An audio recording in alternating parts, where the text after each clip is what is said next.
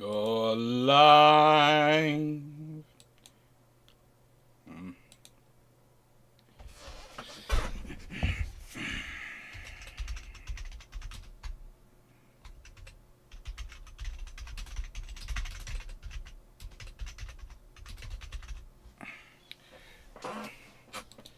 Go live. Oh, goody.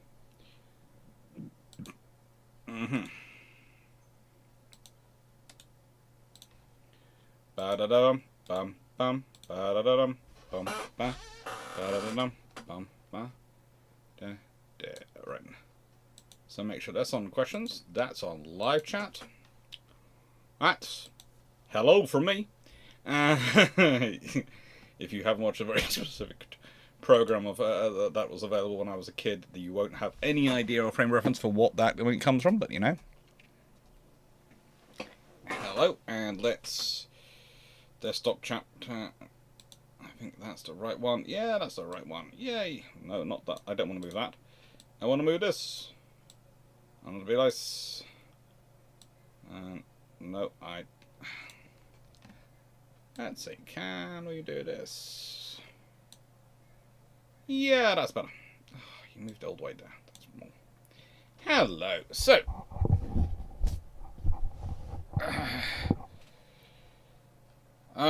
Why were the Clemenceau class designed to be 22,000 to 32 tons? Was it? Honestly, there are so many issues with the French Navy. Now, someone actually commented recently that the French Navy had, hello everyone, I'm just answering everyone's first question. But the French Navy, there was some good legitimate reasons for the French not to invest in infrastructure in between the wars, because, so much of limited manpower, limited funds, etc. And I would argue that, I would agree, there is a logical reasoning for that. But the thing is, the French never actually made that reasoning. The French just didn't spend the money because they kept debating over what to spend the money on and changing governments so often no one actually spent any money. So, the person who made that comment, and when I respond to that comment, I will say this, are actually doing better thinking and more strategic thinking than the French were. It happens. So,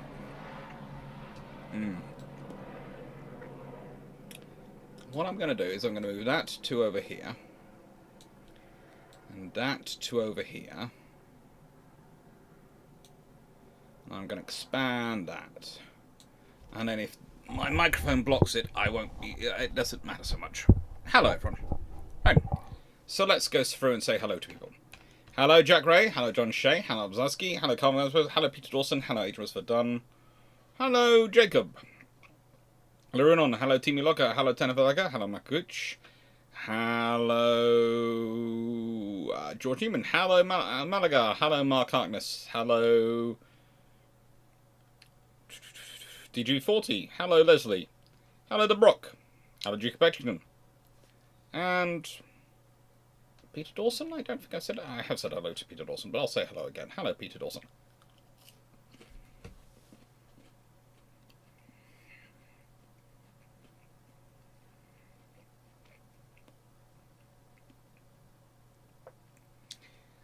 Nice, everyone. Again, you're giving me a Hearts of Iron question, and as I've said before,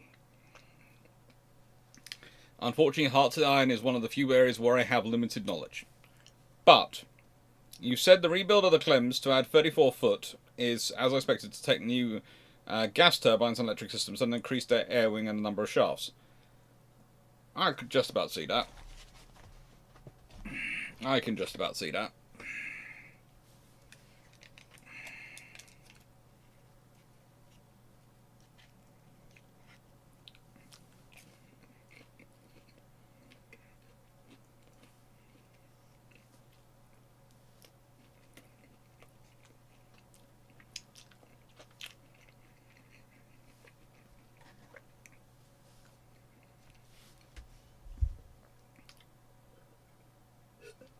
September the 1st.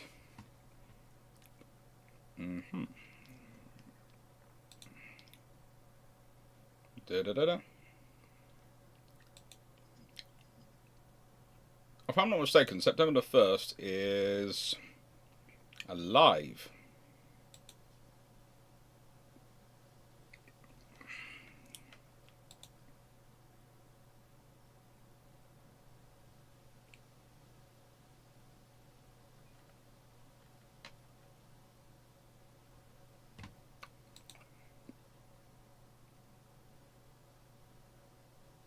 Yeah. September the 1st is a Friday, and so I'm not quite sure about your suggestions. Which one is September? Our two suggestions for September are for more to comment. One, looking at history different ways to transmit. Two, developments in history of Periscope. Interesting. Well, we're going to be opening up the vote shortly. The vote, the suggestions is going to go live for September, and then the vote will go live while I'm away.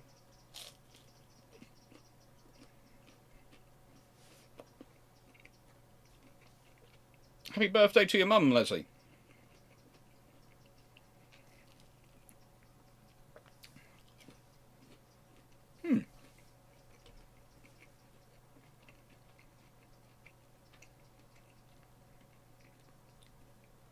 I see Mitchell.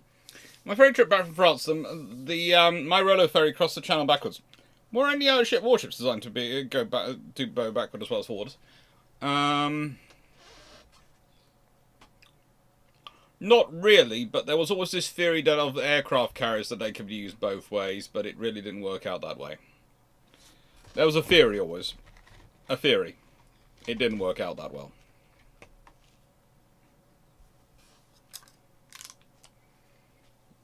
I suppose theoretically rowing, oared ships, you have to... Oof. Let's put it this way, it's kind of complicated, but no.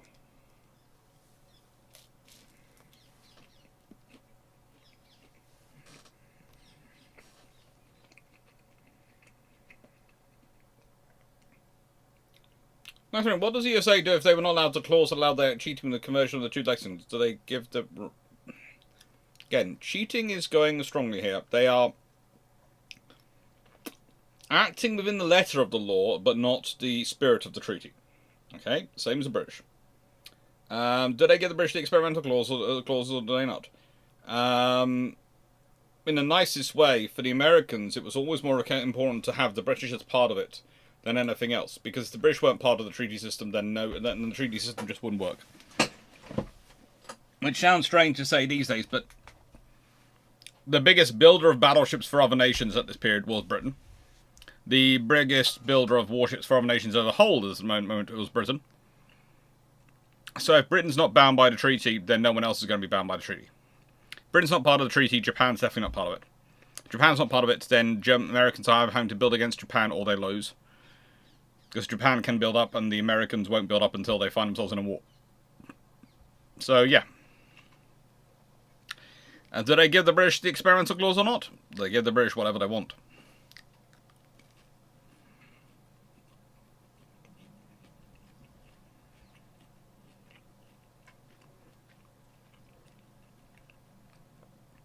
Have you ever paddled a canoe or a kayak? And yes. I do a lot of sea kayaking. I'm often... And when we go down to Cornwall again, I'll probably take a kayak out and go round... Probably around the Lizard. I might go for the entire... I might go further, but if I've only got a day, I'll just go paddle around the Lizard. I have a friend who will literally drop me off at one point with their truck and will pick me up at the end.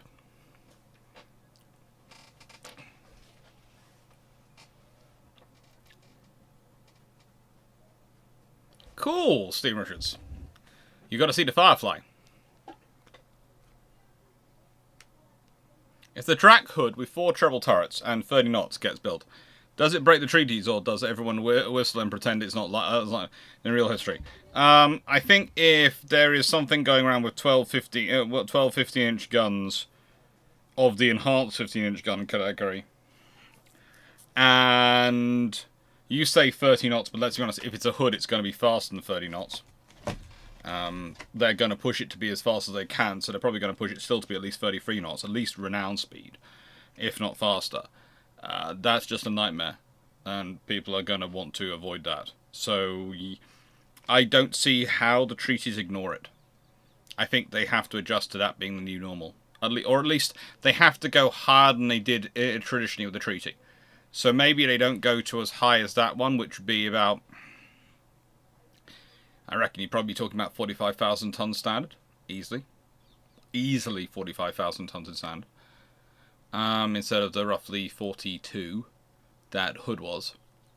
I think you'd be therefore talking about a limit which is roughly 40,000 tons. Rather than 35,000 tons, they'd be talking 40,000 tons. Which has a big impact.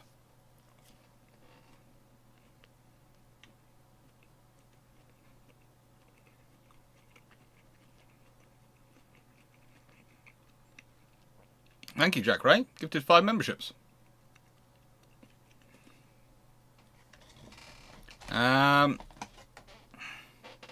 Firefly, Sin Richards, Firefly is a big aircraft. What's your opinion on Firefly? I think it was actually a very useful aircraft. It was a very capable multi-role asset for the Royal Navy. The Royal Navy needed an aircraft to do a lot of roles, and the Firefly delivered on all of them. So, yeah. It's good.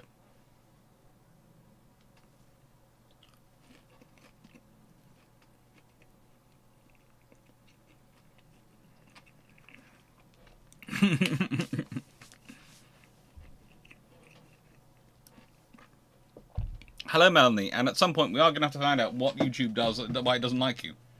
Senator Jack just keeps trying to get you a membership, and you don't get it. Thank you, Jack Wright. Another 5. Hello, Barlow. Did painting fake bowers and other forms of camouflage work to throw off ranging enough to give advantages?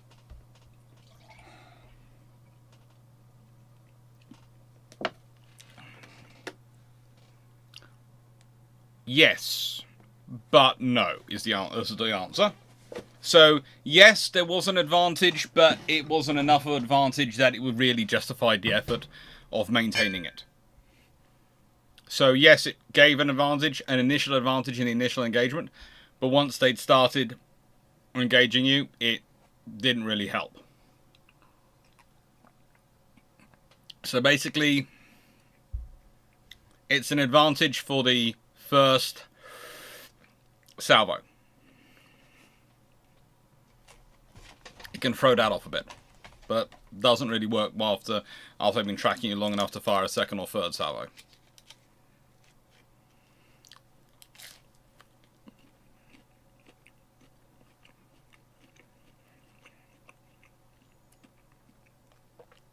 How plausible do you find the Marine military operating 2 Lithorio-class battleships post-World War II?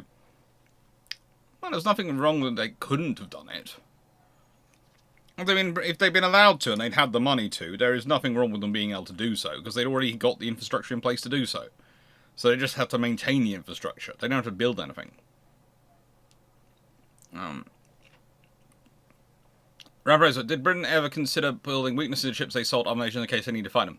No, they tended to rely on superiority of numbers and the fact that superiority of numbers allowed them to do superiority of training. That was basically the British policy. Alright, I got a very itchy nose today. I have no idea why, but there is. I'm trying to think of a polite way on here to scratch my nose, the inside of my nose, this bit, without looking like I'm picking my nose. Okay, so I'm doing this.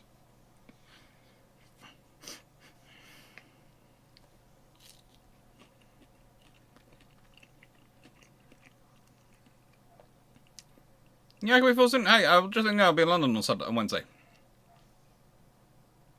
I have to be up in London at some point this week, so let me see whether it's Wednesday as well, and then we could go meet up.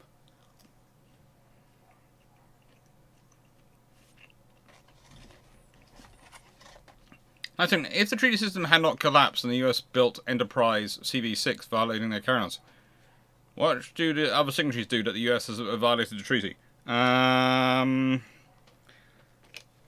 Probably violate this treaty in some ways. They just apply an escalating clause to the carriers, probably.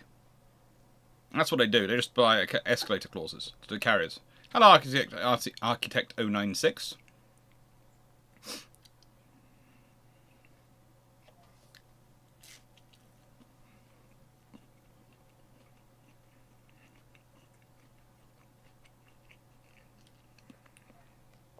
And so there is a design of a modified Alaska with 12-inch 12-inch guns in 4 triple. What do you think of the idea? Look, it's going to be a capable vessel for what the Alaska wants to do, but you're going to have to need it for what the Alaska wants to do. It's kind of like battleships. You need to have a role to justify them. And that role has to be not easily done by something else. And that's the thing. The Alaska's role could easily be done by an Iowa. And you want the Iowa could do a lot more than the Alaska, so you'd have the Iowa.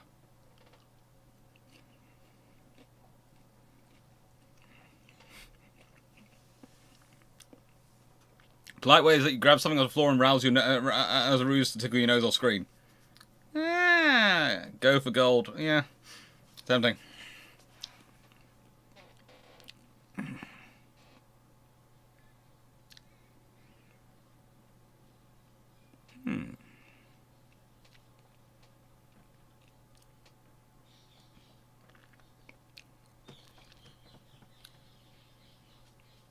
Could you do a ship in a bottle with an iron brew bottle? I don't see why not. Senator, what service on a fourth rate better? What service on a fourth rate better in terms of conditions, or are third or fifth rates better in general? Pretty much better in general, because let's be honest, it's not got the space of a third rate, but it's got a lot more crew than a fifth rate.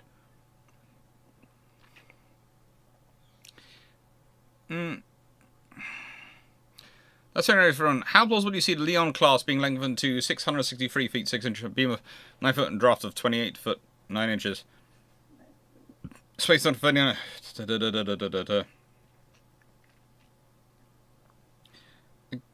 Again, why are you doing it? Nicer, and why are you doing all those things? Why are you making those changes? Because basically you're not lengthening, you're building a whole new hull, a whole new ship. So why are you making those changes to Leon class? And that will tell you if it's feasible or not, plausible. Because if the reasoning justifies it, it will be done. I know there might be a video on it, but how much are the 20-inch and 18-inch guns versus 16-inch guns? Also, what would incomparable actual displacement standard be? 45,000 long tons sounds optimistic. Okay, let's start off with 18-inch guns. Right. So this is where it gets into fun. You have what you could call your initial rate of fire. Now, this is the initial minute of firing. And you can use ready rounds for this, and an 18-inch gun can usually achieve two shots in this time. So basically, it can go boom boom. But as a rule, they are more likely to achieve a consistent rate of fire of 3 rounds every 2 minutes, so 1.5 minutes. 2 rounds in 1.5 minutes, that sort of thing. Whereas a 16-inch gun can, theoretically, if it's got ready rounds, do 3 rounds in a minute for its initial firing, and then do 2 rounds a minute. So that means they do 4 in 2 minutes. So over 10 minutes, one fires 20 rounds, the other one fires 15 per gun. If you then consider for the same space, you could probably have 12 16-inch guns versus 8 18-inch guns. Well, that starts to add up as a lot more shells, because 8 times 20 is 160. Well, no, 12 times 20 is 240, whereas 8 times 15 is 120.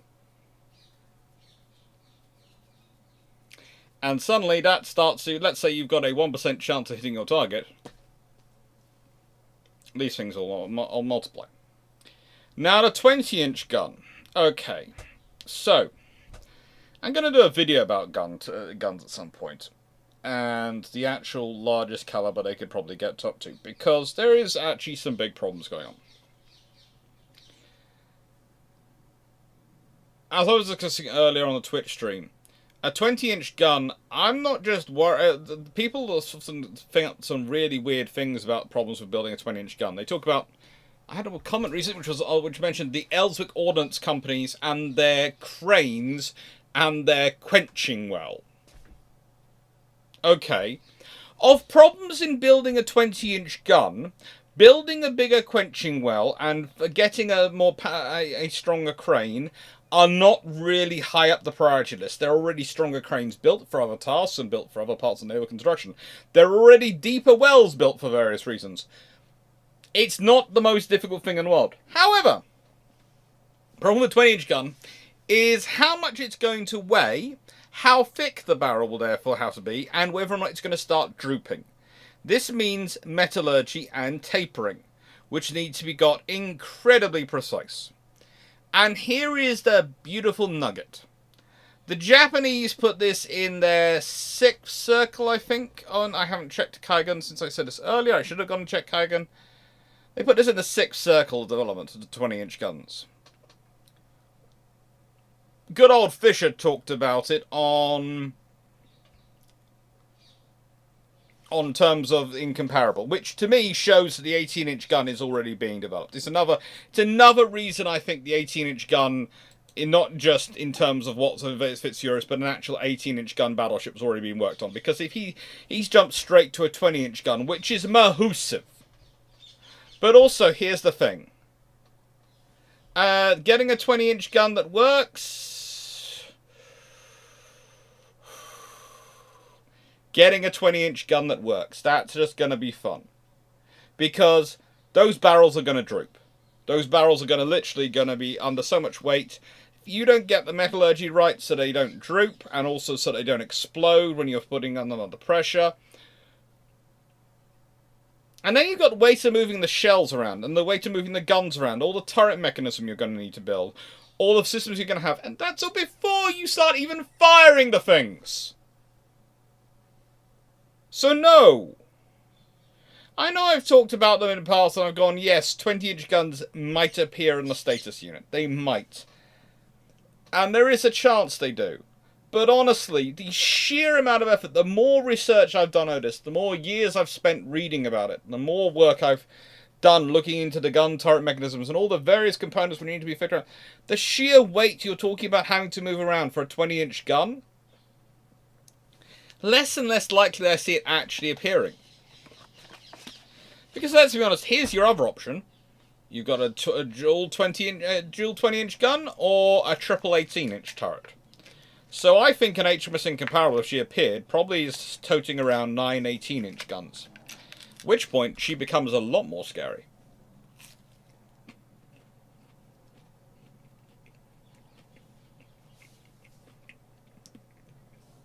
Hello, Matt Blom. And hello, Frank Spello.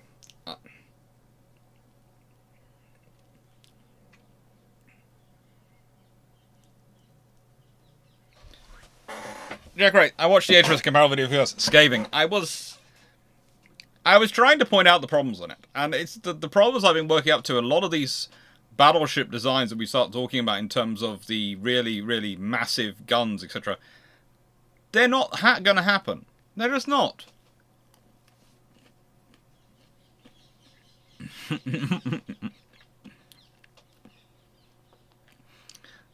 look, CM McDermott got a membership. I wonder if they're here.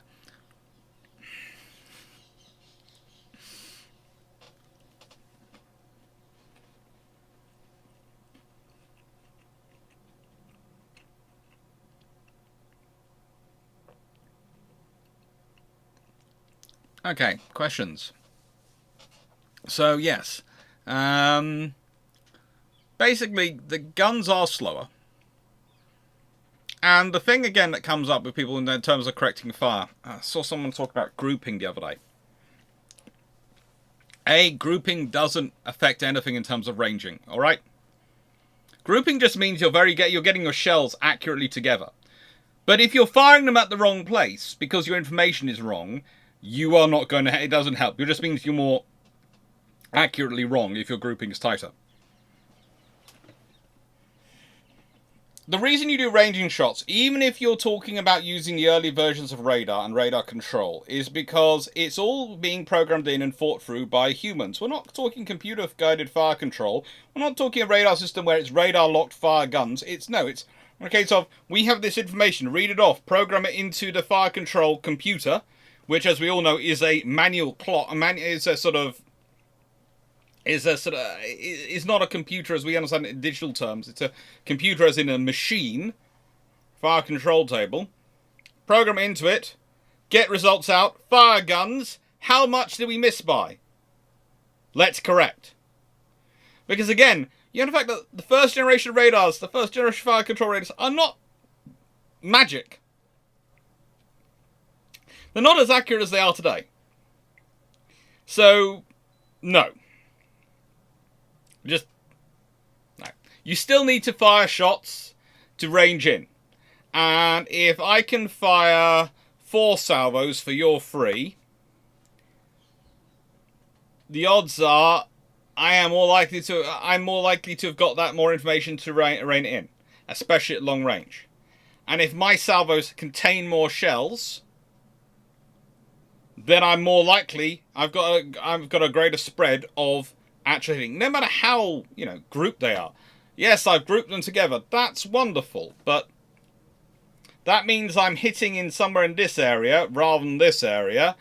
But if the target's here, doesn't matter if I'm confident if I've got a group here, but if the group's if it fits here or here or here, that doesn't help. What helps is if it's here, here, here, here, so in this close area.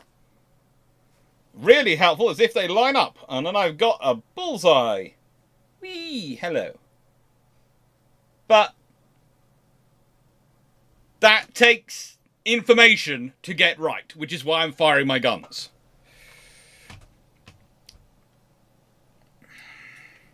Okay, Jacob. I'm reading Brownstone and Duckling, the Chief, from 1903. The journal author mentions a lot of big French late 19th century cargo tall ships. Do you know a book that talks about those? I might have a book somewhere. I'll have to go look it up in my collection, but I might have one. See, Clarke, question 1. Whilst on holiday, I was reading Buckley's book on the US and the Washington Naval Treaty. I gained a distinct opinion that they have overestimated how successful negotiations were for the US. Your comments? Oh, there's a lot of people who think they're amazingly successful for the US, but usually that's because they're reading the US sources, and the US initially thought they were massively successful.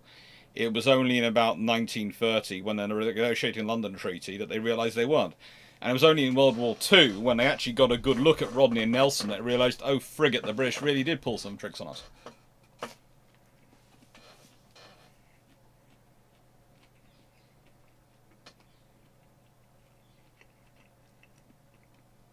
Now, when Amagi was wrecked in the Kanto earthquake, why didn't Japan replace it with a still extant Taiko?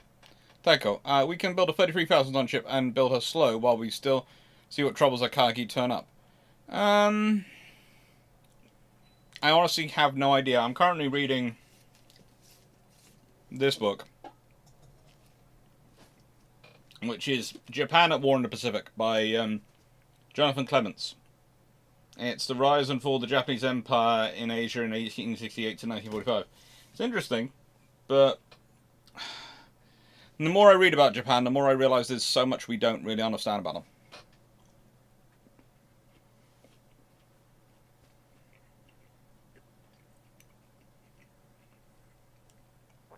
Todd Webb. What does Senator Tillman have designed? What does Senator Tillman have designed if Incomparable was made?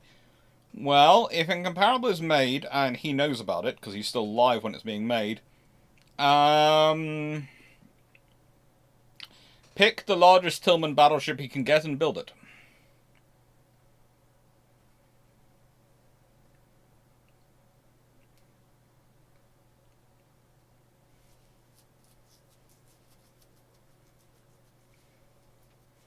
It's actually for sale. What about having an 18-inch gun firing a sub-caliber round, such as 16.5 inch, to give much greater velocity rather than increasing the barrel length? Again, that's metallurgy. Sorry, fly. Go out. And you have to have the technology developed that. So yes, you could do that. And that would be a very cool system to have. But you need to actually have the technology and metallurgy to develop it. Thank you for leaving, Fly.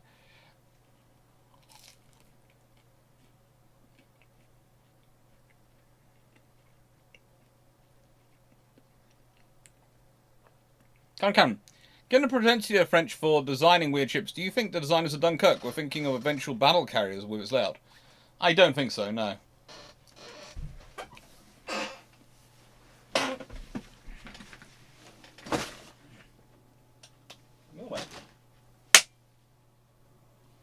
Yeah, go on.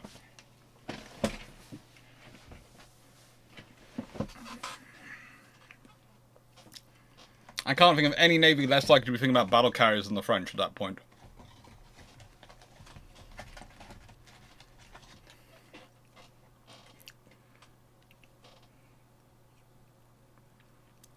Got into the silly argument line. Well, I said the Naval will be a better balanced ship with 15-inch guns. Am I right? Naval would certainly look more like the battleship that she actually was, rather than people keep claiming that she's a battle cruiser because she's got 11-inch guns. But, she still only have 6.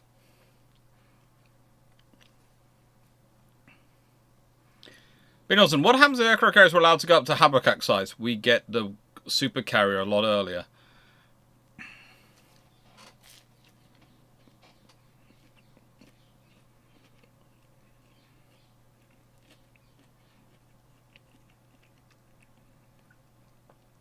Was it displacement or gun size that determined destroyers, cruisers, and battleships on the treaty system? All 3. There are battleship guns, there are cruiser guns. There's also an 11-inch gun, which sits strangely in between. And same for destroyers. But if they're armed with a destroyer armament but big enough, they're a cruiser. So displacement is the primary categorization. Guns are secondary.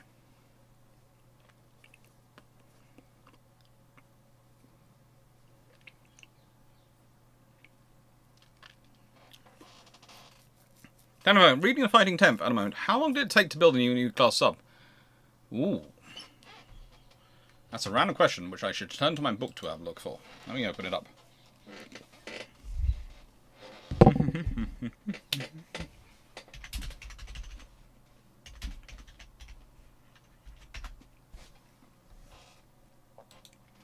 Scroll down.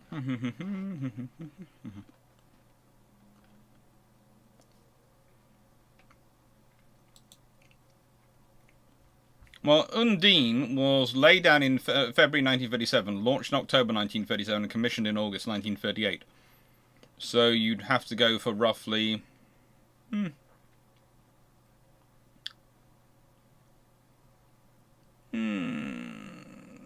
August is 08. So roughly 18 months. However, in peacetime... but the Group 3 boats, which were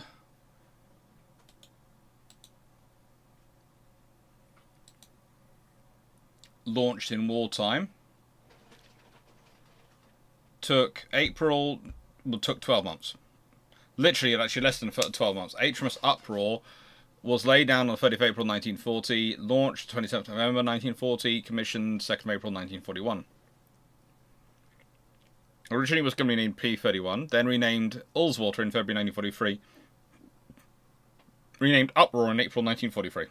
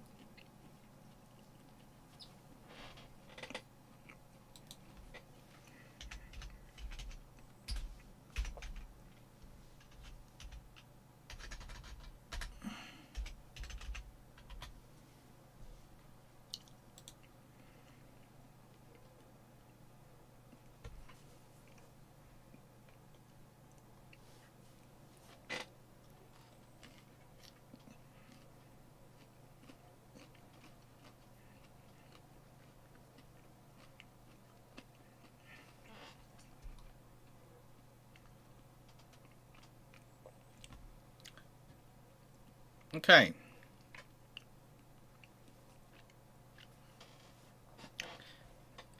Question from Black Bear Maxus. What kind of tonnage would Tycho class need if built from the start to have a proper hull structure and good armor for heavy cruiser, assuming the armament stays the same? Well, their armor belts were frigate. Their armor belts are 4-inch belts. Yeah, that's about standard for a heavy cruiser. But they are armed with 10 8-inch guns.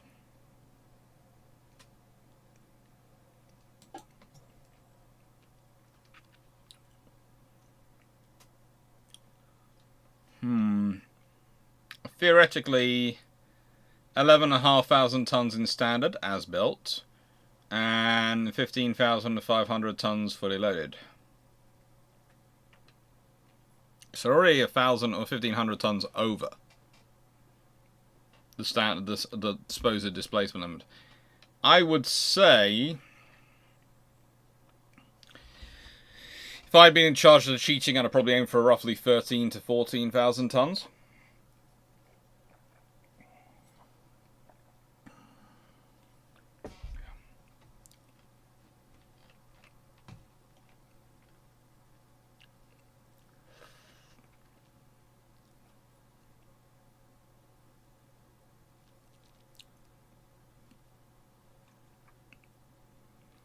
Re-ranging salvos. The air Tikhonov's were to fire 1200 meter spread 4-gun ranging salvos, and then both tighten the spread and walk on fire on target.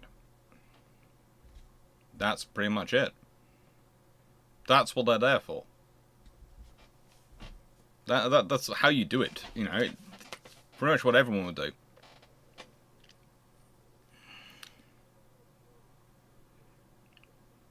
Hi, Dagdom. Yes, I am eating chicken nuggets. Yes, this is my lunch. I have one last one left.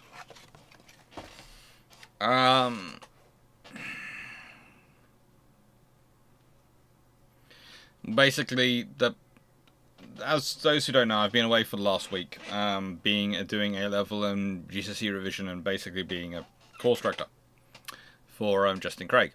So I've come back to a bit of a honey-do list, which is always fun to work through and sensible. Although this is a honey-do list from my mum and sister, but hell, so this is the jobs I need to do. And we've always joked since my grandpa was there that it was that the list of jobs you come back to from a trip away is the honey-do list. So you know that's where that joke comes from in my family. And yeah, we've just been so busy today that instead of being able to cook lunch, we're having McDonald's. Life happens.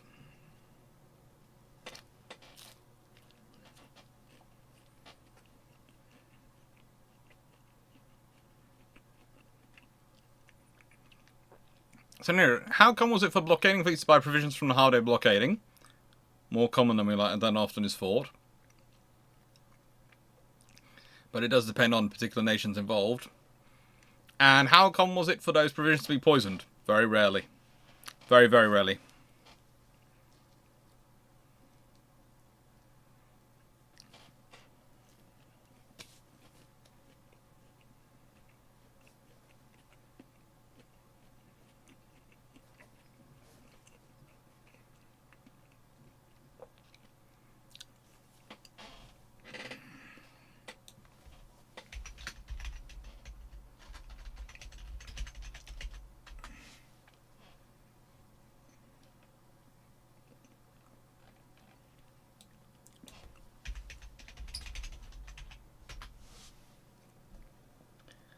Now,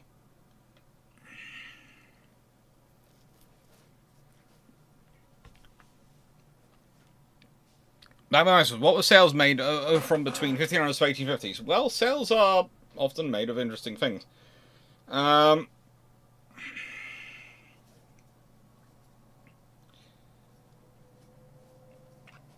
Usually cotton or linen, sometimes hemp in that period, but earlier ships had used wool.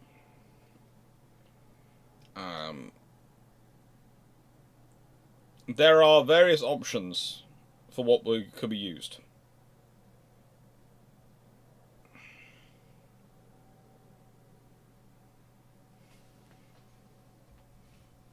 Including in the War of 1812, the Americans used cotton because it was indigenous and the supply of flax was interrupted by things such as the War of 1812.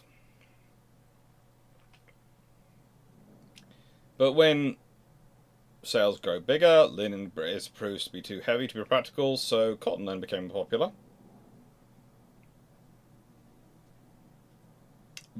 and it became popular in more than just the United States. And by the end of the 1850s, you're sort of looking at mostly cotton.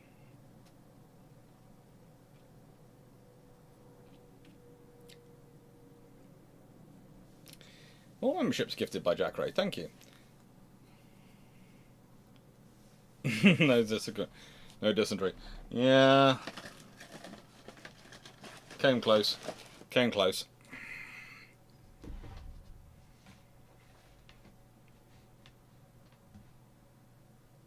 Blom. Andrew Lambert is my favourite of the historians you see on the surveillance before the current wave of historians hit YouTube. How was he as your doctoral supervisor? He was amazing. He is amazing. He still is a very good friend. He's still someone I talk to on a regular basis.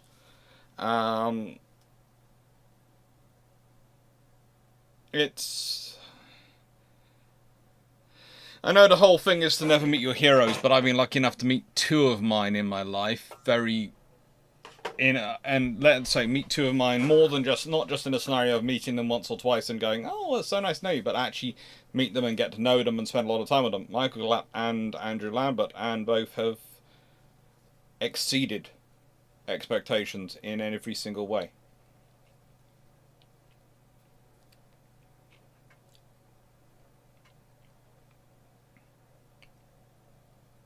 Actually, what butterflies, both in comment and reputation, would result from the US ordering the North Carolinas a little earlier?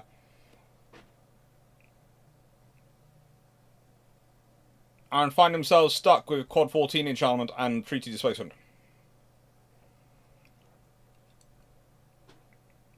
Well, the King George V probably wouldn't be considered quite so funny.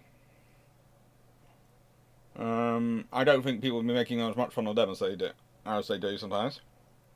But, big butterflies, I honestly think if you've got them ordered earlier and built earlier, the Americans are going to be further along with other things. They really are. So, excuse me a second. I'm going to scratch my nose.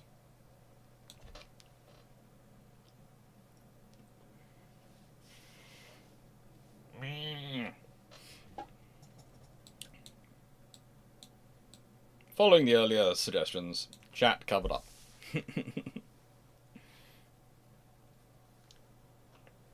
Spotsky.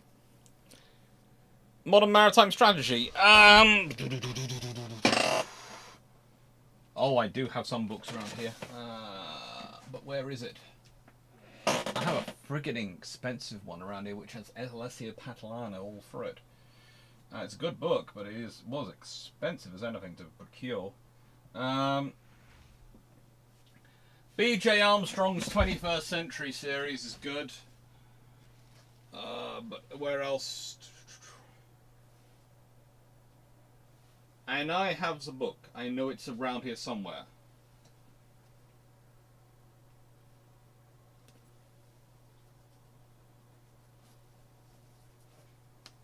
Not there, not there, not there.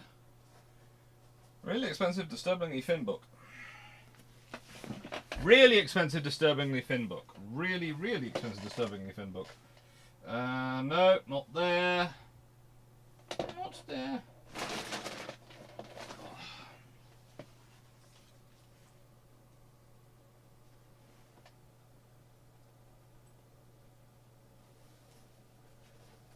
I literally have a book called Modern Naval Strategy. I will dig it up. It's somewhere around here. You'll be looking for... It's written by Alessio Patalano. Is the editor of it.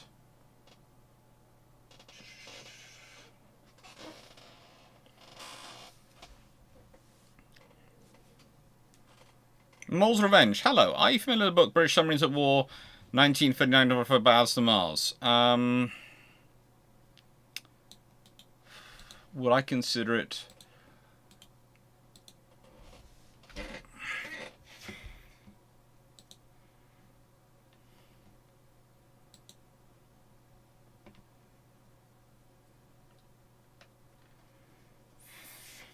Would I consider?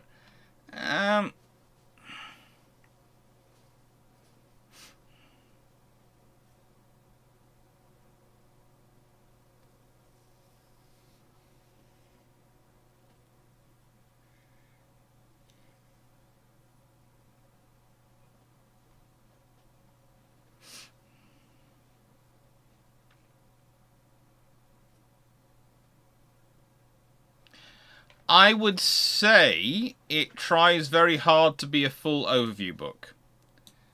And I don't think it achieves it.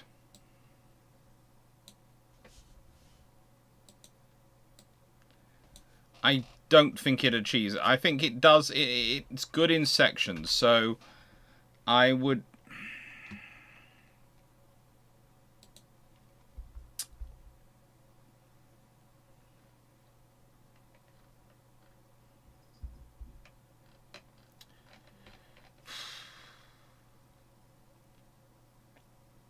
I'd say it's reliable for the bits it manages to cover.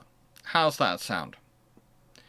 But I'd say it's not the end, be all and end all of the books, because it can't be, because it's got some bits which are shortened out.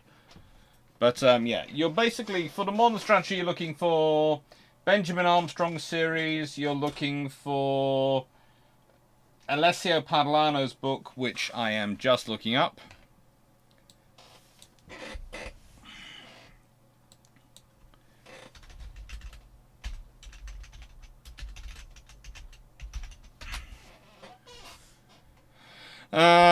Yeah, you're looking for Alessio Patlano, Maritime Strategy and Naval Innovation.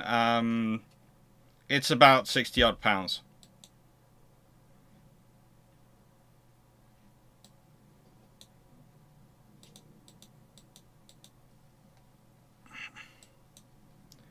If I put it there, and I go this, and I add source, desktop capture, yeah, that one. There you go. I've got the book itself somewhere, but yeah, it's £62.41. If you really want naval strategy, modern naval strategy, that's what you've got to go for. But yeah, it's expensive.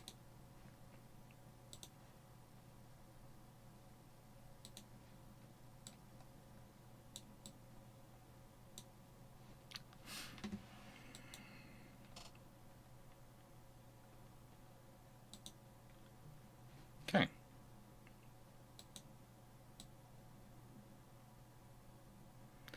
Do you imagine, is it industrial possibly for any 1920s nationalists such as Britain to dry dock gantry cranes like the ones in Rosyth and Belfast? Yes.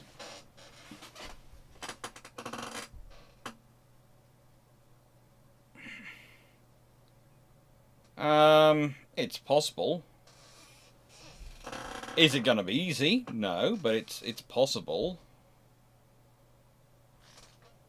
See, Clarke, basically any of them could do it if they were willing to put in the money and the effort to develop it and put it in place. See, Clarke, question 2. Second Washington Naval Treaty question. In the essay on the Washington Conference, edited by Goldstein and Mara, Blatt in his review of the French position seems to have a very pessimistic view. Comments. Honestly, I think I was fairly scathing about the French in my own opinion, so pessimistic seems nicer to me. Mitchell, not a question, but 16-inch, 8-inch versus feels like 16 versus 8-inch. Yes, I mathed out a 20-inch 50 versus 16-inch 50 volume. It was fun. And was asking us, there were some interesting conversations, video chat. Yeah, I would say the interesting point is the fact that unlike with the 6 and the 8-inch gun, where you sit there and go, well, why is the 7-inch not the best of both worlds? There is actually this thing called the 16.5-inch, which is a fairly good compromise between the two.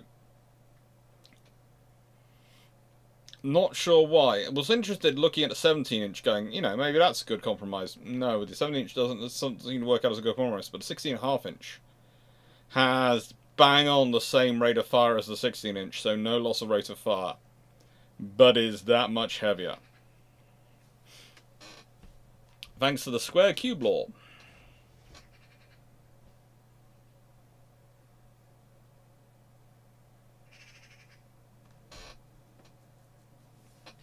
Maximus, during World War II, how much of an impact did the use of coal by British Railways have on the Royal Navy and Merchant Navy? Virtually none. I did took the question as being built for gantry trains, or if you could build them. And theoretically you could. Let's be honest, a gantry train is a mobile trestle bridge. And let's be honest, they have those. They have trestle bridges, they have all the components of it.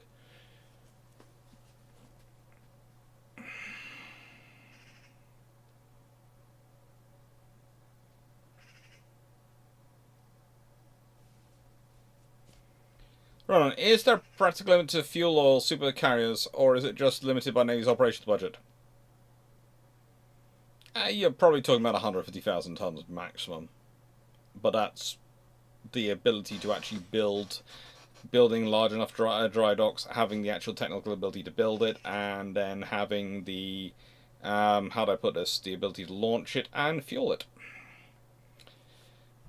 Question 3. Your view on Japan is exactly how I feel. In the Asada essay in the Goldstein Muir books, it opened my eyes. What if the Kato, the political politician, had lived rather than the militaristic Kato? I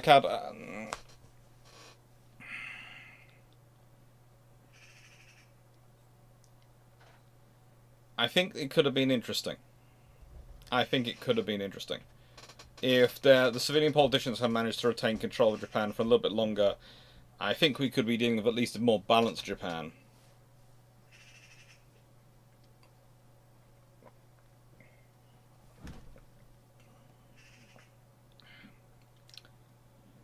Would it be correct to say the US laying down 2 Yorktowns class was a violation of the naval treaties?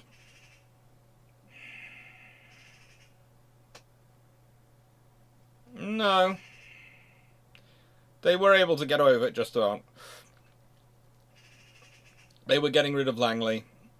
They are making noises about various other things. There was their claim designage, and there was a reality. Nice, why was HMS Argus never upgraded to 6 twin 4-inch guns from 6 single 4-inch guns? Honestly, space. And if you consider the angles you could get off the twins in the same mounting, you would have to do a lot of work. And was it worth it for Argus?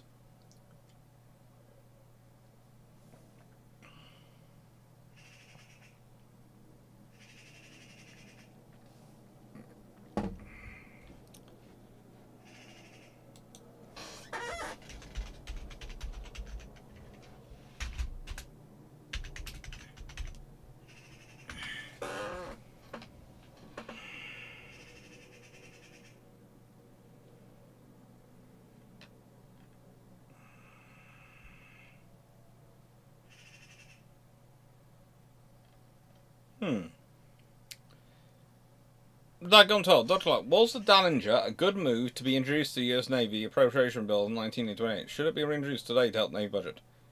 I'd have to do a lot of work to figure out that. But first of all, I need to be sure of the exact effects of the Dallinger itself.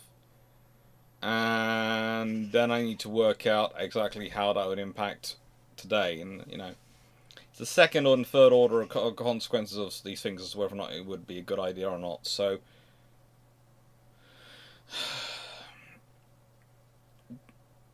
at a theoretical level, and this is without having gone and done a lot of reading about it, I could see it having advantages. But, and I'm saying this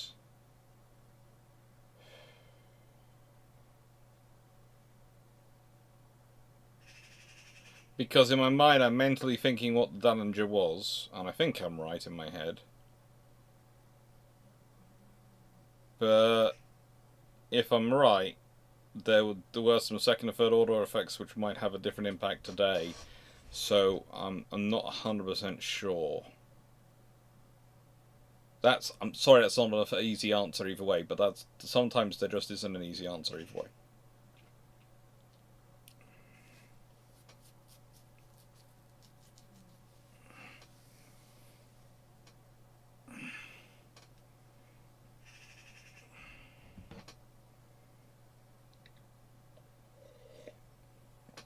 Oh, I did that, Duke of Edgerton, but the trouble is, that wasn't getting to the necessary spot.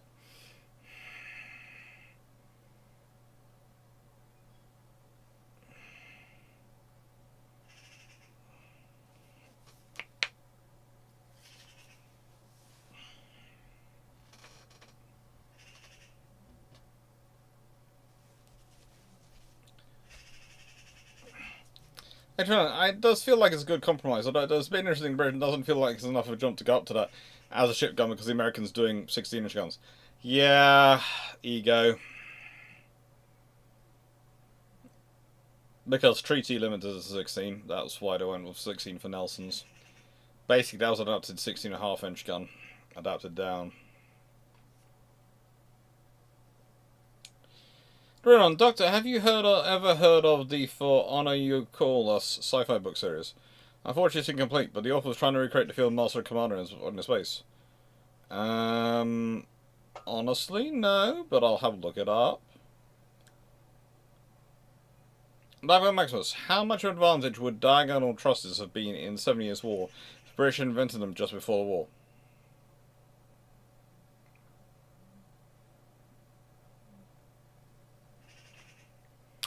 Considering the way they strengthened ships' hulls and the way they were used, very.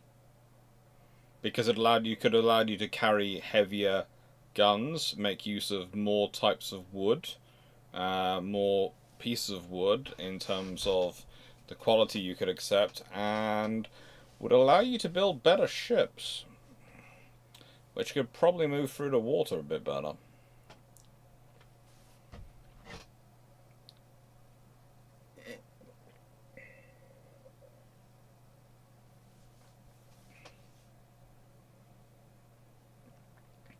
Actually, if the Greeks received 1 or 2 Tekhanov classes as compensation for the forced cancellation of the Salamis, what is likely to happen to these ships and what modernization would be likely?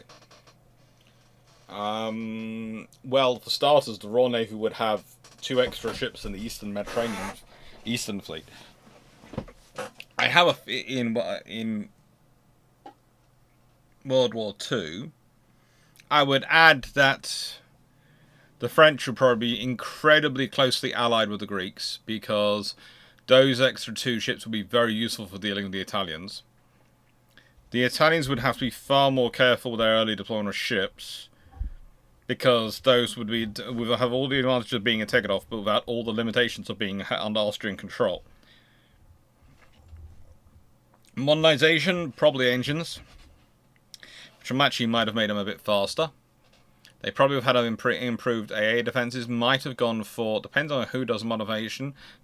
They might have gone for dual-purpose single type secondary, or they might have kept the multiple secondaries. But yeah, they would have been very useful, and they would have been part of probably the Royal Navy's Mediterranean fleet. They would have combined in with that. Thank you, Jack Ray.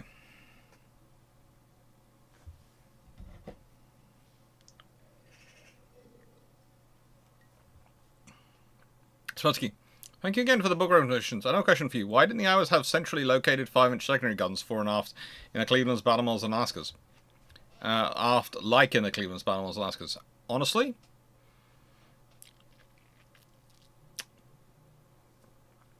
I think they were just looking at the heights and just thinking, what extra value do those guns give us? Versus what do they expose us to? So that's it. It's basically, it's a height and weight scenario.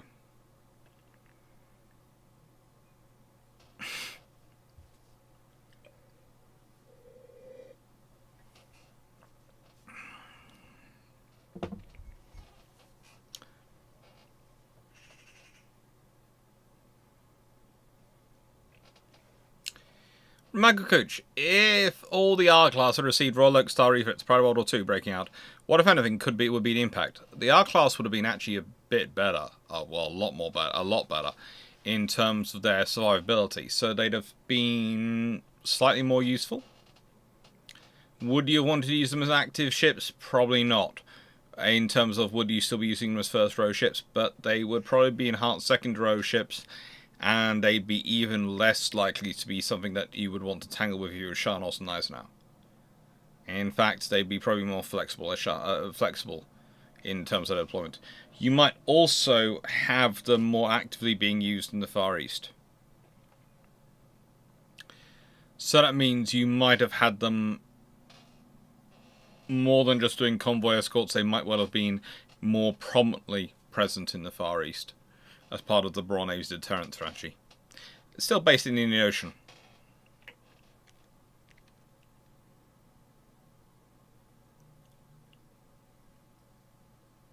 Um, who would have had the better first generation quad? The RN or Yosun? My money's on the RN. My money is on neither. They would have both been terrible in their own ways. I think saying which one would have been better is kind of like asking which one would suffer which problems. They would both have had problems. It would be interesting, but what's really interesting is if the Americans have a quad 14-inch, do they try to go for a quad 16-inch? Yeah, think about that. If anyone's going to push for it, the Americans do, and imagine the Iowas with 12 16-inch guns.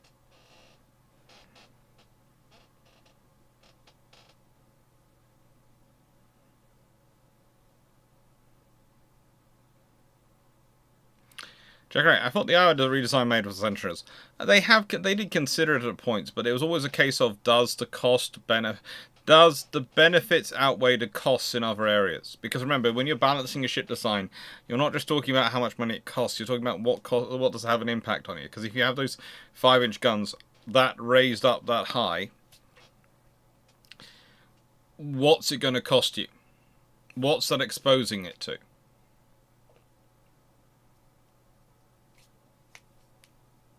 What weaknesses does it build into your system versus strengths? If I was changing to oil firing for takeoffs would modernized takeoffs would have solved at least solved torpedo defense issue to a degree. True.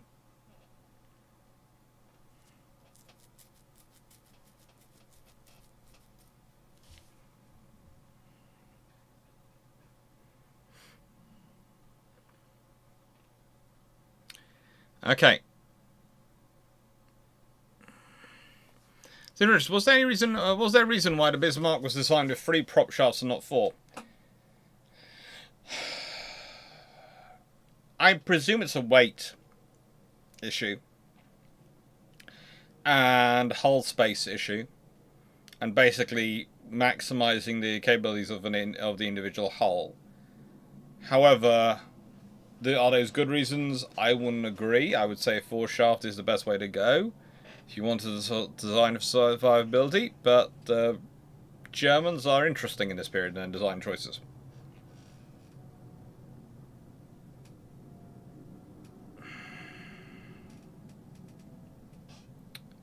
Take a look at what ships should the Finnish Navy have gotten instead of the 2 coastal defense ships? I liked their coastal defense ships. The Finnish coastal defense ships were excellent investments and excellent value for money. I just had more of them. And some packs of destroyers. Basically, my plan would have been to put everywhere 2 defense ships and a reinforced flotilla of destroyers. So whereas a normal flotilla of destroyers is, let's say, 9 vessels in the 1920s and 30s, I would want to put a flotilla of 12 with each pair of defense ships, of coastal defense ships. And I'd want to like 3 or 4 pairs of coastal defense ships going around. Plus, of course, fortifications to back them up.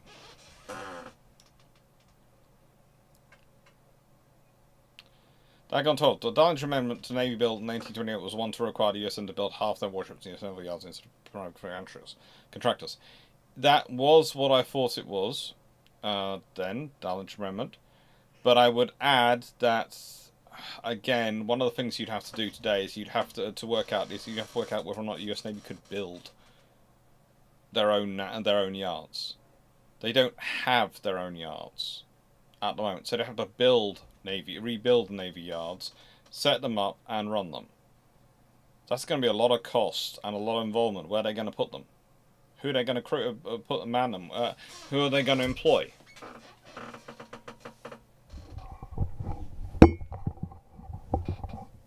You're Jack, right? UAD annoyance. All nothing bow and stern tend to get chewed up dramatically annoying. Yeah. But that's historically accurate.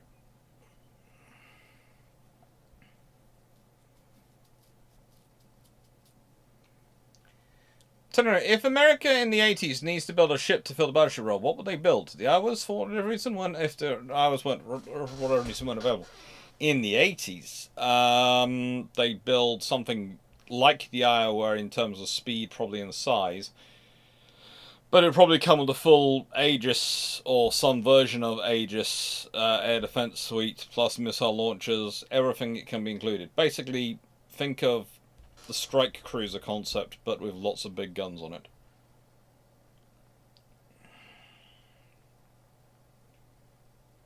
So the default for land warfare seems to be trench warfare. Is there such a thing for naval combat? I'd say blockade, and there's the cost. Economic warfare at sea. I would say that's the default. Blockade and wandering around destroying trade, if there is such a thing. What kind of naval short guns did the British have arsenal during World War II? They had 14-inch guns. I think they had 15-inch guns. They had all sorts of guns all around the place. There was quite a lot of guns being put in various base defences.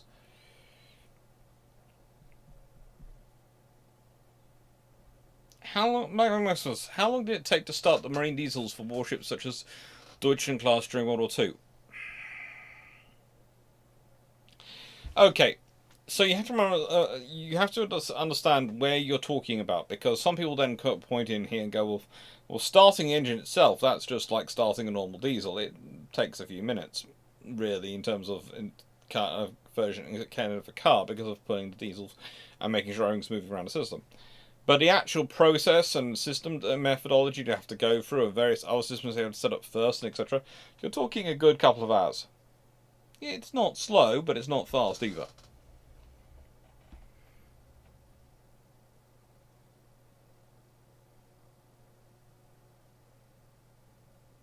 What reason could you see the Courageous class to get 20 .303 machine guns, which were upgraded to 56 later?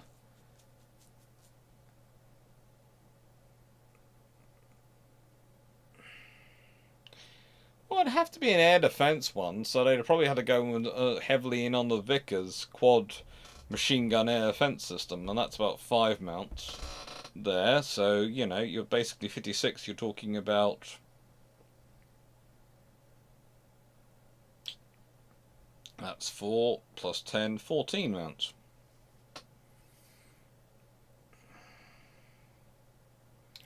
What kind of naval fleet could Canada have afforded to build by during the interwar years? Cruiser, destroyer, sloops. I do not. Let's put it this way: if Canada was prepared to spend the money, they could have probably afforded a nice group of about 4 cruisers, 18 destroyers, and about the same number of sloops, probably. And they could have had a flotilla of sloops and a flotilla of destroyers and a pair of cruisers for each coast. Or rather, for each ocean. That would be what I would have aimed for if I'd been Canada, and that would have been definitely eminently affordable. If you consider what Australia can afford, Canada can definitely afford that.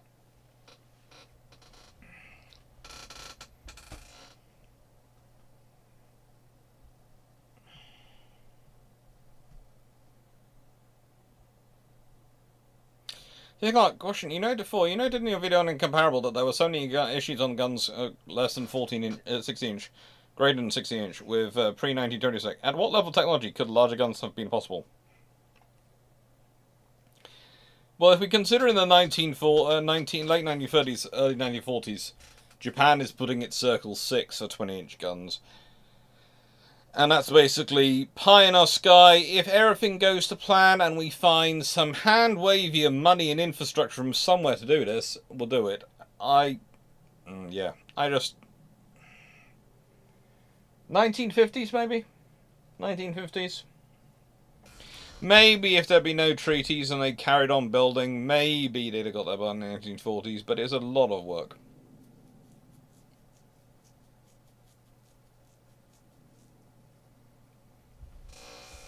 Jacob, this is for diesels. Cold, up to 12 hours to preheat the engine block, depending on the system installed. Not lower than 4 hours, I'd say. Standby 2 minutes and anything in between. Can be pre-agreed between to keep a certain standby time, such as keep everything in such a state that shit can be started in 1 hour or 10 minutes. Usually it's about, in the Deutschland class, it's about, well, I would say it's kept to a level, it's about a couple of hours. And that's, you see, that's warships versus merchant ships.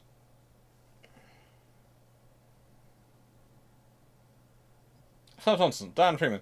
If you were here today, what would the approximate time be to heal for 2 fractured ribs with a steady diet of gummies, chocolate milk, and beef, with the obligatory potatoes and root veg, of course? A, Stafford, don't get hurt, and I hope you're not. And B, 3rd week tomorrow, and just starting to feel better, is why I'm asking. Yeah, from my own experience of hurting ribs, I would say you're in for another 3 weeks. But maybe less.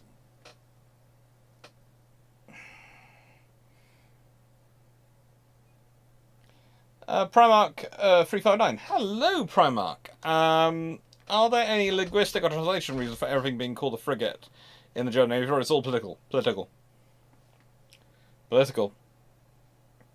And also, they like to have Corvette Capitan and Frigate Capitan, etc. They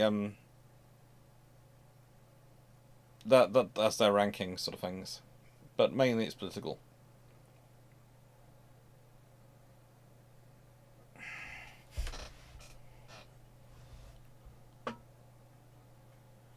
Right, so I'm sure the treaties prevent this, and guns have advantages. However, given their greater hitting power, did anyone try to put as many torpedo tubes on a surface hull as possible, like the T-class up?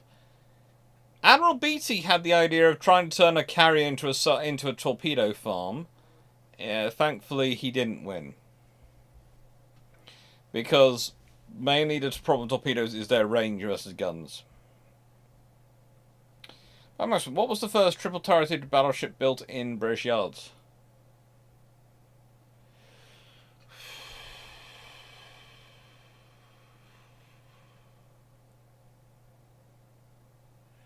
The first triple turrets were constructed by British yards in 1907, I think a testing turret was constructed. The first actual triple gun battleship was HMS Nelson Rodney.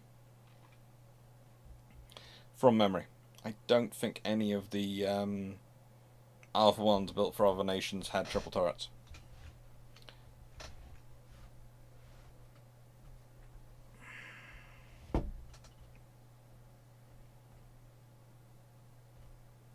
So, Clarke, in your Modern Naval Artillery video, you discussed radar control act. Did anyone ever try the idea of sub-caliber ranging guns? No. They didn't. Hello. That's just done a reset, as it likes to do occasionally. Make that go back to live chat. Yes, the live chat has been completely reset. So now all I can see is Leo Gazebo's thing and Jack Ray's torpedo carrier. Sounds very goofy sci-fi. It was. Wasn't there a sci-fi years ago where they basically the whole thing was they had to were born to be navigators and fly fighters, and there was where they positioned their carrier fleet to deal with the enemy coming in to attack Britain and things. Gangets had triple turrets built by Vickers. Yes, the turrets, but the Gangets weren't built in the UK. Duke mentioned them. That's the thing. The turrets were built, but the battleships weren't. And the question was, what was the first triple turreted battleship built in British yards? So it's a triple turreted battleship that's built in British yards. Wing Commander could be it. That could be it.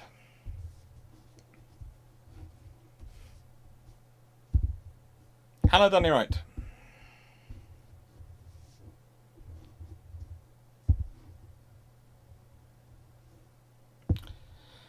That's for sure. What was the point of tandem rudders used on German battle rockers? In practice, seems to slow them badly in a turn, yet they stuck with it. Supposedly survivability.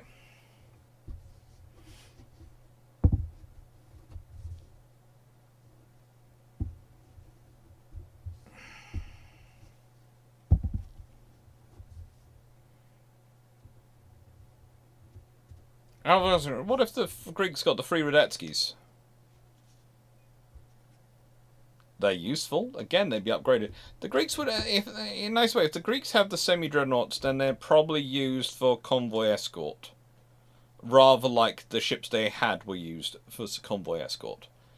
If the Greeks got the Tegetovs, then they have something which is powerful enough, especially it's been upgraded, to be part of fleet actions.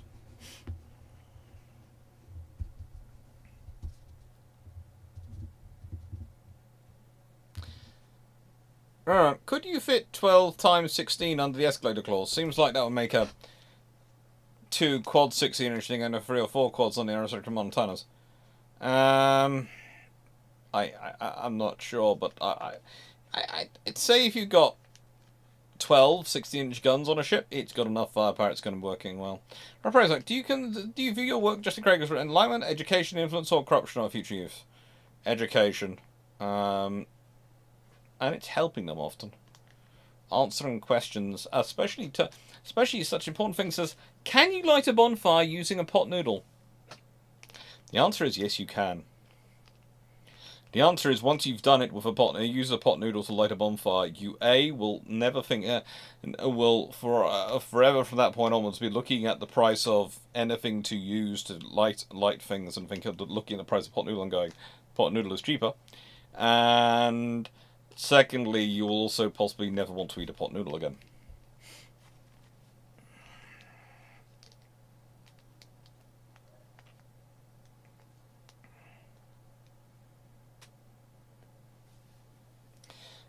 Clarke, in your view on my Patreon video, mistakes and missed opportunities, you have the common cruiser issue.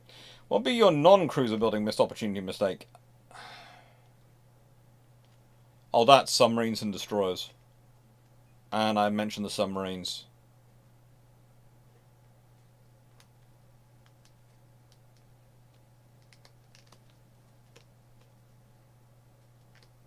Take care, Gaswork. Enjoy the fireworks.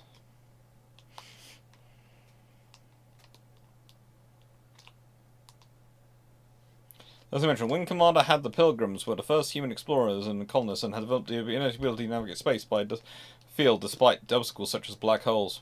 I remember that.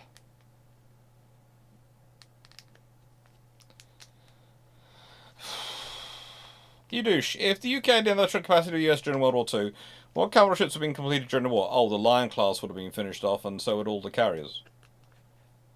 Basically, the reason the British don't have the industrial capacity of the US during the war is A, the US managed to use a huge amount of space to build up their infrastructure, and B, the British are being bombed. And that makes things limited. But yeah, the British would have completed the Lions and would have completed the aircraft carriers. I think you'd have had the Maltas in service.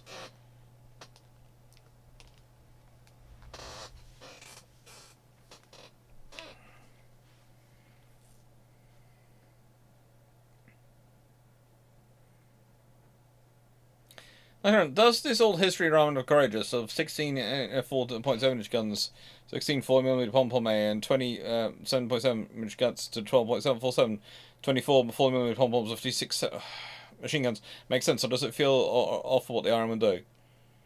It feels like someone's putting in a lot of close-in air defense, but I'm not sure why they've got rid of 4 of the 4.7-inch guns.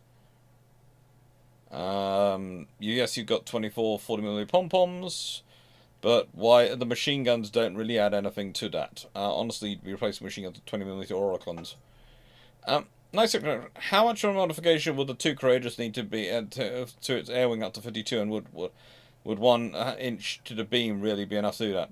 I don't think 1 inch to the beam would really do much to that.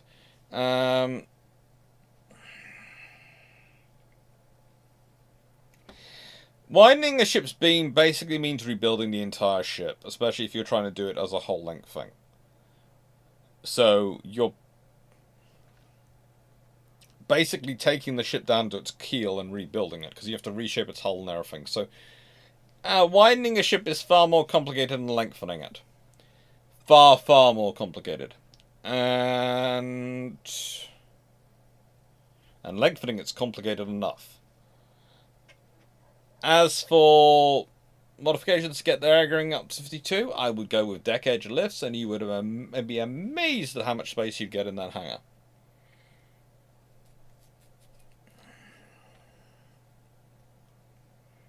Anyway, how did they transport turrets for Gangets to Russia? Big cargo ships.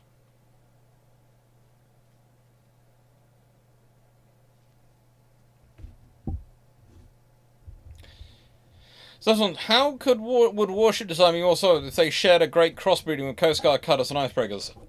I'm not sure they necessarily would be all survivable, but they certainly be tougher and able to bash into each other more often, which would have an interesting effect on international relations. Blackburn Maximus, how large would a triple 16-inch gun, 7-turreted HMS Archicore style layout with 28 in the gun knot speed be?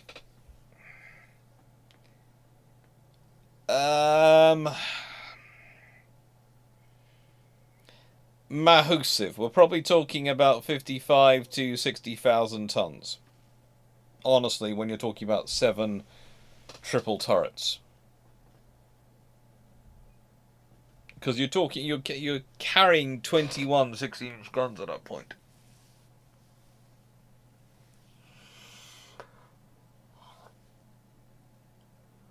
Just the sheer amount of firepower that would produce is just amazing. It really is. It's amazing. Ability to reshape entire mountains at will.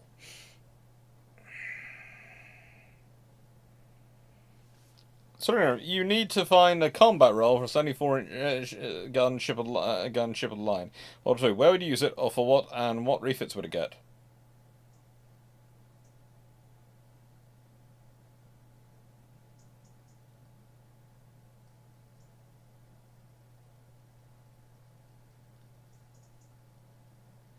Stick it in the Soviet Union as fit it up with 20mm and 40mm pom-poms and call it an AA platform. That's about it. Nice. How would the French Navy be affected if they had 2 Bern-class carrier ships, MVN Bern and MNL Lungnok? They'd be doubly afflicted by the burn. I mean, literally, they wouldn't. The only difference is you'd have 2 Burn starships wandering around the world in World War II, providing basically escort carrier duties when they really couldn't find anything else. And by anything else, I mean if they found a floating paper bag that would look attractive over the burn.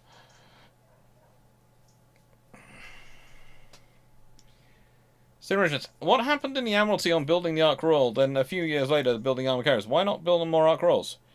Because you built the Ark Royal for the strike carrier role and the illustrious class for the fleet carrier role.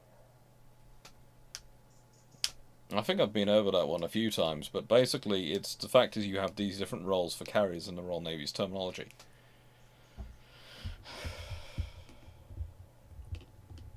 And the strike carrier needs a larger strike group to provide the alpha strike. The armoured carrier needs to be armoured because it needs to be out there with the battle fleet, closer to the battle line, and more likely to get attacked by the enemy. And they both need to be survivable for operating in the Far East for different reasons. But basically it's because of the inability to, the difficulty in repairing ships if they're that far away from the UK.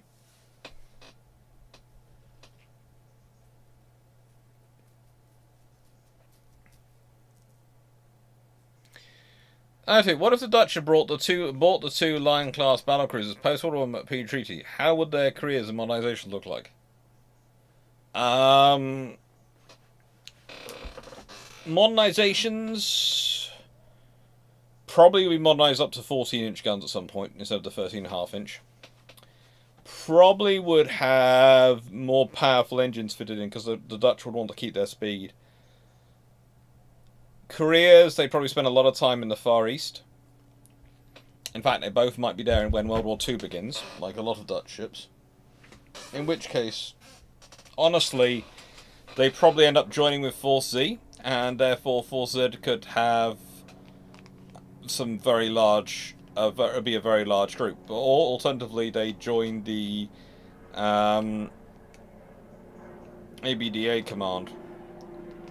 But in which case, whatever the thing is, they're going to have an admiral and a staff aboard. They're not. It's not going to be a single an officer with a very small staff. These are big flagship capable ships. They will have a flag staff. They will have a proper admiral and a proper team and command aboard. So with proper communications set up. So there'll be a different scenario. How would their careers and modernizations? They'd have had AA fits, etc. They'd be interesting vessels. Considering what the Dutch were building, they probably had the early Hazemares, etc. fitted on them. So they would probably have radar-guided gunners, which could be really interesting if you think about the actual force and what happens to it if the Dutch are there, with those things, with radar-guided gunnery. Because that could really massacre some of the aircraft coming in. Because torpedo bombers versus radar-guided guns is not a good experience on a torpedo bomber.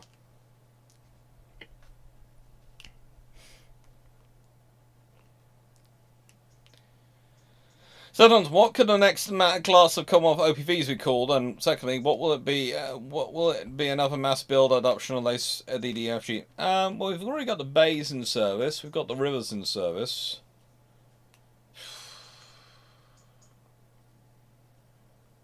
Let's see. What's another mass name we tend to roll out at various points? Hunts.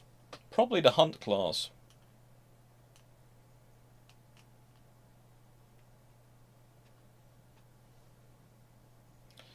Because if the age of sail lasts long, do you think they would have built a 4-decker ship line as normal, or would they have stuck to norm? They'd have stuck to norm, because if you think about a 4-decker ship, it sounds like a really cool idea. Yeah, we're going to raise the guns up, but that 4-decker means, yes, you're higher, but that means you also have a lot more top weight. There's a lot much weight up in your up higher in your ship. It becomes difficult to manage at certain points.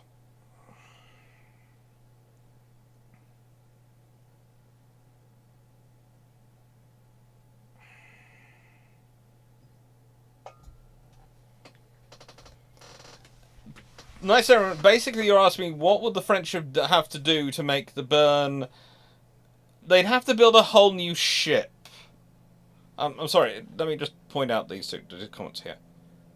Basically, you are building a brand new ship.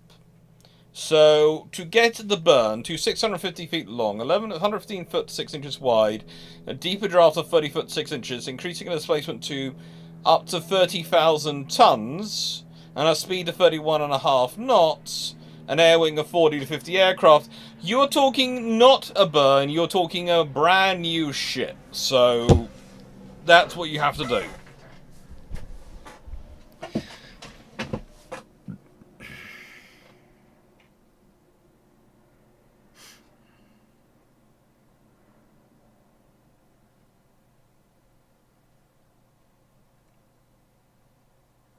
Yeah, your face of the picture there on 74 question. It was. That was the most what the fuck is this idea of FaceTime 17. Thank you.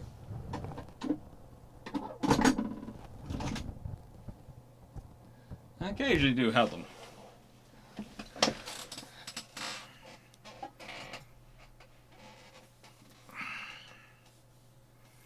So, Mark, what navy do you think got capital ship development the most right during the interwar years? Depends on the period you're talking about, because there's actually a period where the French are actually looking like they're at the front. But, and certainly, if the British had built, I think, the Lions, we would have a very real contest. But ultimately, you've got to say the Americans, because they both built their ships and they developed their fleet. Whereas the British, honestly, I wouldn't say the King George V's are a good example of British capital ship construction. As good as they are, not saying they're terrible, but not saying they're best the British could have built either. And Vanguard certainly isn't the best the British could have built.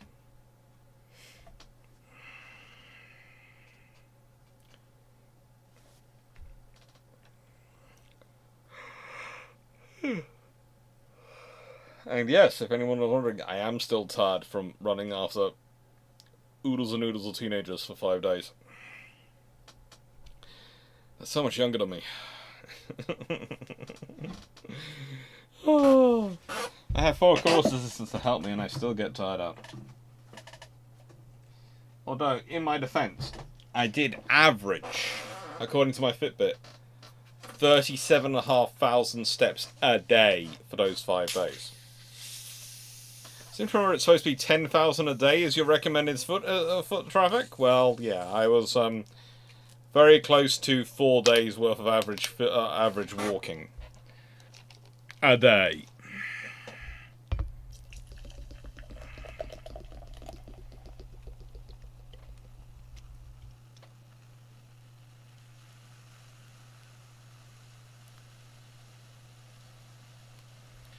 If the Iron had the continued development of high pressure steam plants after HMS Acheron, they did, but you know, they just and were able to develop working ones by 1934. How would this affect refits and ship designs during World War II? Well, that's the key point. You said by 1934.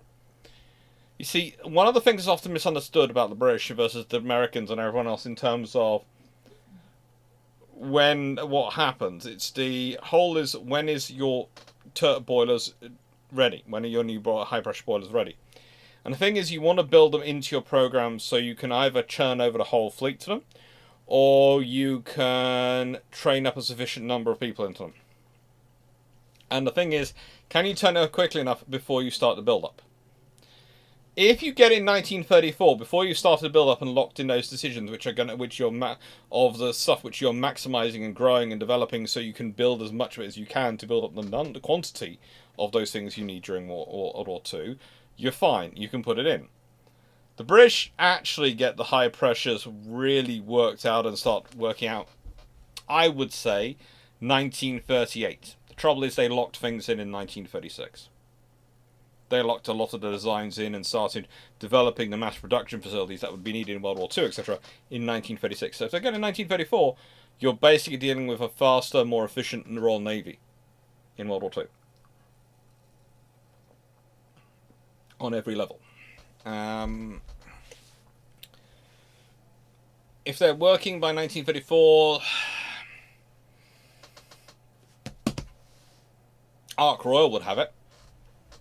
So would the Tribals. So would the King George V's.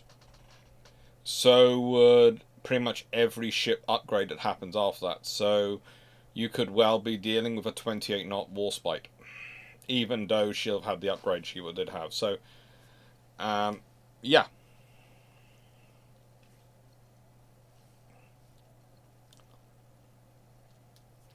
Just 10k steps at old data. New data suggests 2,000 is minimum. 10k is still a good goal. Well, my goal for every day is 15,000 steps. I try and get to that every day.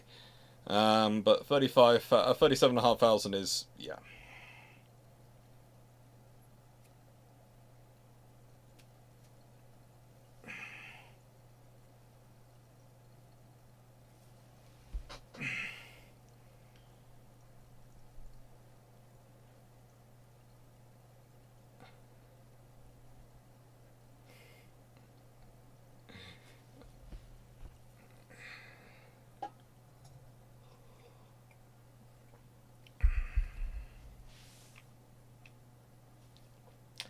So,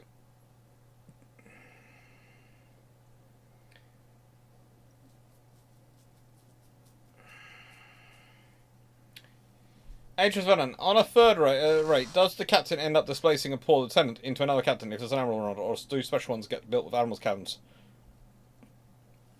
Think about the number of decks they have, okay? So, if you have 2 decks, you have 2 sets of staterooms. So if you consider a third rate, this is one of the reasons why a 4th rate was better than a 5th rate, because a 5th rate, if you have a Commodore aboard, they do tend to displace the captain. If you're on a 4th rate, though, you have the 2nd deck, so you have space for an admiral's cabin. If you're on a 3rd rate, you have the space for an admiral's cabin.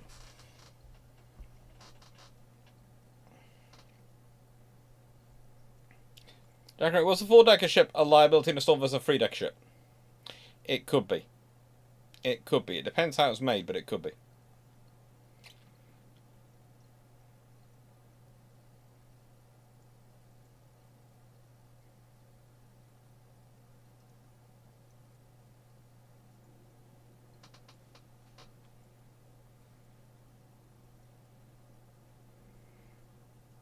Stafford.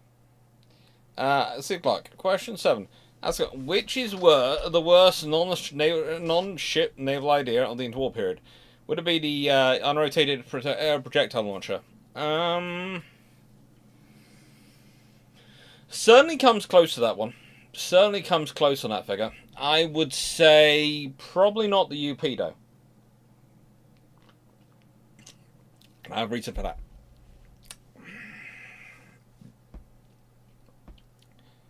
So, I would argue that the worst, in terms of idea,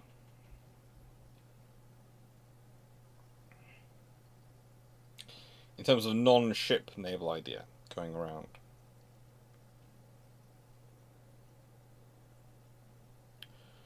oh, there's about three I'm trying to pick between. There's that catapult system on the Grass Zeppelin.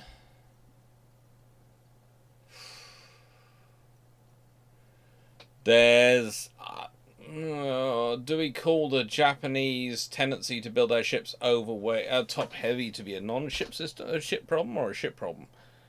It's probably a ship problem. That is probably a ship problem, but it's not an individual ship; it's a collective thing. They're building them top heavy.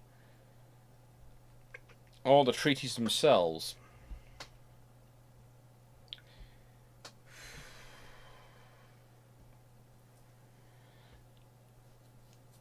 If you're looking for a technological issue, I would say actually worse than the UP launcher is the quad machine guns. Because they take up deck space, they offer absolutely no advantage at all, and they don't even offer the technological pathway that the UP launcher does. Because let's be honest, the unrotated projectiles produced from the Royal Navy are what end up feeding development, and it becomes the rockets which are fired by aircraft during World War II, which are absolutely critical for engaging targets and mobile things on the shore. So yeah.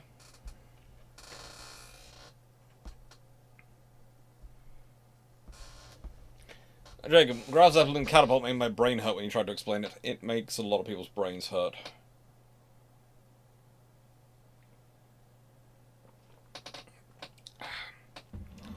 Danny Wright, a well-known 4th rate you did not mention in the video was the 44-gun 2-decker HMS Seraphis. I know. But there was a... how to put this? There was a limit to how much time how many things ships I could put in, and how much time I had to record before I went away. So like at the moment, in the next 2 weeks, I have to record all the videos to cover the 2 weeks after that, while I've got the birthday bonanza period on it, because I'm going to be... At one point, I am going to be doing the drive from Falmouth to Glasgow and back again in a 2-day period. So, no one suggests that I would need to call in on them on the way, when I'm going past. No. I have deadlines. I have to make it A to B and back again. So, when I'm doing nicest way, while I'm doing that, I'm not going to be calling anyone. I'm going to be literally zooming on the motorway at, of course, the national speed limit of 70 miles an hour, which I will not go over at all the entire way from point A to point B. Snooze and pick up the various passengers. Make sure they do not disturb my fluffy passenger, who will, of course, be keeping me company on the way, and zoom back. So, yeah. That's going to be fun.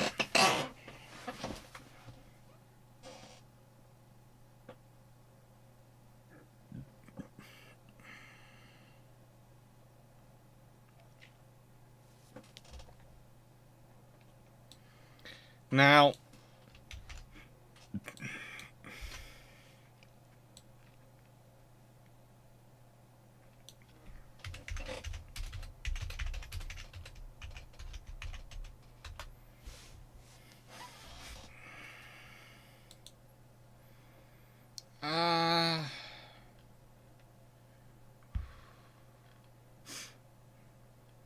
I'm presuming you're talking about the historian of Imperial Germany and European history. In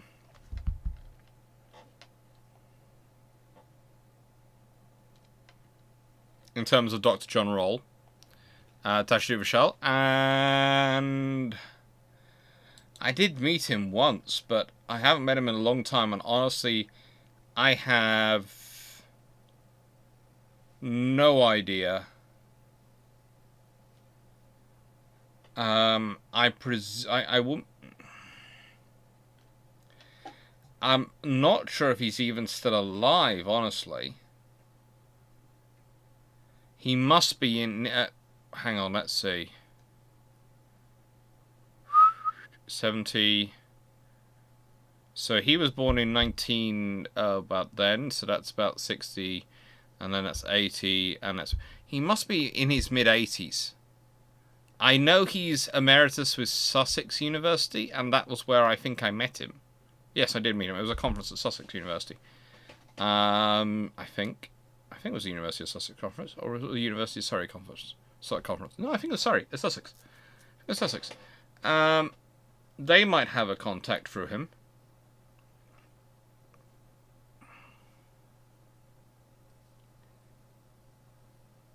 Yeah, I think Sussex, but I'm not 100% sure.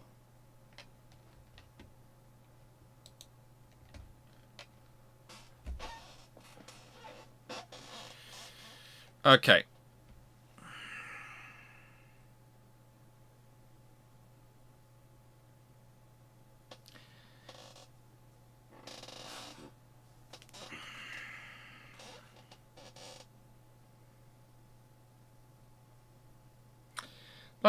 If Hoso had been damaged as badly as Magi during the kind of earthquake, could Japan have used Tussa to build their third carrier, or would they have been allowed to build they'd have been allowed to build a brand new carrier.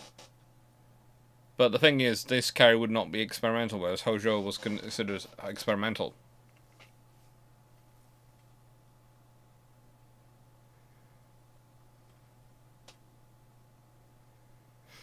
Correct me if I'm wrong, but if they actually had the 430 to 33,000 ton Francisco Caracolas in fit out, and the French are building two 28,000 ton Leons to counter, won't the British Empire demand that they are canned, or if not only two new 69 ships, but the Nelson's on 28,000 tons? Okay, so here is the thing: if the Caracolas are being built, and the Italians are allowed them, and the French are getting the Leons, the British might well make a case of going, well, hang on, we need to be able to have more ships, which are faster. So they might well go for 4. They might try and make the case for 4 Nelsons. The question is going to be whether they go for 16-inch gun ships in the traditional Nell rod formation, or if they go for the F3 line ships.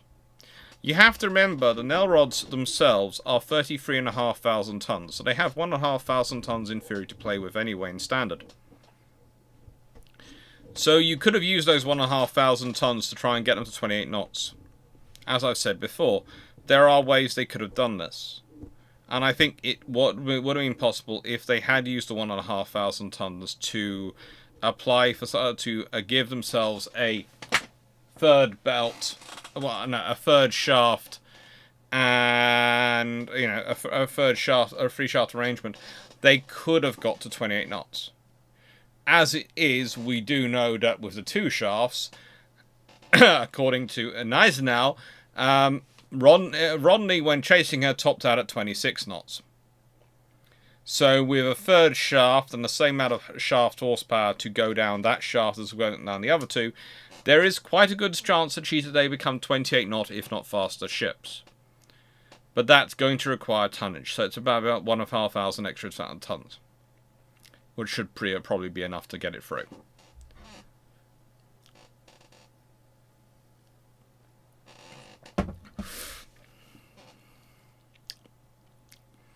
Would the Royal Navy ask for 4? Possibly. But the biggest impact it's going to have on the modernizations of the Queen Elizabeth class and the design of King George V's. Modernizations of the Queen Elizabeth will probably include their speed going up to 28 knots, at least. And that's going to have effect on what engines, etc. are put in them. So you might well be pushing to modernise more of the Queen Elizabeth class as quickly as possible, in which case Royal Oak might not get modernised. Renown, Repulse, Hood, they could all stand a better chance of being modernised, but there again, they're not really much use against a fast battleship trapped in the Mediterranean. They're not able to use their speed to manoeuvre. So it might actually be that Renown and Royal Oak get ignored for the upgrade, and instead they push through on the Queen Elizabeth class. So it could be that instead of it being Valiant, Queen Elizabeth, and Warspite, it could be Barham and Malaya also get modernised as well. But that could be expense of Renown and Royal Oak, or it could be just expense of Royal Oak. I would be suspecting it'd probably be just the latter. And I would reckon Renown would still be done. But I could see very clearly that the Queen Elizabeth class would, instead of being able to make all the exchange of engines space for for armor and protection, more air defense, would have to be aiming for 28 knots as well, which could be done. It's not impossible for them to do it. They might develop more water as armor.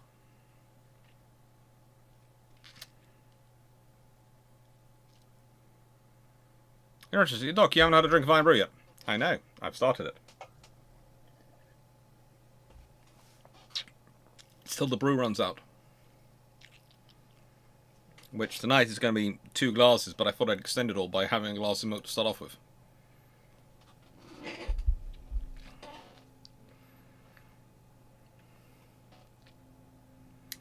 Alpha BT28. Was the USN correct assessment of the 18-inch gun after they ran their tests on it?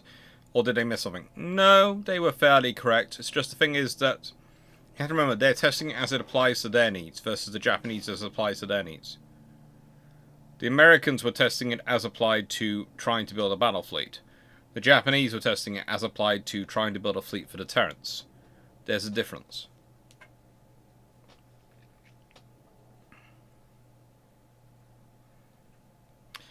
Doc, do you have relatives who live near Falkirk? As I passed a farm where the owner has had more Volvos than even you had. They had 30 plus just sitting on the side of the driveway. No, it wasn't a scrapyard. That might be a branch of the family. Hang on, depends.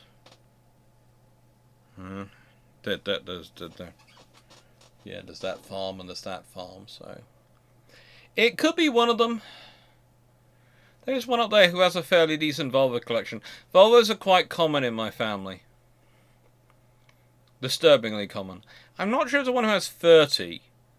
But I know there is one who has a lot of Volvos themselves and stores a few for their friends, and is considering their friends putting together a classic Volvo museum. So that you could conceivably be, that could be the one you're talking about.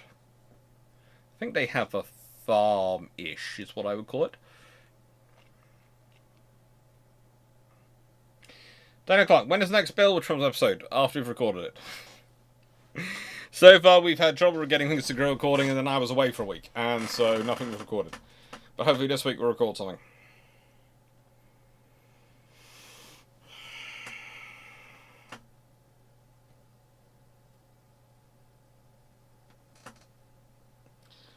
Nice one. What concession did France and Italy need to give the British to stop them from demanding the scrapping of the Francisco Caracolas and the French Lions?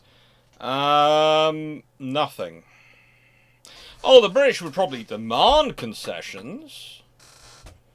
Doesn't mean the British actually need them. The British would rather want the British concessions would be more about getting more ability to build more airships. You see, if they can build 4 Nelrods. Think about this. If the Royal Navy managed to get it so that they're allowed to build more. So let's say France is allowed. Let's say in this scenario, France and Italy are both allowed 8 vessels. Okay. Let's work out the agreements that go through. So they're allowed 8 instead of the 6 they had traditionally. Well, how does that work out? Originally they have 6, and the British and Americans are allowed 10. Well, 15. Allowed 15. So if they've got 8, the British and Americans can have 20. The Japanese can have 12. You might actually have a better scenario come out. Well, the British also can sit there and go, well, hang on, we're allowed the 5 Queen Elizabeths, the 5 R's, Renowned, Repulse, Hood. Oh, goody! We've got 7 spaces to fill. Imagine the Royal Navy going, we can build 7 battleships between 1922 and 1930. 7 capital ships can be built. It could be a case of 4 Nelrods are built, which are able to do 28 knots, and 3 F3s are built, which can do 32, 33 knots.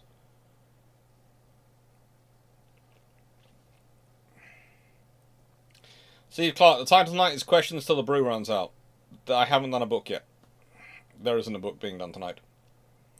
I was considering doing books, but honestly, I am still a bit zonked from dealing with students. So I just thought I'd just do questions and just chat with you. And seeing as there's been a plentiful supply of questions, I don't think I've done the wrong thing.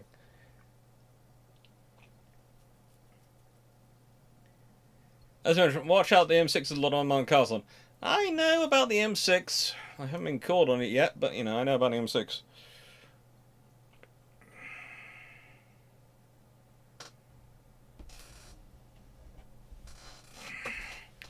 Speeding tickets are bad for funds. There are lots of things which are bad for funds.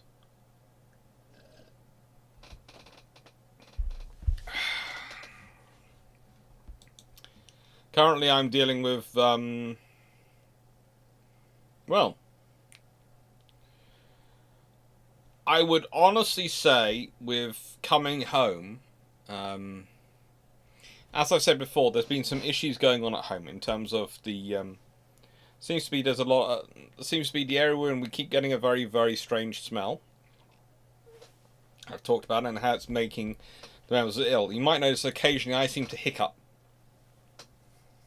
And that's sort of, some people going, oh, is it drinking too much iron brew or anything like that? Well, the thing is, I spent the week away, I didn't hiccup at all. I was in Australia for a month, I didn't hiccup at all when I was there. When I'm back home, I hiccup every now and again. I don't know what's causing it. When I'm drinking the same in terms of fizzy drinks, I'm doing exactly the same. There's no difference between when I'm away, when I'm at home, in terms of my diet or anything. But at home, I get a lot more issues. Mum and sister keep getting more ill. So, and as you all know, we are planning, considering moving. I've talked about that as a thing. So one of the things that's going to happen while we're wandering around for the birthday bonanza is my mum and sister are specifically going to see what it's like for them being away from home for when they're away as part of that. Strange enough, the house is still going to be occupied because I'm sorry, we're not going to. At one point during that 2-week period, none of us will be at the house, but aunts and uncles will be at the house. So, yay!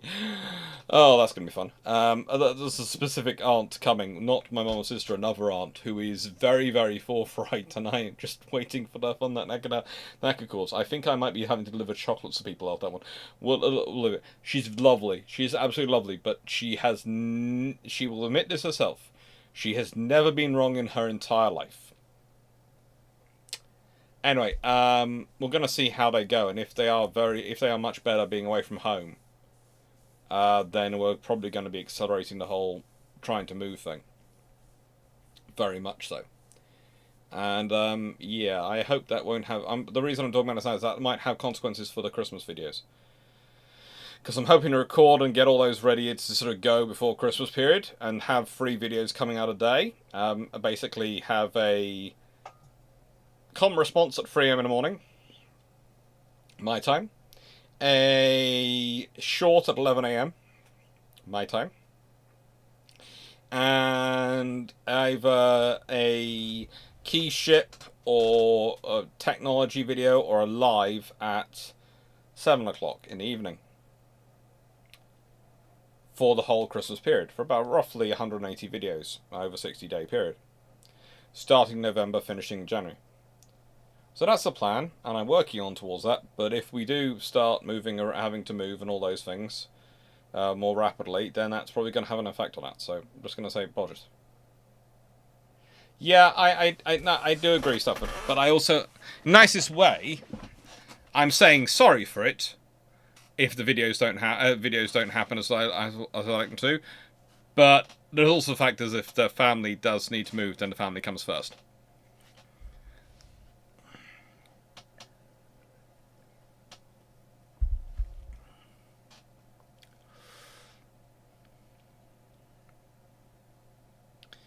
No industry around us at all.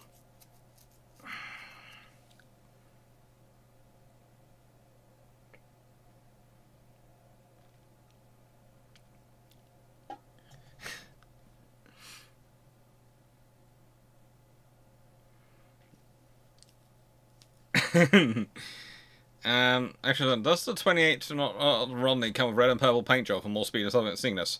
Yes, I know Rodney is an orc, but some days I wonder whether it and Warspite might be powered by the war.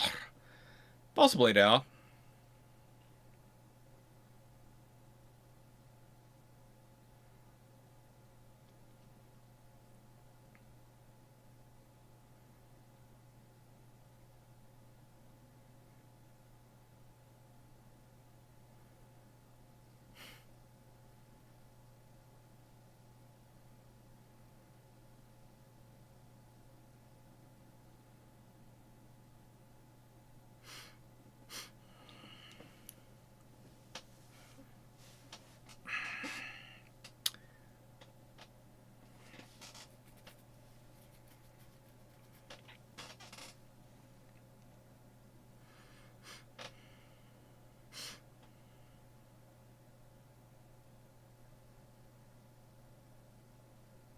Jacob, any news on shipshape goodies?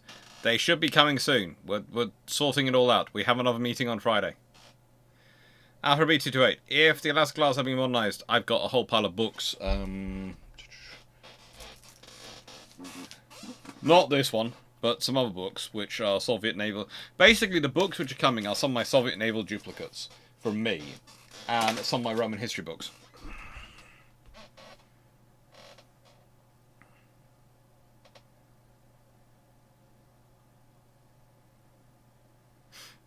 No, I don't think it's read long. I think it's that's what I say. I have strong suspicions, but I'm not going to say it on. Not going to say it on video. Exactly what those suspicions are and what I think is actually causing it. But I have a very strong suspicion. Britain ignored the Washington Treaty to building 2 G3s with 6.5 inch, but declared them within the limits to other powers. With no enforcement, are these appearing in 1950? What impact? I wouldn't be surprised if people tacitly... Basically, if they're built, if Britain's built them, then everyone's going to be upset, but what are they going to do about it? Are they going to declare war over them? Probably not. So probably it's more a case of everyone gets a bit snooty for a bit. Maybe they change the treaties so 16.5 inch guns are allowed.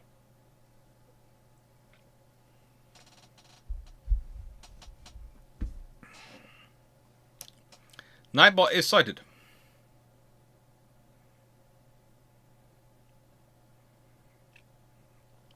Anyone else? Thoughts on Britain getting 22 Washington to 20 for US? Additional 2 for Britain will be allocated Dominions on first come first served basis. Dominion could only have 1 though. It would be lovely. Britain would love it from a strategic perspective. That first the nation which would get them would be Australia. Australia would try and get both, either by hook or by crook. New Zealand is the second one is honestly yours. It's just going to spend its entire life in Australia. But, yeah, America just wouldn't allow that.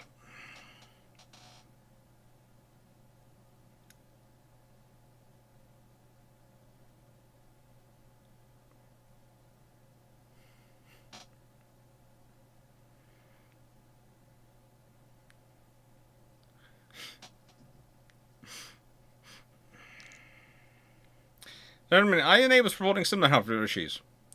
At least one. So a couple of neighbours are, but strange enough, one isn't. But they're the ones who go out and travel most often. So, you know, they're often going off to France and various other places, so perhaps they're just not exposed the same way as others are.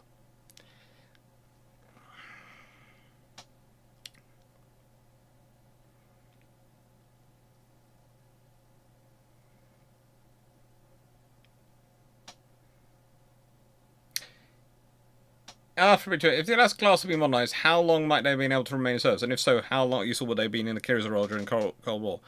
Pretty useful. They probably have been used... If they had been around the same... They probably would have spent about the same amount of time in service as the hours. Because they could have been useful, and they could have been doing all sorts of interesting things about that. And like most of it, you talked about you and Drac designing a Type 83, but what is the armament layout standard? Tikonga style, Zumwalt style, your own unique layout? Daring style. It's roughly what I'll say, but it's going to be published at some point. We have worked on it several times. It's close there. Supplementary Alex, if the RN can build those 7 ships and the extended skills capability of shipbuilding was not lost, how does it affect rearmament in 1930s? Makes it a lot easier. Let's be honest, you're talking 8 years, 7 ships over 8 years, so it's probably a pair, and a one on its own. Any 2-year period. Yeah, that's going to keep the industry going very nicely, thank you very much.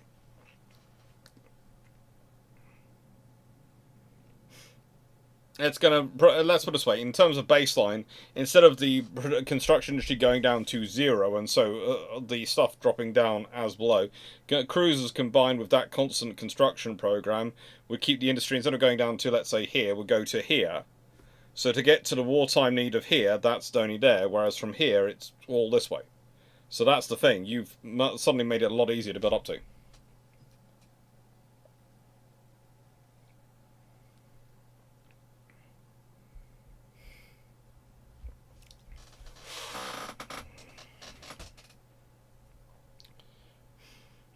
If the RN's experimental considered 27,000-ton Furious with 52 aircraft, 22,000-ton Eagle with 25, 10,000-ton Hermes and 14,000-ton Argus with 20, wouldn't that cause massive butterflies?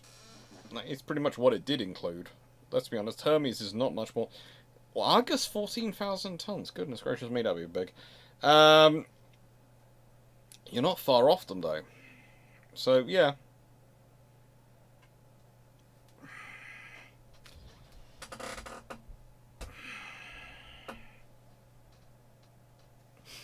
Could the 2nd Pacific Squadron have transitioned the North-East Passage with enough icebreakers, and would this have been a better, faster journey than the Southern Voyage? No, no, and no. They didn't have enough icebreakers. They didn't have icebreakers big enough to go through the ice as thick as it was then. Remember, global warming has only recently made it more viable. It literally is a, due to climate change, this now works thing. In that period, no, it didn't work. And they had no nuclear-powered icebreakers at that point, so yes.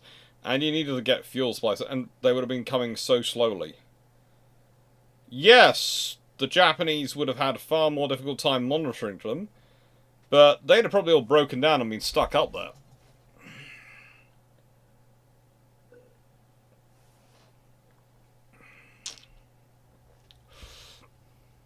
I'd argue that Alaska's probably would not still be in use today.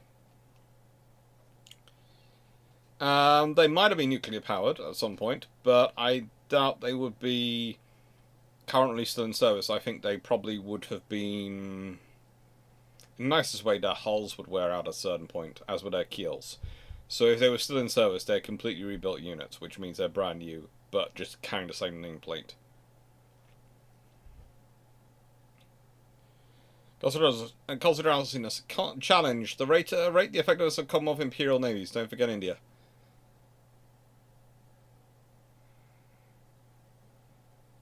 Well, you only really have the Royal Indian Navy, Royal South African Navy, theoretically on paper, but doesn't really get much ships. Royal New Zealand, Australian, and the UK, British, and the Royal Canadian. And let's be honest, the Canadians put hardly any effort into it for much periods, so whilst their people are individually good, their government is not supporting them, so they probably end up about this point. Royal Indian Navy have good people and good ships, but they don't have many of them, and they're mostly small ships. New Zealand Navy doesn't have much money, and most of the time is a Royal Naval Squadron, but does work on things, but tries its best. The Australians are probably the second best to the Royal Navy, because they have capabilities and effectiveness and are fully integrated, and the Royal Navy is probably the best because it's the massively bigger than all the rest combined, and has all the training and all the advantages of that come with that. Mass does have a quality all of its own.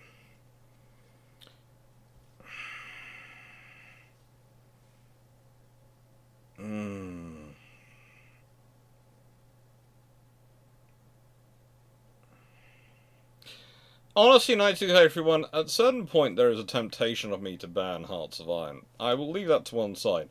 Because the reason I say that is because sometimes things they come up with are absolutely... I'm going to spend at least 2 minutes unpicking that before I actually can answer your question.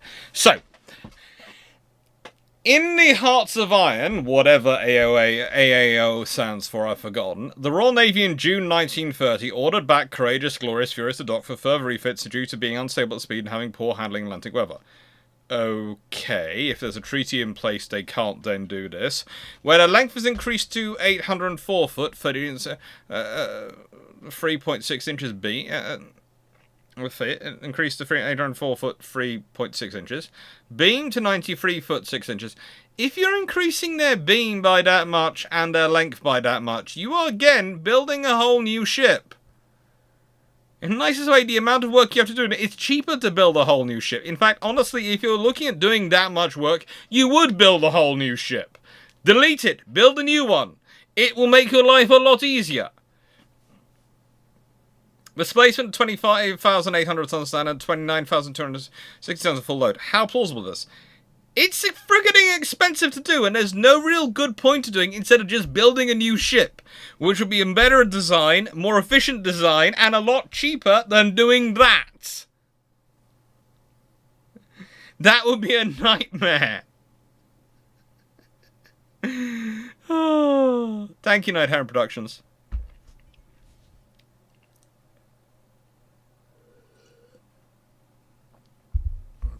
No worries. Thank you for doing all the work you're doing. I'm deleting the centerline lists and keeping the 2 on port and 1 starboard off the land. Any notes before I finish them? P.S. I'm having fun doing them, so don't worry about it. No, that's about it. That sounds good to me.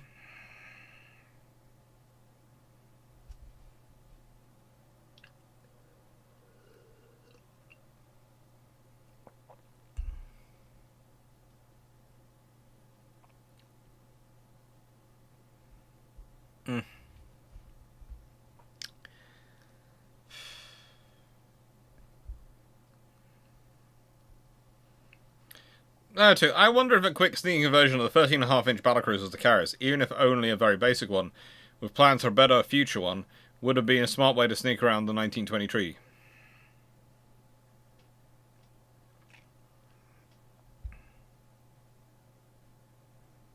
It's an option.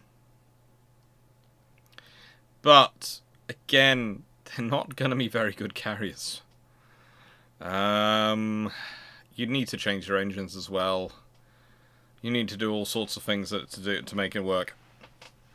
Honestly, your best bet it would be to do. There is a reason why Lexington and Saratoga are so much better than Courageous, Glorious, and Furious. Okay? The fact is, their modernization happens before they've been built. So you don't have to rebuild the ship. You aren't dealing with a ship which has already been through service with all the strains and all the twists and motions and force that exerts on a hull. You're dealing with a ship which has literally never been through that trauma. So you can build a far better ship, and you basically take it down and start it up again. So honestly, for Britain, the best thing would have been the Admirals, not Courageous, Glorious, and Furious. But Beatty was obsessed with Courageous, Glorious, and Furious. Because Beatty's Beatty. Furious I can understand. Courageous and Glorious over 2 Admiral class I can't.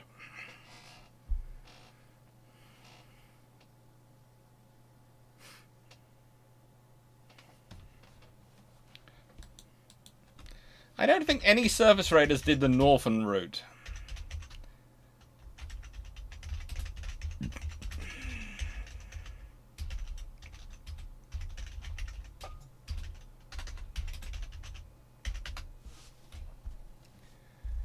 No.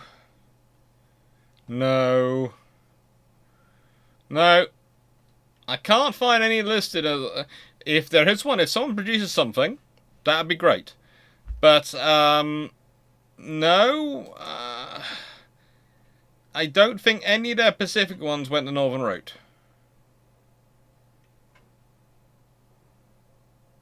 That went round Cape Horn. So the Orion went round Cape Horn. The Comet went round Northeast Passage and the Bering Strait. So Northeast Passage.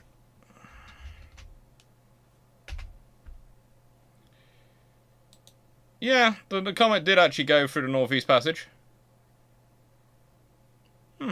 Cute. So actually the comet did, but why have I got that down as not being in there? To move that down a different section. The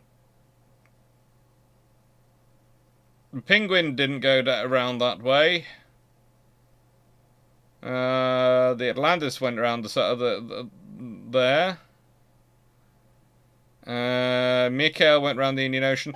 Yeah, I think the only one that went round there was the comet. And she had to be escorted by Lenin and Stalin. And Kaganovich.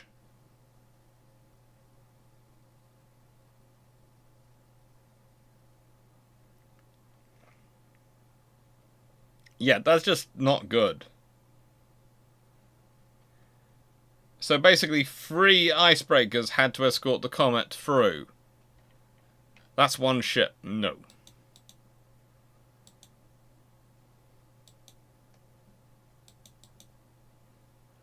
So apologies, that was wrong, but that was because, honestly, for some reason, I put the comment in the wrong... I ticked the wrong box of my Excel spreadsheet.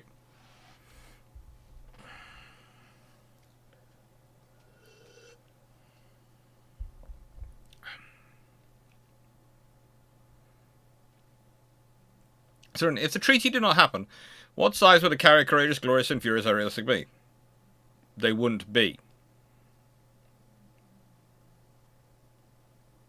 If the treaty hadn't happened, I don't think Courageous and Glorious would have been converted to carriers. I think they'd have built... because, you see, the British, what they would...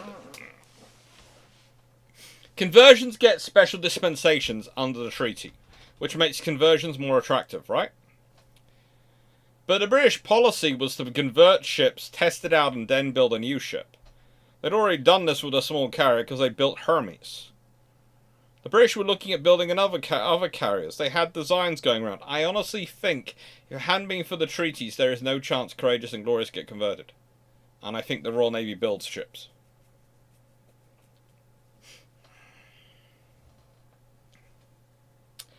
Alfred B228. By 1940, have battlecruisers been made obsolete by fast battleships? Or are they something that would be nice to have, but other ships are more important? Pretty much the latter. A fast battleship does enough of both a battleship and a battlecruiser's role to make them more attractive from a financial and operational point of view, because they've got enough coverage on each side. But a battlecruiser could theoretically be used to go faster than a fast battleship, and could therefore at speed, in times when high speed is maximum priority, that's useful. And a battleship will tend to have more armor than a fast battleship and tend to be more survivable. But the thing is, the fast battleship represents the point at which you've got technology viable enough to produce a capable and viable and able compromise between the two that can do enough of the roles to make you go, why are we building one when we can build this one? Especially under the treaty system where they're both lumped into the same category.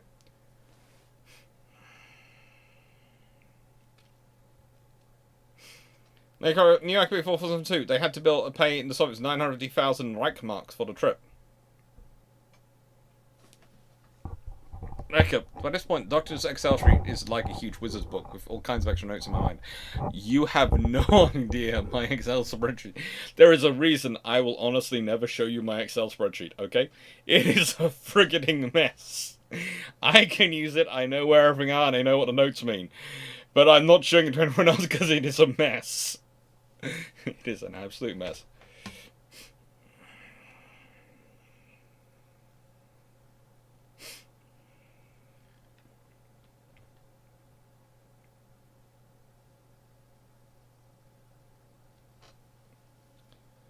Darren, are you going to do more videos on more arms companies? You've done mostly British companies so far. I would be interested in Bofors, Orlicon, maybe Browning, or some French or Italian companies. I'm going to slowly work into them.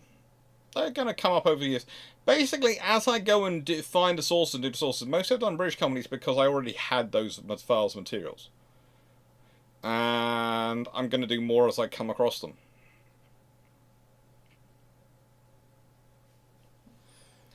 At the moment, I'm sort of going, yeah, what's going to happen?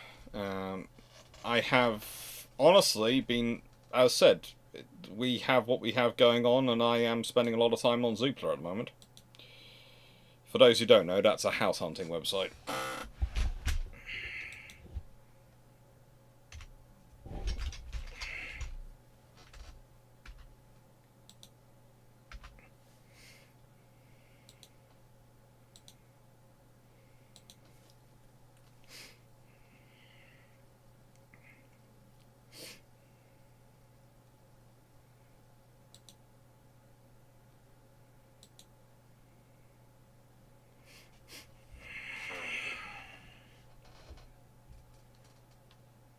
So, yeah.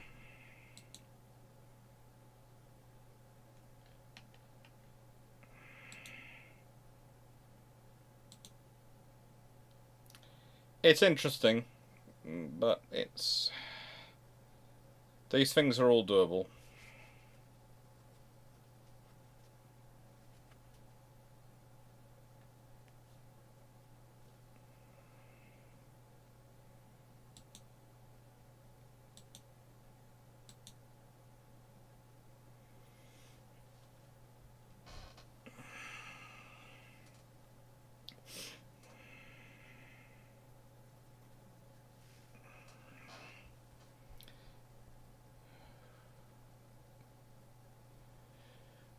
What kind of impact would it have on development and colonization of the area in the subsequent wars if the Great Lakes were all combined into one Great Lake, like a freshwater Mediterranean sea? It would have meant there would have been automatically... That's a large enough body of water that at that point that's gonna have a major impact on things. That basically does become... It becomes kind of like the Black Sea scenario. Where, yeah... You have a almost a freshwater scenario. Excuse me.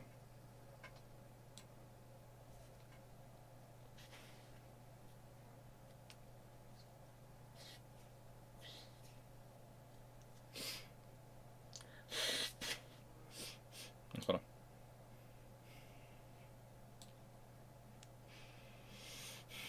Yeah, again, I'm blaming the stuff around here. Its reaction to it, making all my nose itch. Because I haven't had any issues at all for the last week.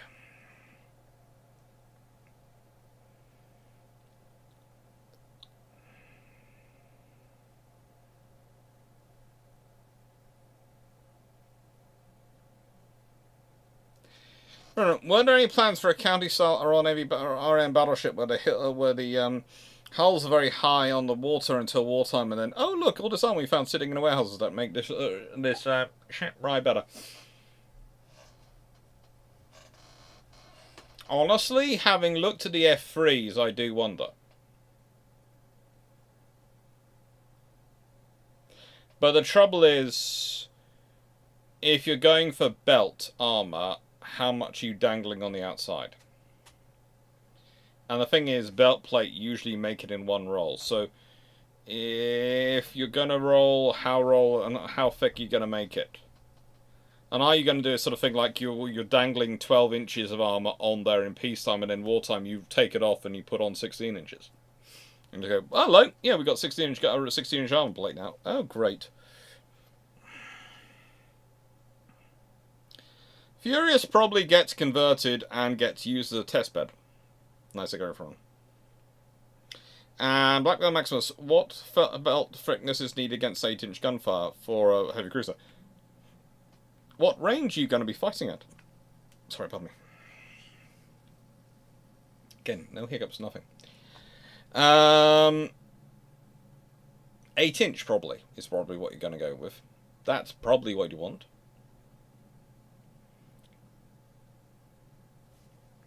No, I'm not digging for gold or drilling for it all. I'm scratching my nose. But I'm trying to scratch the inside of the nose, because apparently the bit inside my nose, this bit in here, is itching.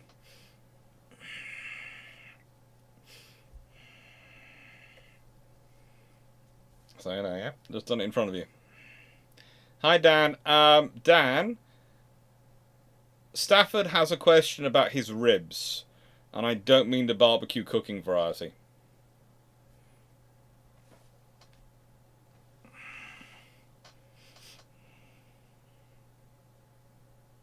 Thank you, Lauren. Oh! Hello to Finland. Hopefully we'll get to see you next. Maybe we'll get to see you next year when we come to when we do Scandinavia, because that's the next place for the ship-shaped trips.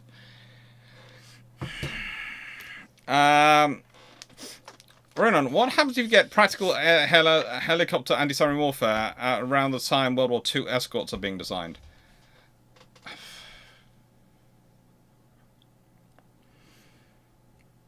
You're going to need a bigger escort. A flare class, even the smaller ones, the smaller things that you'd be talking about, is not really practical for them. You need something slightly bigger. So you're going to be looking at something which is around 1,500 tons, probably. But you could build something 1,500 tons that could provide the same capabilities as a flare class in terms of its fighting ability. Ease of production, probably not as easy to produce, but could be done. Because you need to, some yards would actually need to be upgraded to do so, but they could probably do it. And technological-wise, it could be the same. It would just be sort of space lengthwise, and then you could put in space for a hangar and a helicopter. You probably want multiple helicopters, though. The thing is, if you're looking at the quality of technology to get a reliable operational facility aircraft at that time, you're talking about at least carrying 3. So you need space to carry 3 and maintain 3. But you do that, you suddenly have a massive advantage. You probably also have some of them end up operating from capital ships to replace the seaplanes, which could be interesting. Could be very interesting.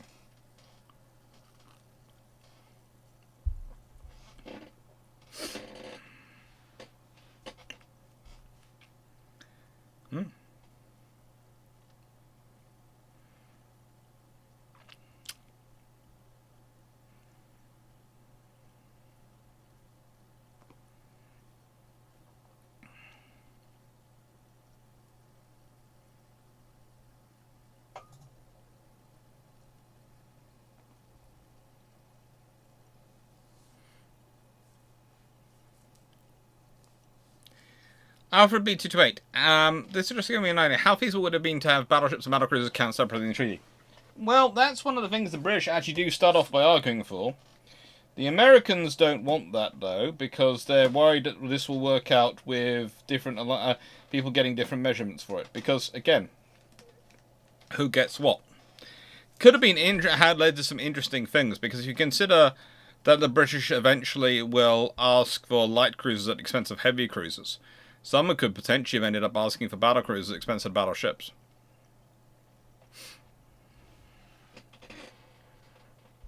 Makuch, World War II helicopter. If an escort carrier was converted to a helicopter carrier, how much more or less effective would she be? More effective in some ways, less effective in others.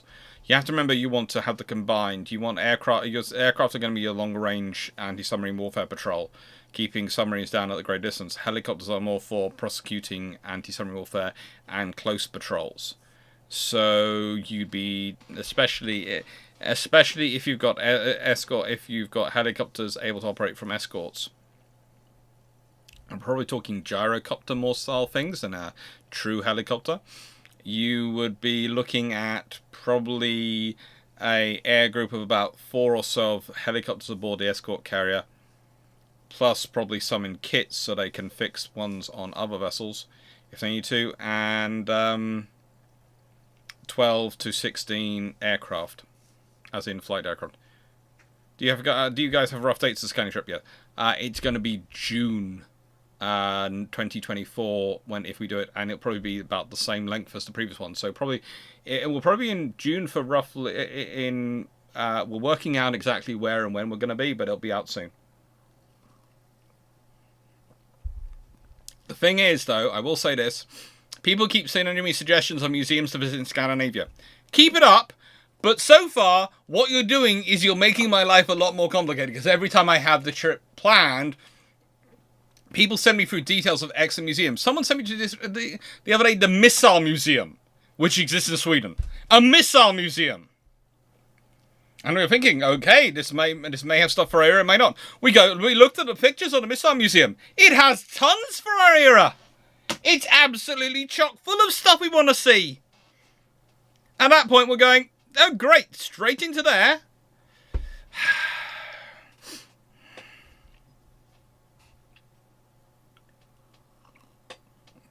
I think we'll be either flying in or ferrying into Denmark. So yes, we'll be sure. Because I think the plan is to start Denmark, Norway, Sweden, Finland. And our plan is to get ferries all the way around, because we showed... if you want to... Real fun thing. You send Drac photos of the aircraft they used to fly around from the small airport, between the small airports in Scandinavia. The aircraft they used to fly around on. You just show him those pictures of those aircraft, and he's going, no way, no. So just fun to wind him up. Now, Laurie Letholden, hello Laurie, again. Good evening. How important were the Baltic German officers for the Imperial Russian Navy, and how significant was losing Finland to their operations? It was actually quite significant to their operations. Where, especially when countering the Swedes, the main source of officers they had with experience of operating in the Baltic were to go for the German ones, the ones from the German states, especially what were the sort of the successor nations to the Hanseatic League. This is what really gave them their capability in terms of getting that knowledge in and building into their force. It's like when they are building their wider fleet, you start looking at their Black Sea Fleet, etc. They're usually Royal Navy officers, and they have a lot of Scottish officers as well, and that is the things they have in it. That's it.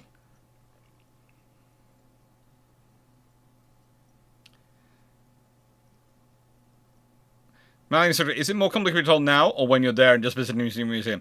It's more complicated to be told when you're there, because sometimes, like in Australia, there were honestly museums we didn't go to because we just didn't have the time.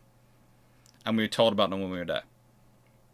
So we like to be told about them now. But if I'm told about it now, it means I can't produce a list. I cannot produce our dates, because I haven't been able to finalise the dates, because I've still got to factor in exactly how much time this museum should take and that museum take, and contact the museum and check with them, check if they'd be happy to have us. It all takes time.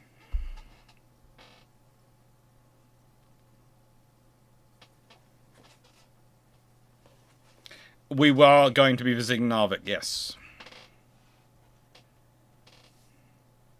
We are planning on not driving. We are planning on, like in Australia, we're planning on hopefully asking supporters to assist when we need a car. We don't need a car though. We're planning on getting ferries and using public transport, because it honestly saves on the money. Because what we found is that in certain places like America and Canada, you absolutely need a car. But when we're looking at it from the point of view of Scandinavia, it's either very close by, in which case you wouldn't be using the car anyway, or it's a long, long way away, in which case it's going to be a long drive. And it's on roads which, whilst we're confident on, if there's a local who's happy to drive us and got a suitable car, it's easier to go with them. They will know what they're doing on the roads. And the other option is there's often quite a lot of ferries running around.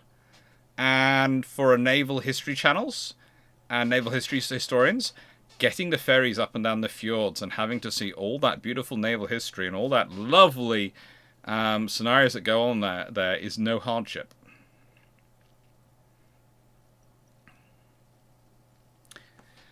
Would it make sense if Italy to get a fleet of 4 Francescos, 2 Andrea and 3 Caesar would have to have one done?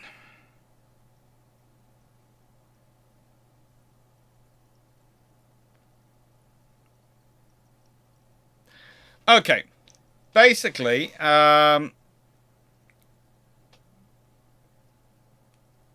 they would get, the scenarios I'm talking about is Italy would get roughly 8 vessels. So their allocation would be 4 Francescos, 2 Andrea Doria.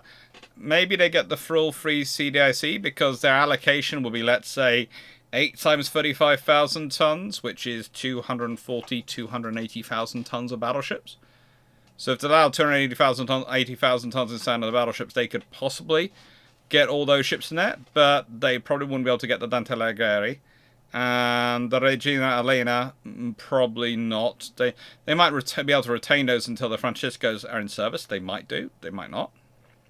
But it would be probably roughly similar to that.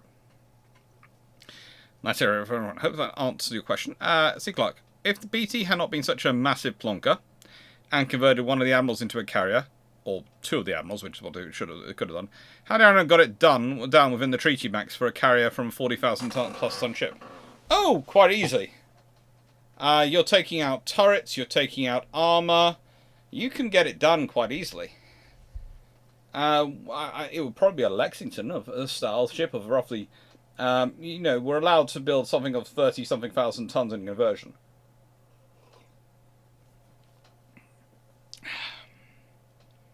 And water is armor. There are all sorts of things will be pulled, but it will be viable. If you think about it, deck armor, etc., all sorts of things which have been added in would be taken off.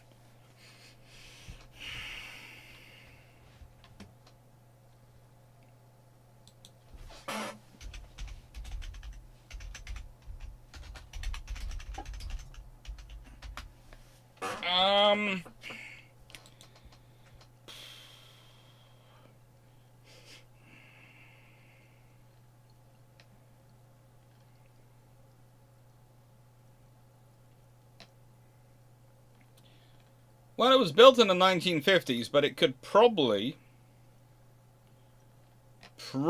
have been assembled in...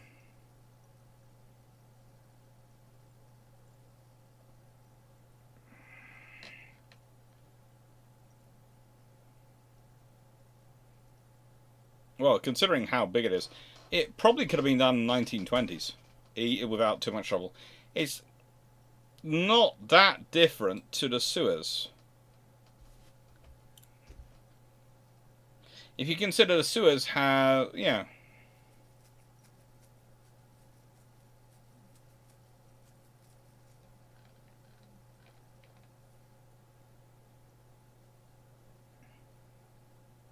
I'd say it could probably be actually could be contemporaneous, not quite with the Suez, but it's not that far enough of the Suez that we would be talking 1900s, 1920s. Depending on how much effort and who's prepared to put the money into it.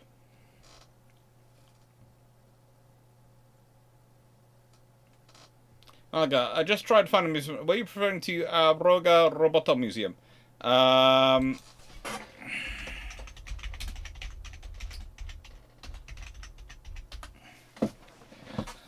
Yes, that is the Missile Museum, as it was introduced to us by a friend who literally just sent it through to him and went, meet the Swedish Missile Museum. And we went, what the frigate?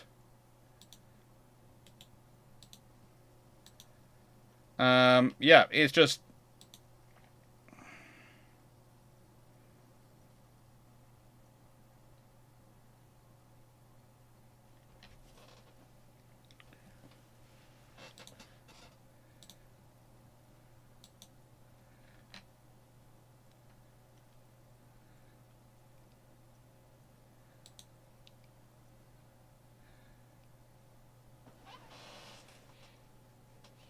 There's just so much stuff, and it's like, we know we're going to have to...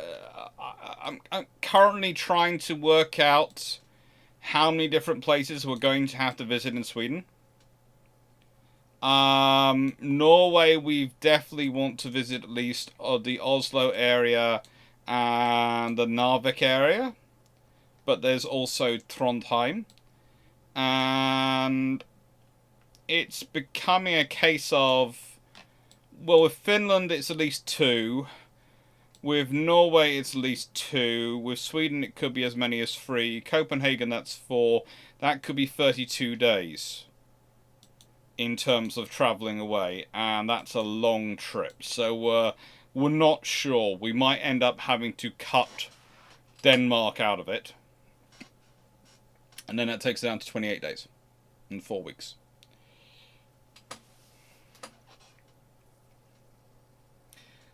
So would you prefer less questions based on each other? No, I'm happy with all the questions you sent me, Knights of everyone. But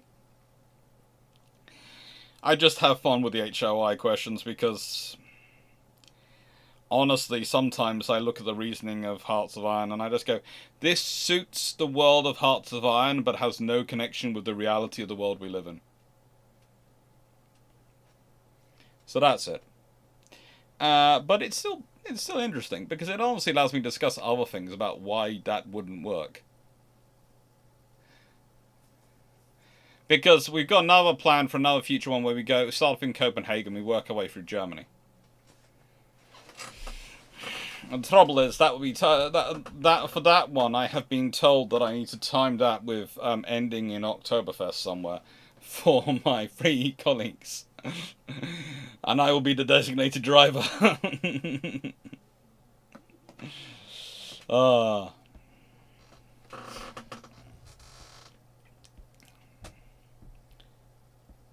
Batman Maximus, how many closer weapon system gun systems one of your Type 83 destroyers have, and of what caliber?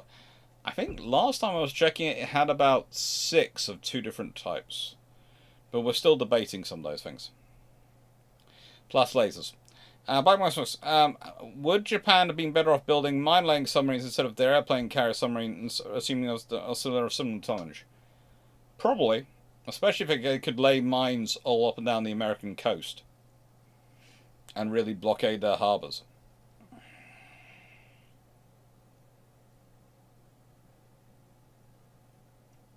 And as you said, you could have used it to blockade the entrance at Pearl Harbor, so when the ships are trying to get to sea, they run into a minefield.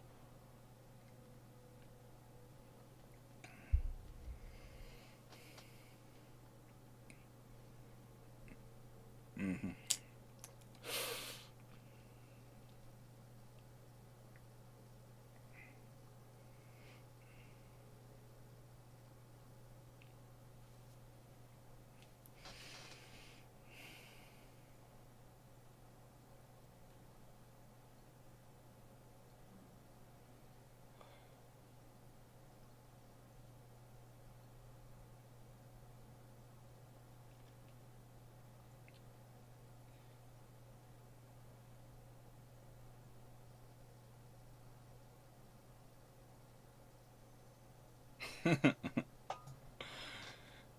I'll always love the way that Dan is quite happily helping you with medical issues in the chat while we're doing this live.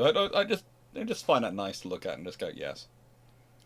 We are hoping to see all the things. Hello, first of all, yes, we are hoping to see the George Field, York Field, Narvik. We're hoping that we can do lots of things in Narvik. So that's definitely going to be on there. Anyway, I think the Bofors headquarters would have some community museum. Yes, Bofors do have Bofors headquarters. Bofors.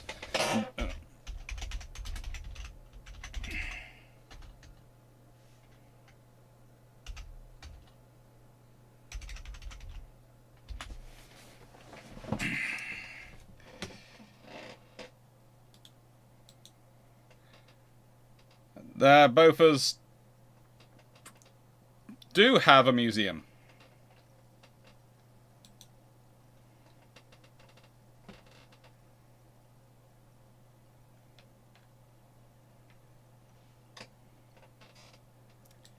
And oh, good lord. That is literally halfway between Stockholm and Gothenburg. Ah, frigate. We're never going to leave Sweden at this rate. We're never going to leave Sweden. Let's see.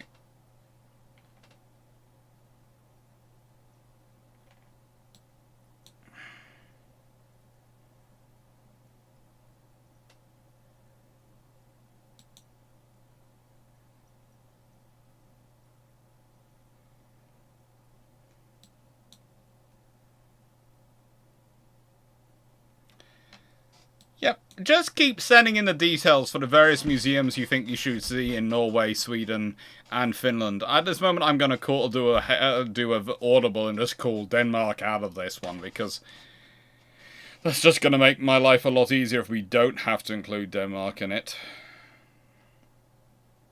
And I will try and get as many as I can. And I know about the Wonderland. I definitely do know Wonderland.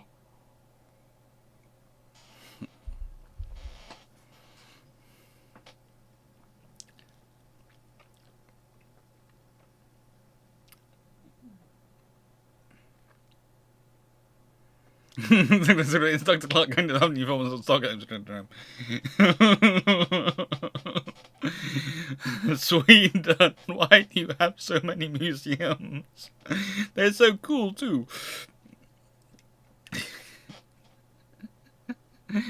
Ah.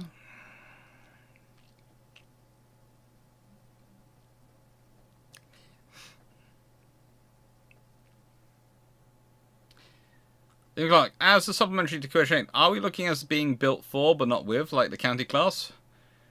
I'd say with the armor, I'd say they're built for 16-inch, fitted with 12-inch, and able to be added 16-inch armor plate just as sitting around somewhere. Blackbird Maximus, what are your 10 favourite trains by their looks?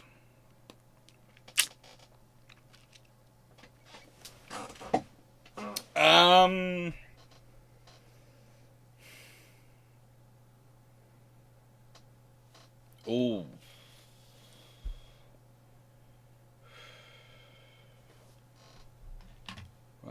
That's a hard one.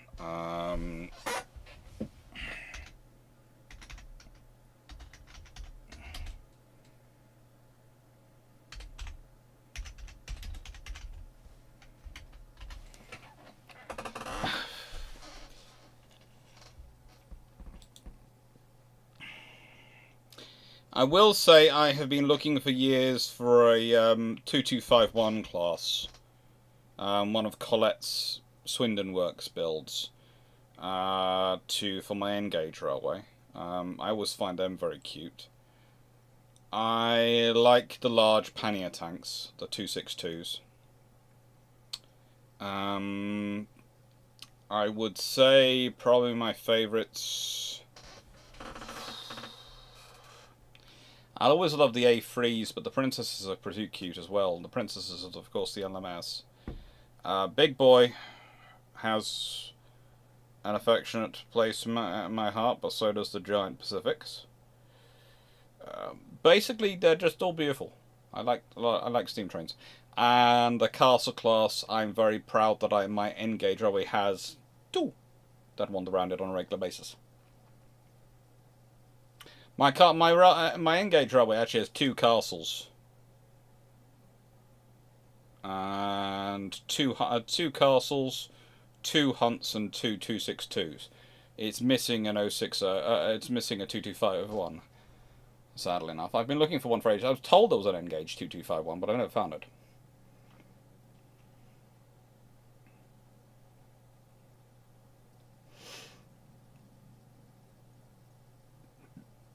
And that's everyone. If missiles were not a thing, what do you think would have replaced the 40mm and both as a 20mm Orkan? Air guns. Probably we'd still have them. We do still have them. So the odds are we'd still have them. There is a possibility the 76mm would have got more common. So that does have some advantages, but I think the 40mm would have stayed where it was.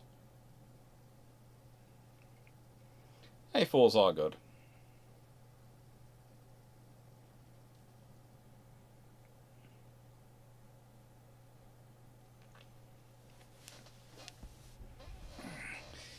Minus, Italians actually restored the battleship Da Vinci to service, doing what was said was some sort of US reformed forced to return Oklahoma to show they can accomplish anything the Italians could. No. Because they're just building something better than that. So that's their thing. They were going, well, why build that when we can build something better? Oh, the Colony Hammer, take extra cash as Miniature Wonderland sells unique rolling stock in the shop in OO and N-gauge. Why do you do these things to me? That's in the nicest way. With me and Gareth walking in there, John Bull walking in there, we are going to be bankrupted. Seriously. Dan and Drac are going to have their luggage allowances blown by the sheer amount of trains we buy. Let alone us.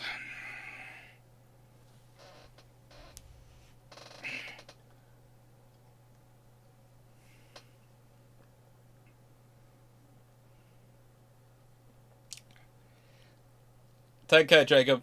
Have a nice sleep.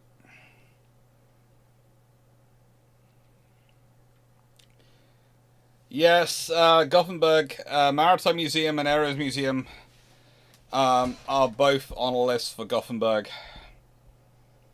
There are just so many things in Sweden. Sweden is just so massive.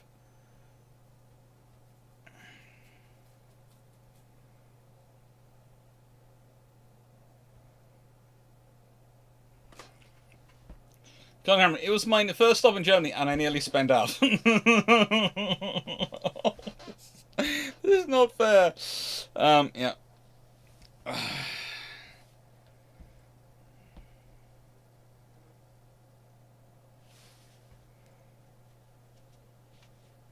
Next one. Battle of the silly 20-inch gunships. Who wins? Incomparable and comparable versus A150 versus H44. Oh, God help me. Excuse the French there. Who wins in that scenario? Whoever's guns actually managed to keep firing after the first couple of salvos, because honestly, I have no faith in any of them.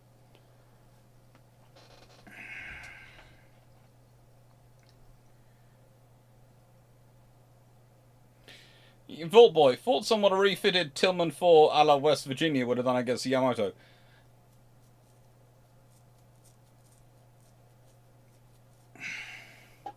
Well, that's a lot of firepower on a Tillman 4. So basically, it would have been a case of, I can't beat you, but if you get into my firing range, I'm going to smash you. So that's the scenario you're dealing with. It's sheer volume of fire scenario.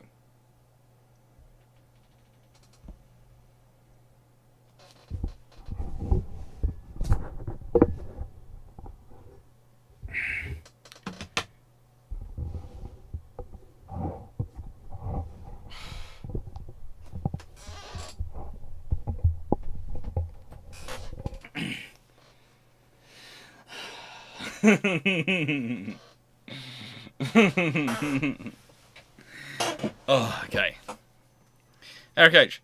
What might a naval war between USSR and NATO have looked like had one broken out during the Korean War? If it broke out during the Korean War, it would have looked very one-sided for quite a chunk of it, because Britain and America have vast reserves of ships to call upon still in the 1950s. Vast reserves. And they have far more capacity than they do today to build new ships. So, yes. What would it look like? The Russians, the Soviets didn't have their long-range submarines really in service by 1950s yet. So you do not have a new version of Battle Atlantic. You have carrier groups pushing north in both Atlantic and Pacific to launch strikes on targets. You have, goodness knows what happening in the Black Sea, but something nasty. And basically fleets encroaching towards the Soviet Union, and probably someone resorting to nuclear weapons to try and push them away.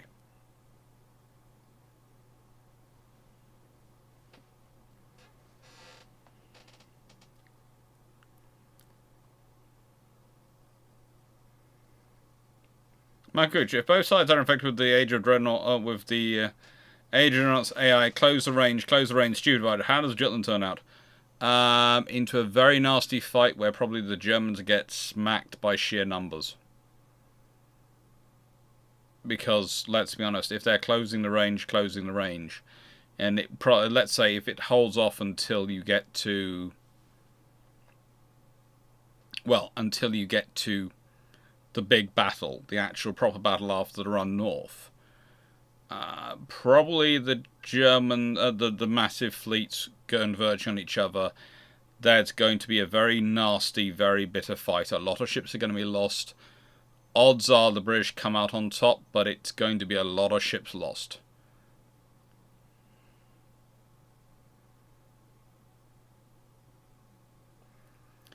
And then it's what Tillman designs meant to me, hey look, here are the biggest things we can make. Do you really want these as monstrosities? No. Tillman is actually pro-Navy.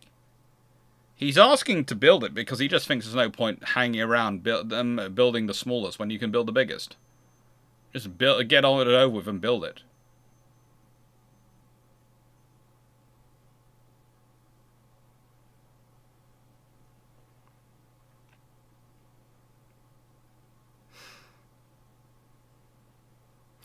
Yeah, of course. Is there any thing online that I can get high-res topological data for the seafloor in Cardigan Bay, particularly off the coast of Aberystwyth?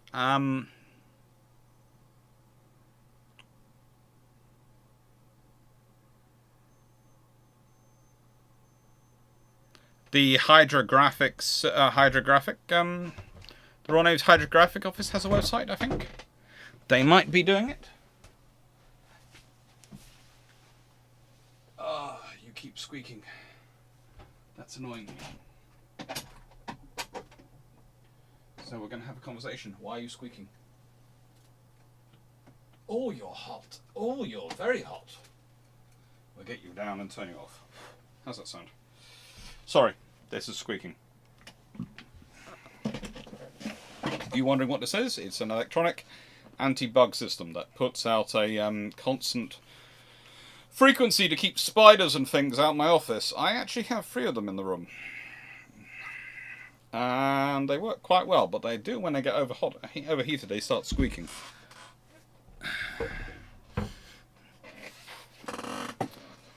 That's right. In Hearts-Fine, against all odds, how problematic is the idea that HMS Glorious is decommissionable, mentioned in January 1943 and sunk off shut lines in February 1943 as a target for guided weapons? It depends. Is there a war going on? Do they have replacements for in service?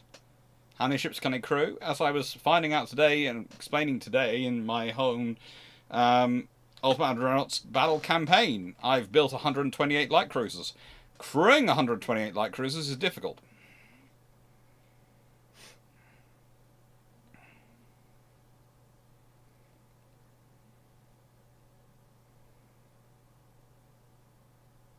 What is the point of rebuilding the third Conte de Cavour, Leonardo da Vinci, when the French will have 3 Bretagne class and 4 Colbert class and still more than the Italians have?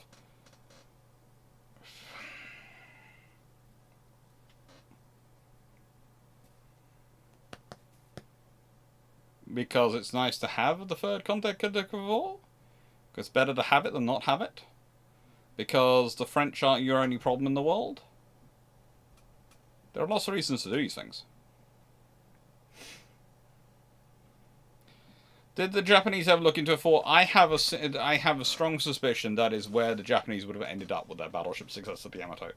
I have a strong suspicion that it would have ended up with 4 triple 18-inch guns rather than anything 20-inch.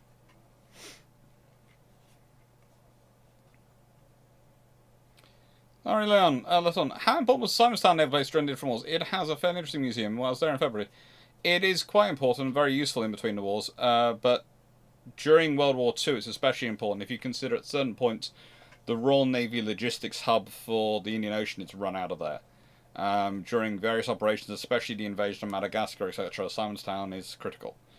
And basically, if you're talking about the fallback point for how do you defend if Madagascar falls to the Japanese before the Japanese award British under the same criteria as Vietnam, etc., fell, then Simonstown would have become a major fleet operating base very quickly. Yes, it does bug the bugs.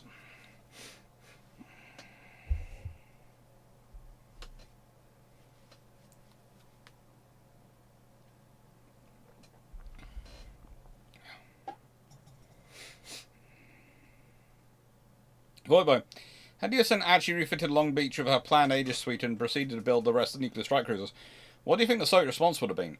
Probably more of the Kirovs.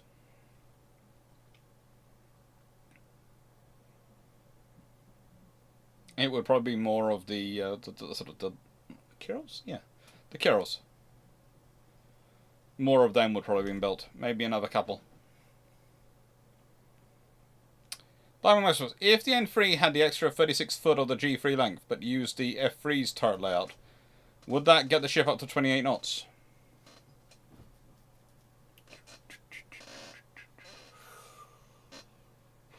Not up to 28 knots, but would possibly get it a little bit faster.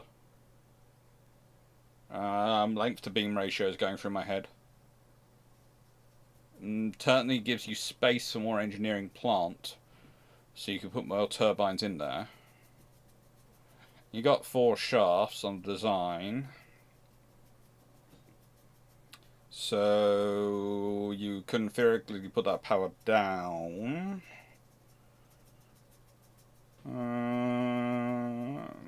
Yeah. That way you could maybe get. You have to do a little bit more than just the increase in length.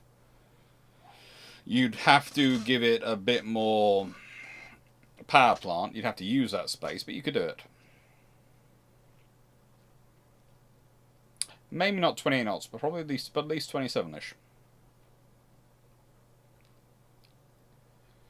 So, Clarke, in your opinion, when does a large orbital destroyer become a small light AA cruiser, and why?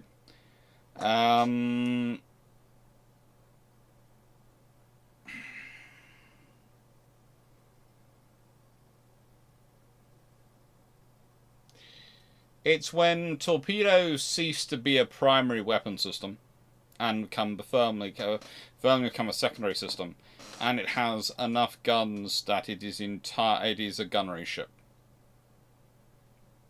And the thing is, the tribals are balanced, where the guns are as equally important as the torpedoes. There are no destroyers where the guns where the guns supersede the destroyers and have enough supersede the torpedoes and have enough firepower. There are ships which don't have torpedoes, but cruisers. But that doesn't necessarily mean they've become like cruisers.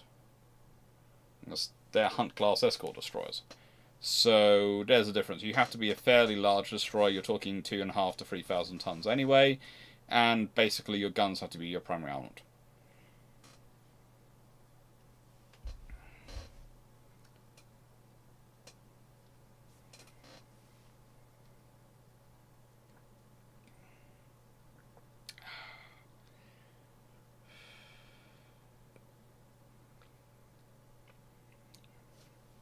H1. Honest Pink Jellicoe tells only to snap out of it and cracks a few skulls in person before the close range disease happens. Jellicoe might look like a soft man, but he was not. He was not. No, he would never have tolerated that AI. He would not have tolerated it under any circumstances. What warships has the Ragnar? Essentially a large Hannon-class destroyer with twin 120s swapping for twin 152s. How realistic is this design?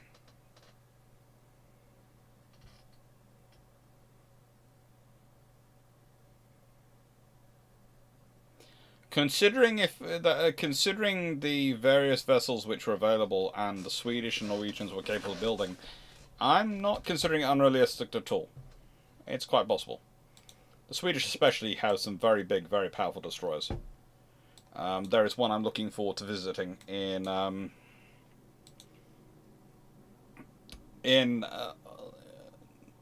Sweden, which is of course the Småland. And which is a Hannon class, and I'm really looking forward to seeing that in Gothenburg. Basically, our plan at the moment is Gothenburg, Stockholm, and Bofors. Let's see. Well, it was Stockholm, and it was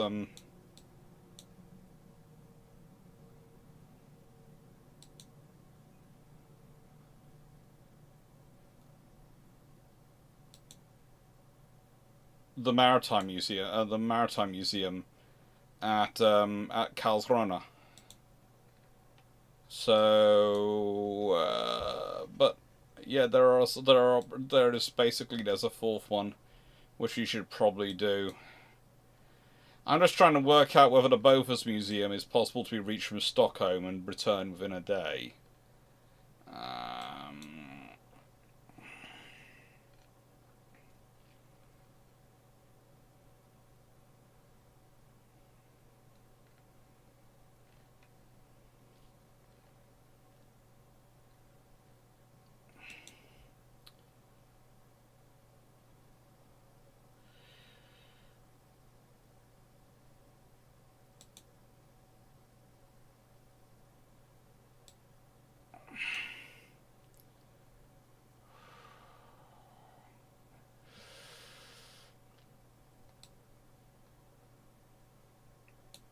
Okay, this is going to be interesting. Can I do that within a day?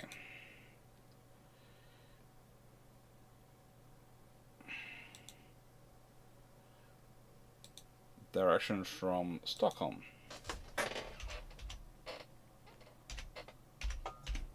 Because, very helpfully, it's about 3 hours drive. There and back is roughly 3 hours. 4 hours on... Hang on, the train's fairly decent, but that's 4 hours on the train.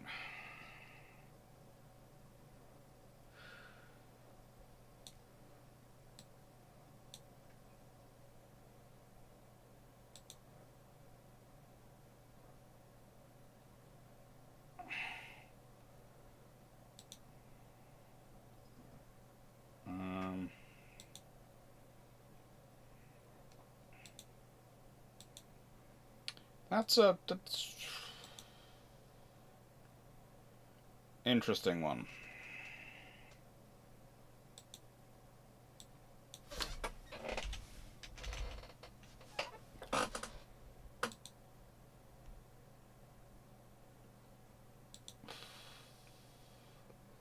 It's about 3 hours again from Gothenburg, so it literally is in between the two. Thank you, Jack Ray. More memberships.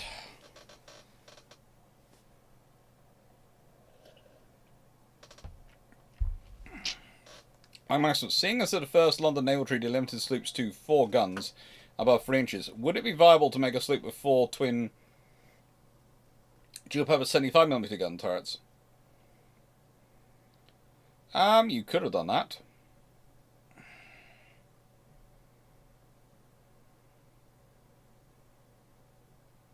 I mean, would I be correct that the 18-inch gun was supposed to be what the British had planned to use to show their power? Pretty much. The 18-inch gun was for the status. The 16.5-inch gun was for the... One was going to make sure you knew how powerful the British fleet was. The other one was going to make sure you knew how powerful the British fleet was.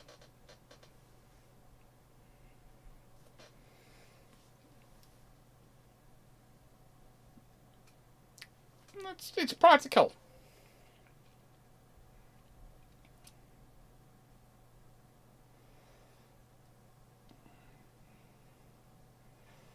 It's also quite scary when you think about it.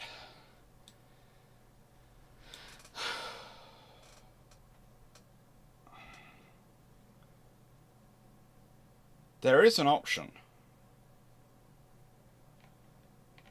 Oh, good lord, do we do that?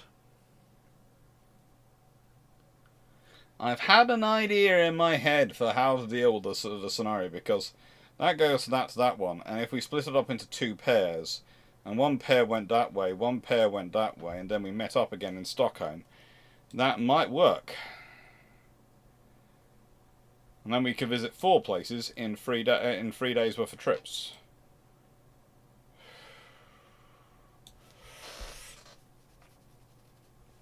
Or do I just take the 3 days I have, because I had planned on being 12 days. But hang on, that's going to cost me an extra day of travel. To get from one to the other. It's going to be a full day's worth of travel to do that.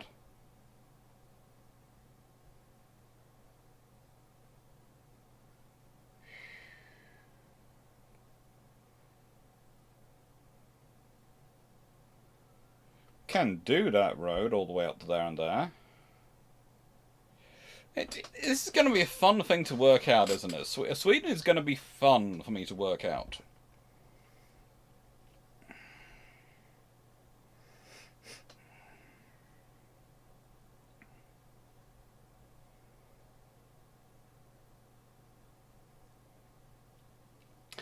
Would the Renowns have been better if they got the 5.5, the 5.5-inch 50 cal guns instead of the 444s? Probably, it would be more useful. And how many could a Renown class have taken? Well, let's see.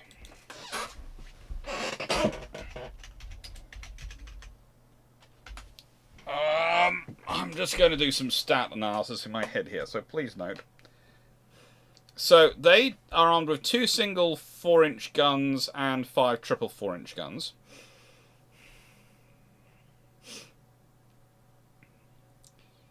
Now, layout of those guns.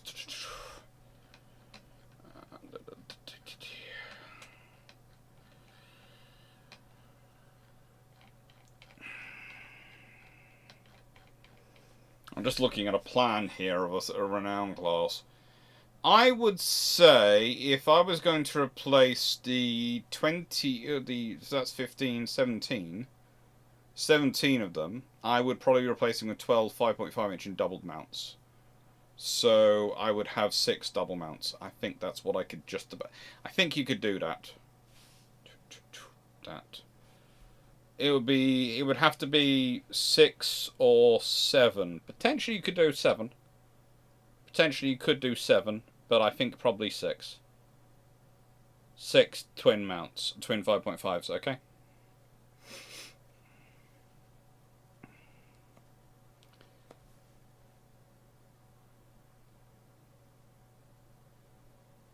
No, not good. I am not asking GPT to work it out.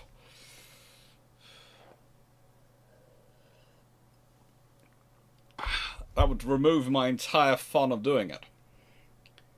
Yes, you got Trent Telenko, Jack Ray.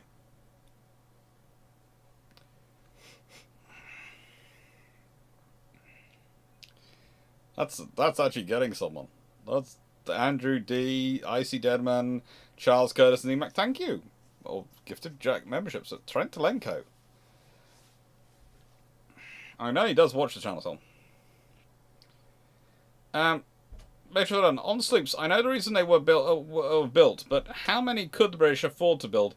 In addition to the other stuff, given how useful they come in World War II, the British could have kept building some. Honestly, they're incredibly cheap. So the British could have afforded to quite happily keep churning out 8 to 12 a year without defecting any cost. And if they had, they'd then had 120 or so vessels ready by 1939.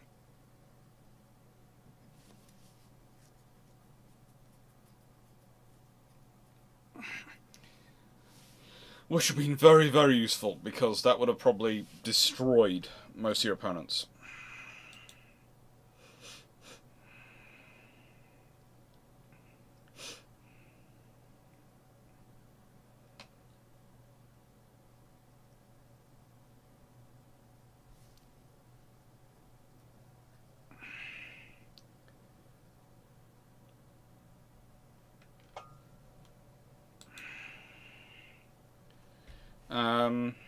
Yeah.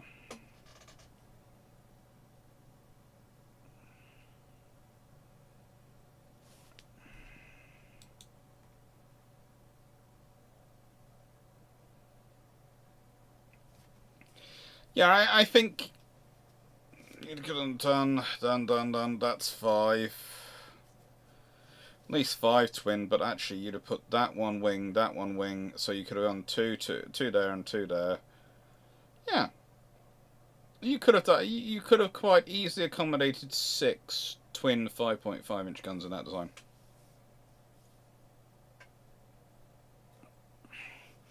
Jack Ray, there's some more hits than I expected. Something changed.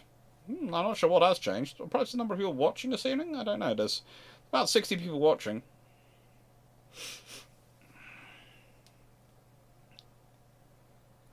Magooch, whilst the British could afford to build limited sloops, how many could they realistically crew? Well, the thing is, they'd be put into reserve status and used for reservists, so they could realistically crew pretty much as many as they wanted as well. Let's be honest, if you've got 120 and they require a crew of roughly 60, it's going to sound a lot, because I'm going to say that's roughly 7,200 personnel, but if you consider the various levels of reservists the Royal Navy had, and the various organisations of reserves they had, plus the number they had in service, you probably have about a quarter of those to be in service, only 30 probably wandering around in service in peacetime, and the remaining 90 or so would be reservist vessels. So yeah, they could probably do that.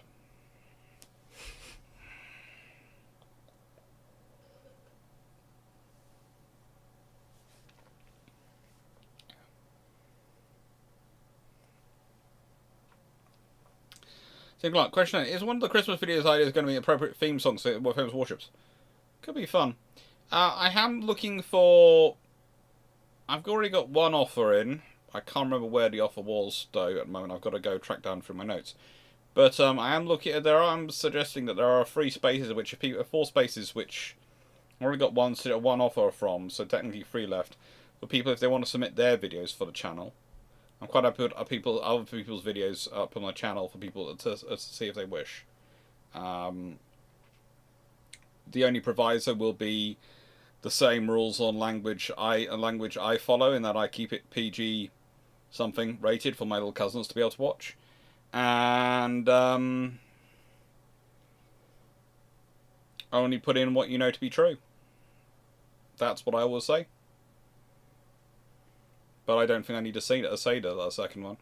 Really? Goodness gracious me. Public Starwing, Hashimoto Kingaroo, A. Thompson, Andrew Cruz, Meme Asylum, Rennie Mickelson, Joey Toll, John Lee, Ben Twinham, Monica, thank you for the 20 memberships, Jack Ray. Alpha the Sun, Krakatoa, Jumbo, Alex Hunt, Dietrich Deda, NHT 7040, Callan, De Brook, Hayden Jones, RG. Is that all 20? Goodness gracious me, that's a lot of memberships. You're just trying to max out and see how many memberships you can give out today, Jack Ray. It's very kind of you, but, you know.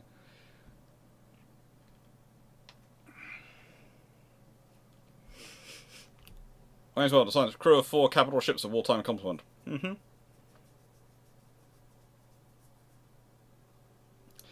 And the consequence, did the Clarke answer my question earlier with a country of underrated naval history? The trouble is there's so many to pick from, but honestly, the one I usually say most gets underrated is Denmark. Well, I'm working on another age-restricted video about a war. Jack Ray, yes, you are trying to max out. Oh.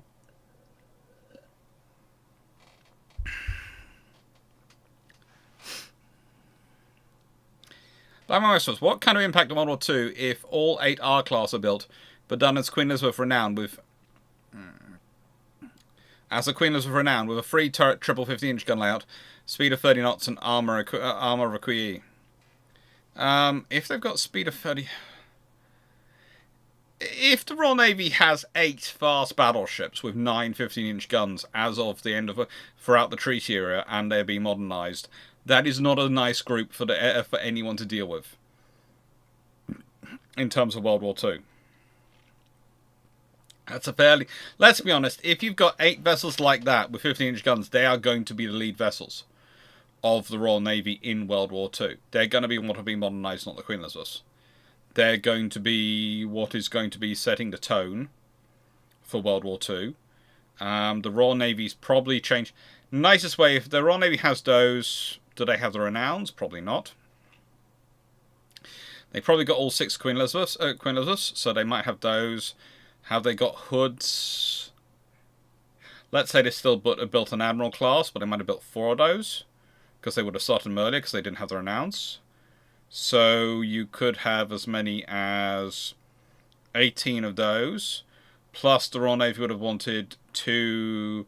They wouldn't have wanted to give... probably the Americans would have found themselves having to accept 20 ships as the treaty era requirement, with the British requiring 2, Nelson and Rodney. But at that point, the Royal Navy has 4 whatever the Admirals are. The 8 Rs with 30 knot speeds. The 4 Admirals probably at least 36 knot battleships. The 2... They might have upgraded the engines on the Queen Elizabeths, but they probably get them to be at least 25 knots. So the R's might have been built... Nelson and Rodney might have been built to go with them. So that then you have 8 and 8... in terms of your battle fleet formations. 2 battle squadrons, each of 8 ships. One a fast one able to do 30 knots, another one able to do 26 knots. And the logarithm still hates Melanie. I'm not sure why the logarithm hates Melanie.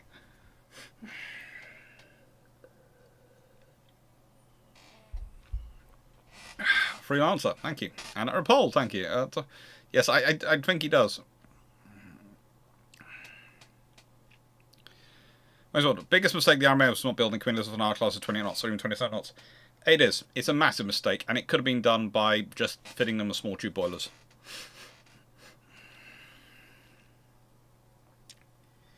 But if you have those fast battleships, let's be honest, in what world, therefore, did the Germans send out Bismarck? Or those ships? You've now got 8 ships that can hunt them down. You've not got 3, you've got 8. And think about the Littorios. Think about the differences that has on World War II when you've got 8 30-knot battleships which have 9 15-inch guns.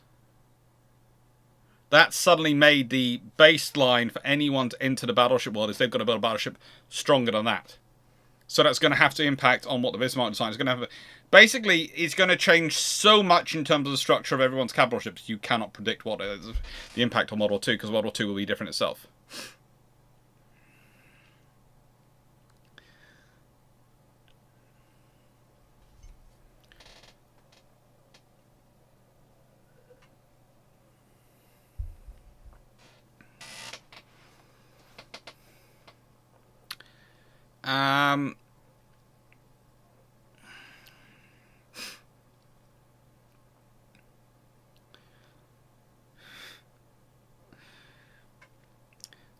Nice one. How would the RN judge Clemenceau's SAM system, SAM defense of 2 launches and 16 Crocodile, SAM now range of 4 launches, 200 missiles, 3.72 something. The Royal Navy actually used to consider Clemenceau had a very good system for itself. The Royal Navy wasn't that keen on it, but then again, the Royal Navy used Sea Dart on their Invincibles, so the Royal Navy didn't really have much of a leg to stand on. It stopped with 4 out of 20 hits. So I presume it's everyone who's watching, or has been watching.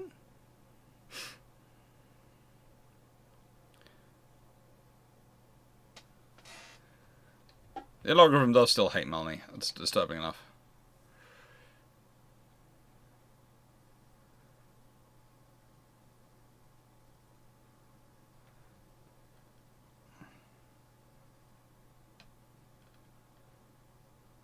If Glorious and Courageous survive unconverted, such as training ships, how do you think they would have effective against German raiders deployments if they're convoy escorts? Well, let's be honest, they've got 4 15-inch guns, so they're not exactly easy for something like the Deutschland class to take on. Why does the AI stop Melanie getting it? Because you put 20 memberships in it. That's fine. It seems to like me as well. Shame. I'm frigging adorable. Just Vonk, it also doesn't like you. But hang on, Just Vonk, you're green. Which means you're already a member.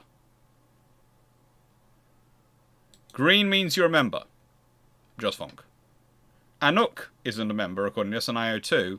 Because basically what happens is if you're a member, you get highlighted green in my chat.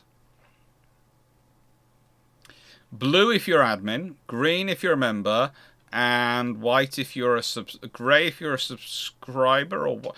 Is it white if you're a subscriber and grey if you're not? No, grey if you're a subscriber and white if you're not, I think. So basically I can tell if you're chatting whether you're a subscriber, a viewer, a member, or an admin.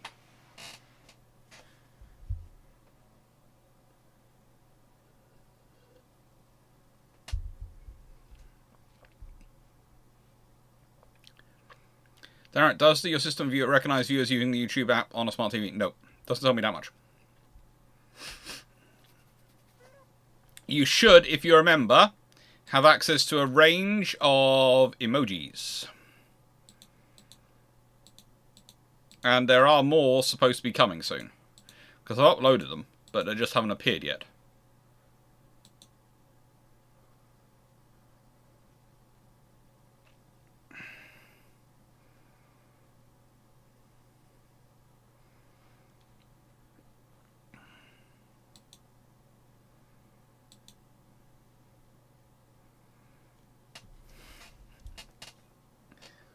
$85 members just today should help. It should do, yes.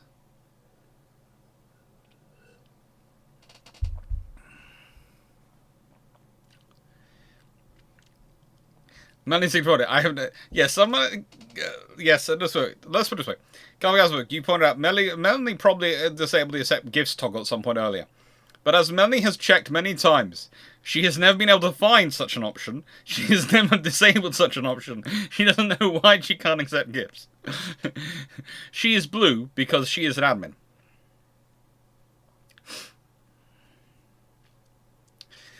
Enjoy, DeBrock.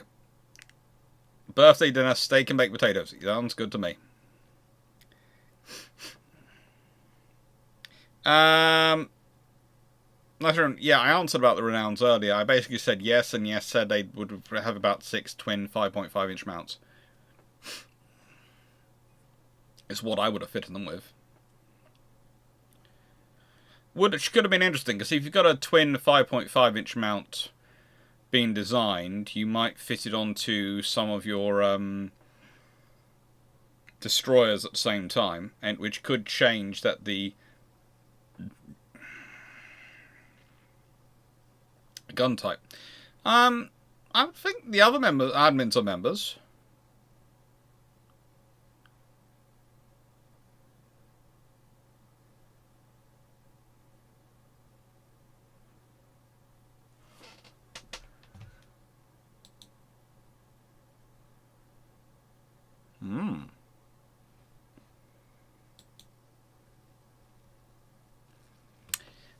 What if in 1937 the Royal Navy managed to make an auto-loading 5¼ inch gun with automatic fuse setting, but for reasons can't scale it down to 4-inch weapons? Would the Iron switch their future destroyers to 5.25 inch guns? Probably not, because of the weight you're putting into the destroyer. In 1937, if you're still building destroyers to roughly treaty limits, that's going to be a very heavy gun. However, by the time you get to something like the battle class, you probably would be fitting it to them. Memberships do help feed the logarithm. Thank you. The things that help feed the logarithm, by the way, and this is for all channels. If you're interested in supporting a channel, commenting. On this channel, I basically started by accident to extent, and now I'm pushing it quite happily. Bravo Zulu.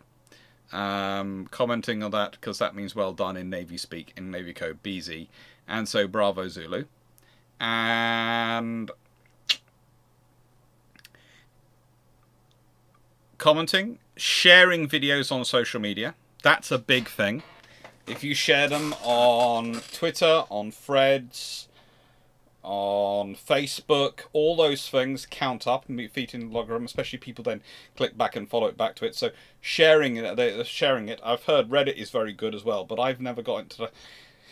Me and Reddit and the other thing which is like it, which is sort of, I'm not sure what it's called, Quora, I think it is. I try and read them, I try and get into them, but I'm terrible at posting stuff to them. I have long conversations because, what's his name?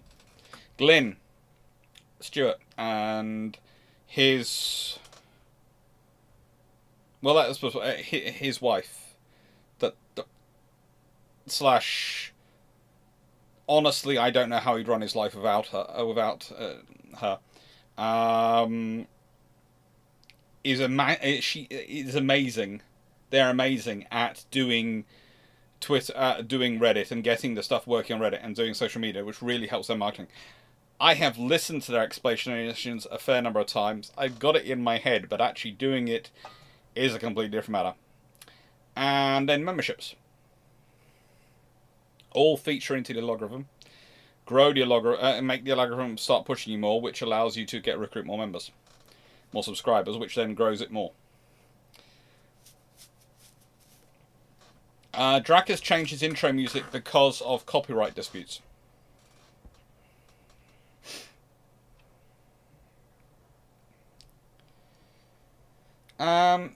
If during the interwar period the Royal Navy had 3 27,000-ton Courageous with 52 planes, 1 Eagle 25, and 1 Hermes and Argus with 20,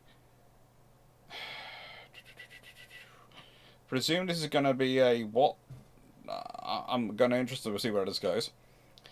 But I'm going to go to Blackburn Maximus's question because you've still got another part of your question at least to go, and I'm reckoning probably a fourth part in the end. If transitions were invented in 1938, what impact would that have on World War II? It would make radar a lot easier to implement and a lot more interesting in terms of capabilities if you have transistors.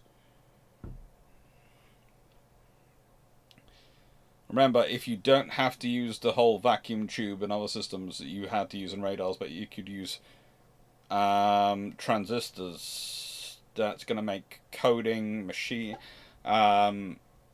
various forms of early computing systems, it's called early computing systems, and radar a lot better, a lot easier to build.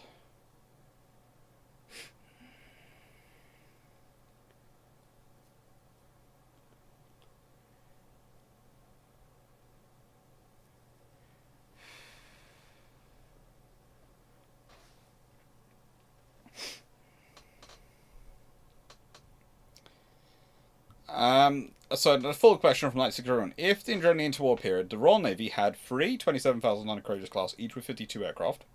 Okay. 1 Eagle 25. Fine. 1 Hermes and Argus with 20. The US Navy had its Langley with 36 aircraft and 2 Lexingtons with 78. And the IGN had the Hosho with 15, the Akagi and Kaga with 60 aircraft. Would the RN's decision to go smaller carriers be a case of good idea for long term or a short term mistake?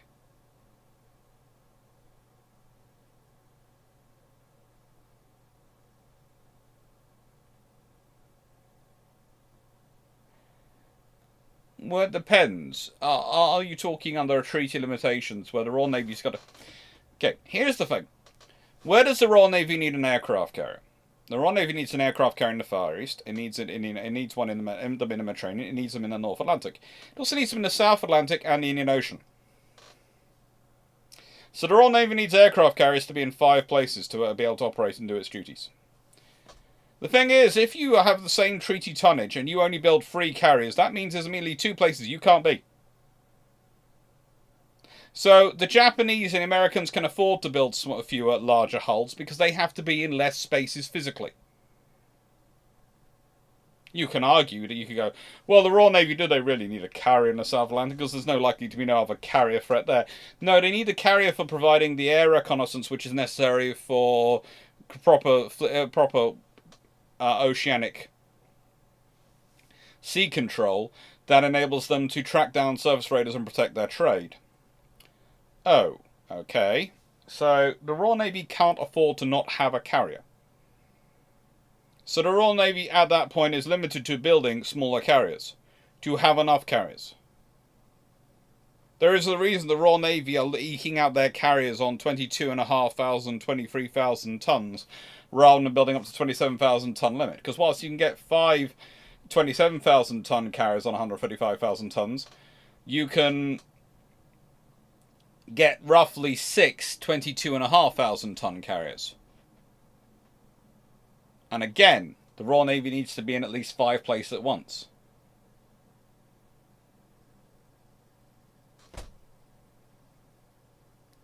So it's a case of, yeah, that you can argue that bigger carriers are better. But then you can't be in as many places. What would the Royal Navy like to do? The Royal Navy would like to be able to build as many carriers as it wanted, and basically as big as it wanted, and then it would have big carriers.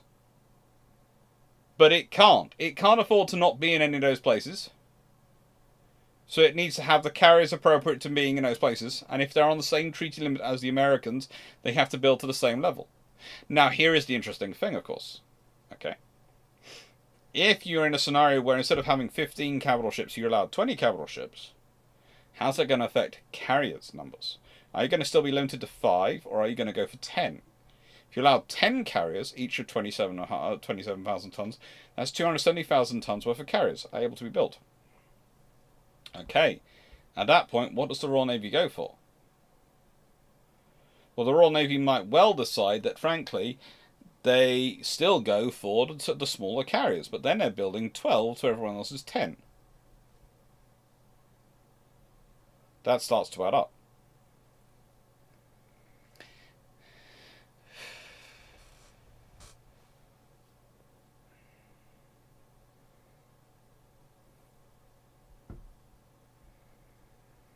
New IQB 442. If the ship crew ever get a side scan radar sonar, have you been listening into our conversations? Can I run up and down Cardigan Bay when you're not using it? How well would a side scan work in 20 meters to 40 meters of water? Depends what you're using it on. We're actually looking at a UUV potentially as well.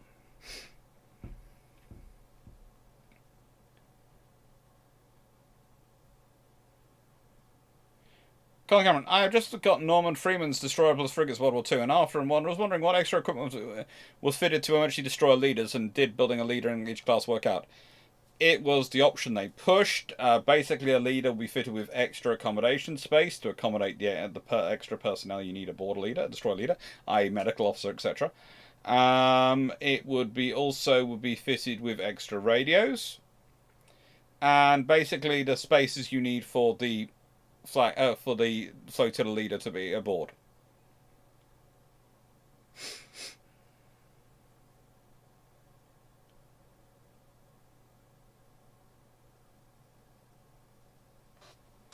Hey, by gum.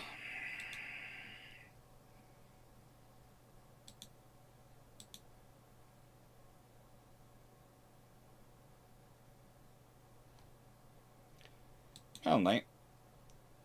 In the future, just remind me of these things. Let's see.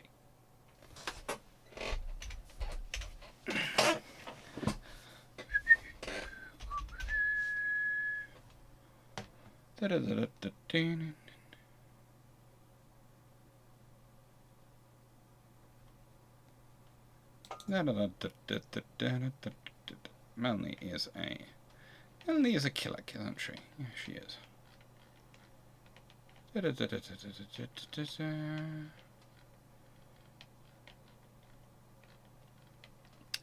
This takes seconds to sort out once I can actually find the people involved.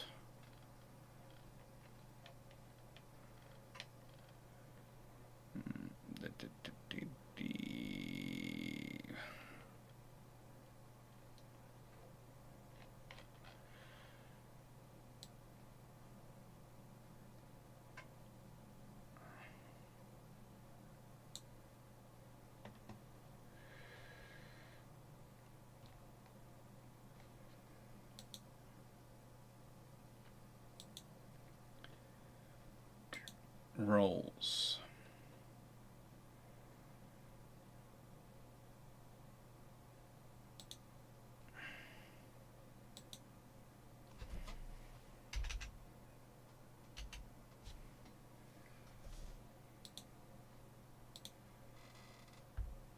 There we go.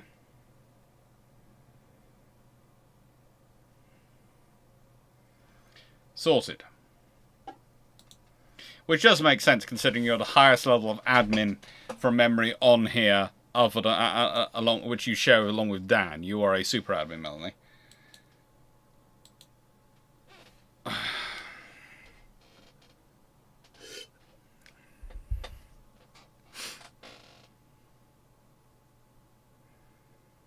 The Royal Navy should really fought to keep under 10,000 tons. I think the Royal Navy. The thing is, the Royal Navy decided very quickly they didn't want that building a practical carrier, which was useful for naval perspectives as well as an escort carrier, required at least 11,000 tons. And that's where you have the Hermes come in. And if you look at the attempts to build something under 10,000 tons, that really doesn't work out. So basically, it needed to be 11 to 12,000 tons. So that's one of the reasons why the Royal Navy didn't fight on that one.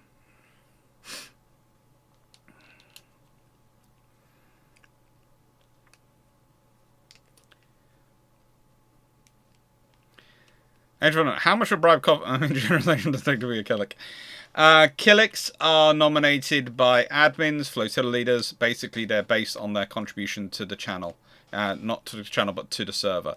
So if you've consistently demonstrated that you provide good content and you chat away in the server in good faith, you're then... we open up the Killick channel. And basically, the Killick channel is just... How do I put it? It's... where all the it's more likely to be visited by Drac and a few others like that as well. So that's sort of the Killick channel. It's where a lot of interesting discussions do take place. but they're where it's shown that people who are consistently will discuss in good faith and being polite and respectful of each other get put in, and it's when they're recommended by the admins. Or bribery. Jack Ray's pointing out bribery, yes.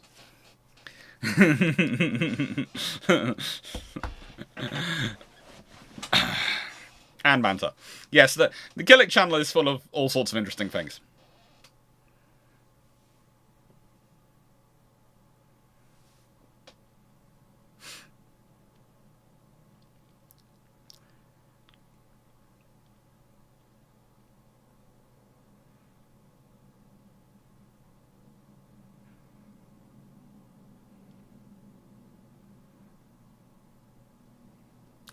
And hamburgers, mirrored landing site levels. Is it better for them to be flush with the flight deck or, say, 4 to 6 beneath it? Trying to figure something out. As a rule, it's better for them to be not 4 to 6 foot beneath it, but not quite flush either, from memory. But there are compromises you have to make, and it does depend on the approach speed of your aircraft. Case of Iron Brew per month per Killick nomination. Oh, that would be so tempting, but no. I wouldn't be that cruel. Don't worry, no, Steve. I don't have time available to do much posting. No, it's not. It's quality over time. And it's a case of... how do I put it? Some people do not post that often, but are in the Killick channel because when they do post, it's very good quality.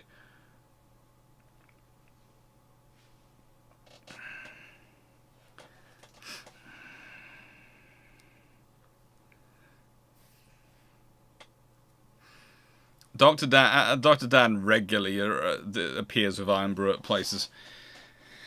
During the Canada trip, did you visit the Blue Nose too? If not, would you on next trip? Would on next trip. Didn't manage to visit on this one.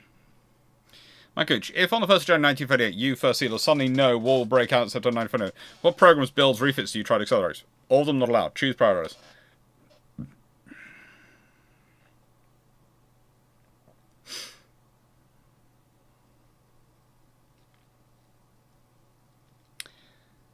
If I know it's going to be January 1938, it's going to be 1939, and I know I've therefore got 18 months, I accelerate the illustrious class as fast as I can. I probably bring forward the ordering of the Flare class. I bring forward HMS Unicorn. And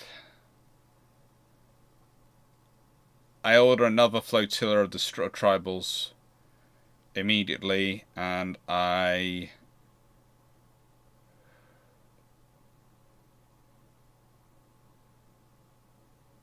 Okay, so the things I'm going to concentrate on are Flare-class corvettes in terms of a crash build program.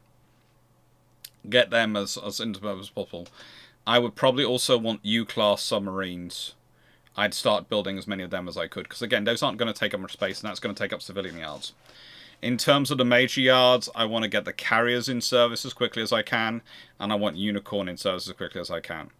So I'm going to push those through. What else do I want? That's if I can then have space that I can get an extra flotilla of tribal class destroyers on construction compared to current, they're going to be ordered. But that would be it. King George V, yeah, it's tempting, but no. Push the Renown rebuild as rapid as I can. Push to make sure all the rebuilds of the Queen Elizabeths are going as fast as I can do, but they're sort of my second tier priorities versus the first tier, which are that mixture.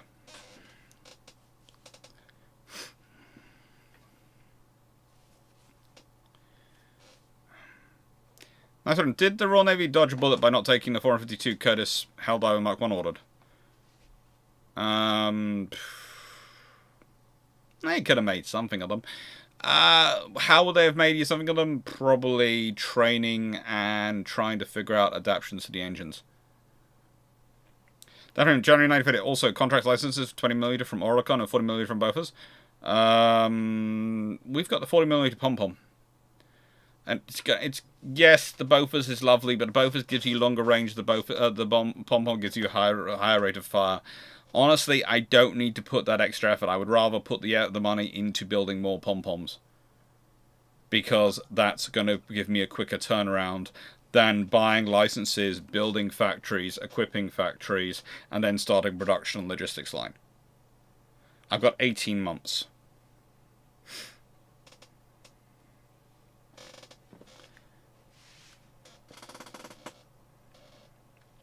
Maybe stop the madness of the 4.7 inch 50.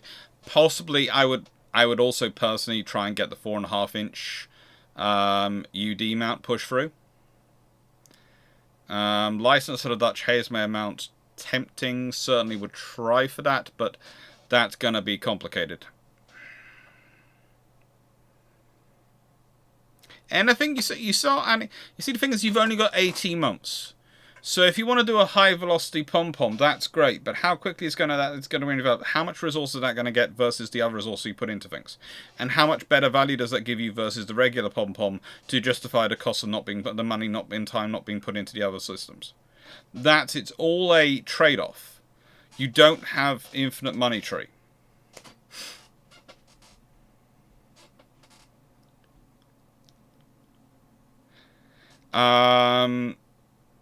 Maybe have a project to tropic-proof your radars and make pom-pom tracer ammo. Potentially, those things could be done a lot more quickly. Tracer ammo for pom-poms, etc.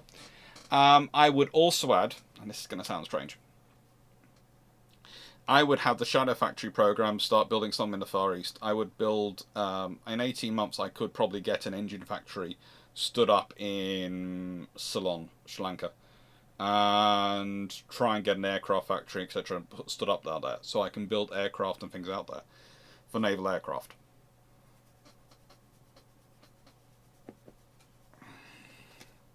Tracers for pom-pom is probably quite a project you could do quite easily. That's right. What really made armor on warships disappear? Who said it's disappeared? Basically, it's a type of weaponry you're dealing with nowadays. The whole kind of a missile hit is so likely to hit and so guaranteed to hit, and is probably from the angle it's going to hit, that armor against it is very difficult. So your best thing is actually subdivision and survivability that way. So your survivability is through compartmentalization rather than armoring. So that means the armor then becomes weight which you can use elsewhere. However, I will say this.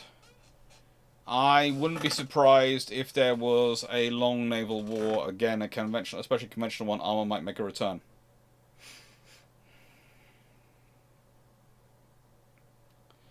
If King George III visited the British colonies in the Americas, what kind of ship would he be transported in? A Royal Yacht or a first rate or something else? Royal yachts at that time were not really designed for transatlantic crossings. Probably would be put in a third rate, because it would be suitably quick, and would be given and it would have a suitably large escort. In that there would be the royal ship, and there would be the squadron designated to defend it.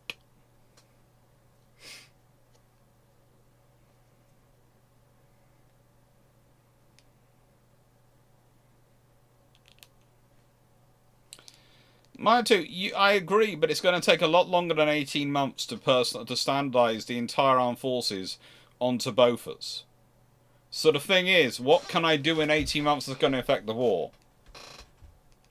Standardising the army, the air force, I would spend the entire 18 months fighting that battle in that political battle, which would take all my time, all my resources away from fixing everything else I need to do. It's just not a battle I need to take on, and pom-poms will do fine for me at the time, and they'll do fine until about 1942, 43. So in the nicest way, if I have foreknowledge, I know that. Even if I don't have foreknowledge at that time, it's not something I'm going to worry about. I would also do some massive concrete work quickly at Scarpa Flow, which could be done. Some massive concreting work up there.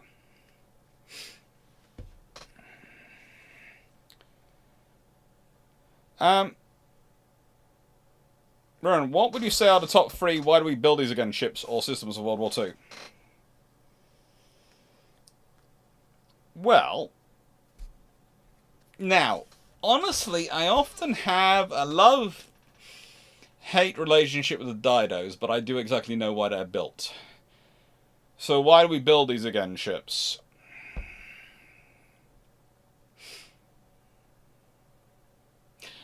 Well,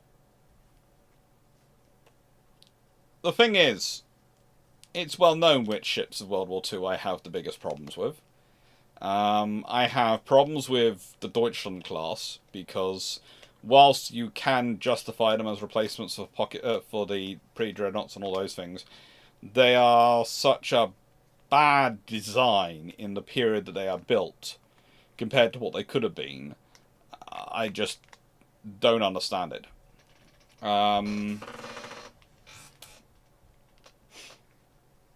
There are so many ways you could have built a more efficient, better design, and just by copying what others are building would have been the sensible thing. You could have even put all 6 guns forward, and that would have been helpful. Similar with certain light cruisers of the German Navy.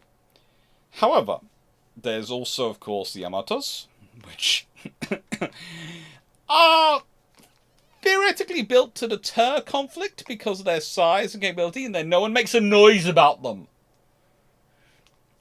Something cannot be a deterrent if your opponent does not know you have it. There are surprise systems and there are deterrent systems. Surprise systems are there to win wars. Deterrent systems are built to buy time for you to implement the surprise systems. Hey, caramba. There's the Burn, but that was built because it's a conversion. Oh, Lord. There's the Graf Zeppelin, which was never actually completed. For the Royal Navy, you see, most of the ships which are built, which are problematic in World War II, were built because they were useful for World War One, and they were jolly useful in World War One, so they make sense. And they weren't that unuseful in World War II. There are certain vessels which are problematic, but they're not massively so. The US Navy has their own issues, but they're not massively so. The main problem for the US Navy is they didn't have ships in the interwar period. And the main problem for the US Navy isn't that, also, especially with their cruisers, etc., is that their own operating doctrine doesn't include things like zigzagging. And by the way, Melody 640, I'm going to do a 60-second on zigzagging, on why zigzagging matters and why you zigzag. That's going to be a hot tub historian video. Why to zigzag?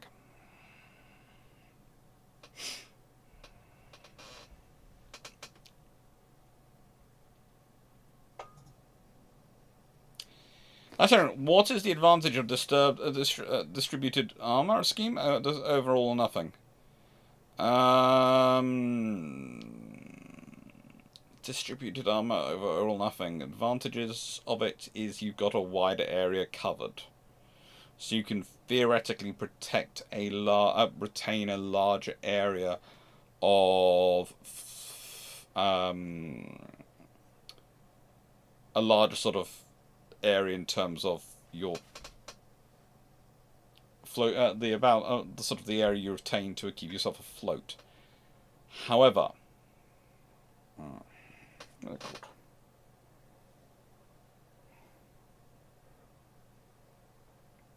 I'm forgetting.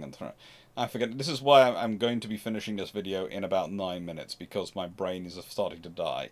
I didn't think I could do books and talk today, so I did talking, and my brain is now starting to visually get to the point where I can no longer do talking. But in terms of the area of the ship which retains the viability for flotation, retains the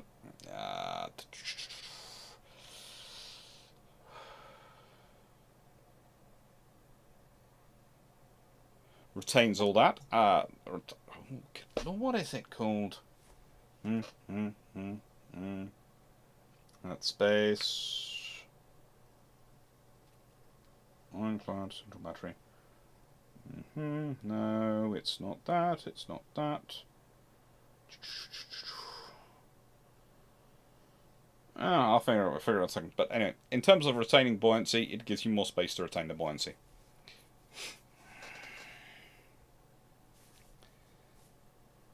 Yes, I did answer the Curtis held over question. No, and I'd say everyone, so I answered that earlier. Running on, how was the seriousness of the OGE-6 frigates of the USN? But no way, how will they handle ocean crossing compared to the contemporaries? They weren't that bad.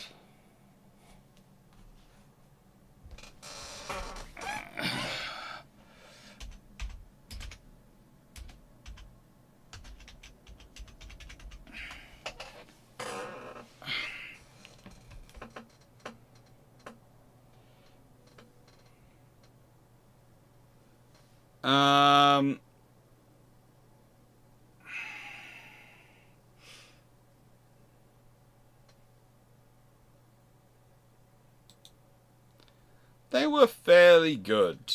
You know, they were fairly structurally sound. They had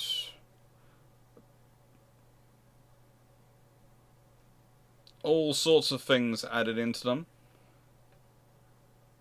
And they were capable vessels. They just have the classic problem. They are bigger than any other frigate, which is useful. Gives them the firepower to fight other vessels. But they're also, how do I put this, not powerful enough to fight. They therefore, because they're powerful enough to fight other frigates and beat up other frigates, and they do well, that one, they then receive the joy of being large enough that something else wants to come along. And in the Royal Navy's case, what turned up was, if I remember correctly, 4 ships from the Royal Navy.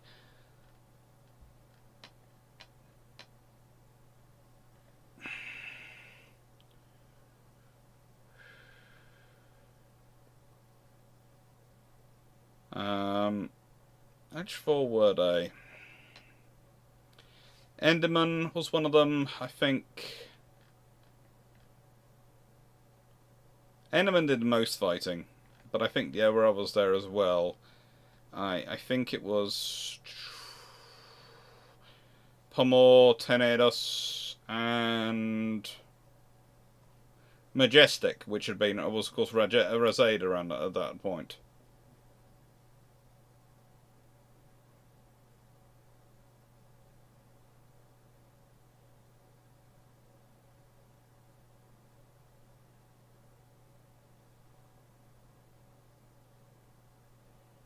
Yeah, so they have Enderman as well.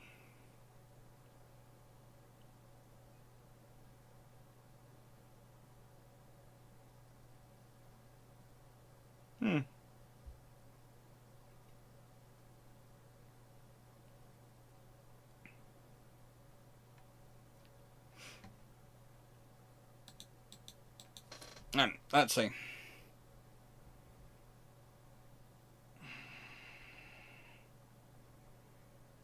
But I would say the reason I was talking about President was because, if I remember correctly, she didn't have the diagonal braces of some of the other OG-6 ships, so she actually warped more in the water than the others, which made her less good for oceanic crossing.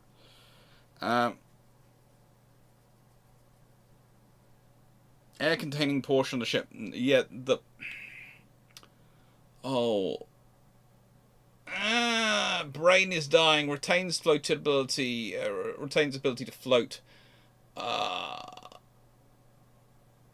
Oh, good lord, brain is literally dying. I'm gonna go to bed and I'm gonna go... Floatability is not what I'm talking about. I know it's not what I'm talking about, but the actual words and the whole thing... Buoyancy! Okay, the buoyancy retaining, and it's... Citadel. Yeah.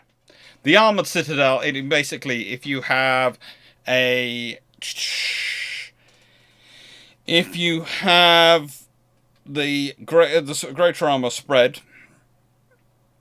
of the system we're talking about, which is sort of the then rather than all nothing, you have The answer is you have you tend to have a larger citadel space, a larger citadel space in theory, which has better, therefore retains buoyancy over a large area. However, with all or nothing, you tend to have a slightly smaller citadel in terms of breadth of hull, but it's more heavily armoured, so it's more likely to retain its buoyancy. There you go.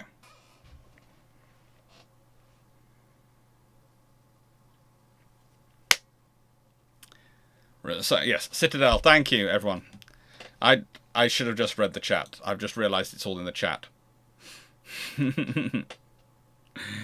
Oh, I'd flicked off the chat for a bit to look up notes on Bofors again, and their museum, and the very nice 6-bedroom bungalow which I'm looking at in Devon for my family, and hopefully my family to move into. Well, when I say 6-bedroom, it's got 4 bedrooms in one, and it's got a 2-bedroom annex, which is enough space for me to have an office, and probably a spare room if some people have to come and visit.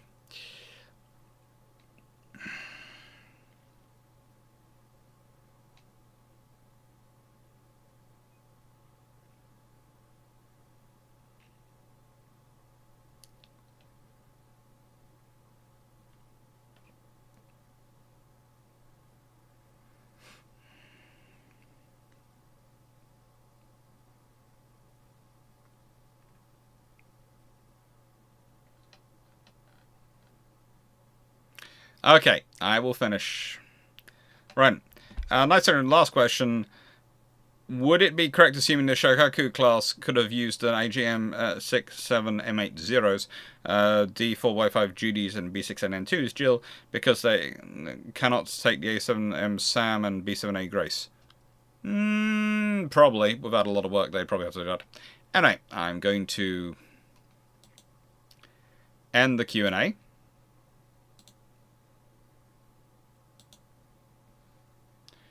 And then remove that. And go, thank you very much, everyone, for watching. Thank you, Architect996, Runon, I2, H was Verdun, Chris Shea, Dan Freeman, Stafford, Steve Clarke, Melanie6040, Seneca Nero, Michael Cooch, Jack Ray, Colin Cameron, Constant Drowsiness, IO2, have I said that? Danny Wright, thank you, everyone. Thank you, Steve Clarke, Leah Gazebo, Night to Heron Productions, thank you. Thank you, Albert Zaski, thank you, John Shea, thank you, DMAC. Thank you, everyone. Michael Cooch, thank you, thank you, Steve Clarke, thank you, De Brock, thank you, Anouk, thank you, HMS Verdun, Darius Radsky, Wayne's World of Science and Technology, thank you. Basically, thank you, everyone. Thank you, Agas Filters, Laurie Laton, Wade Ernart, thank you, History Vanguard, thank you, Potato Whisperer. Thank you, Fives. Thank you, Cjun90. Thank you, Gok Bay. Thank you, Sean Brennan, Gresley A4, Thomas Van der Velde, Annette Rotopole, Admiral Jellicoe, Freelancer, Nautical Wolf, Funny Bike, everyone else who's got a membership this evening. Thank you, everyone who's been chatting. Thank you, everyone who's been on here. Thank you, Vault Boy. Thank you, everyone, and take care. Yes, I'm reading off the membership gifts and going, hang on, they're all the memberships. They've been chatting away. But yeah, thank you to everyone who's been here. Thank you to everyone who's watching, and thank you to everyone who's here. Thank you, Mole's Revenge. Thank you, everyone, and have fun.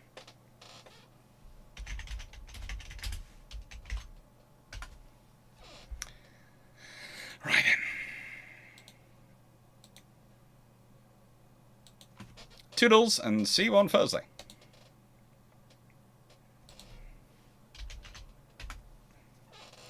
Thank you, Stafford. And Stafford, get better. Listen, don't stress yourself out. Actually get some sleep. And don't get woken up all night by a poodle who decides to keep using your head as a thing to smash a paw into. He was fine. He was just dreaming funny. I do not recommend sharing your bed with dogs. Not that you have much choice with poodles and corgis. They can literally get their way from anything, but you know. Take care.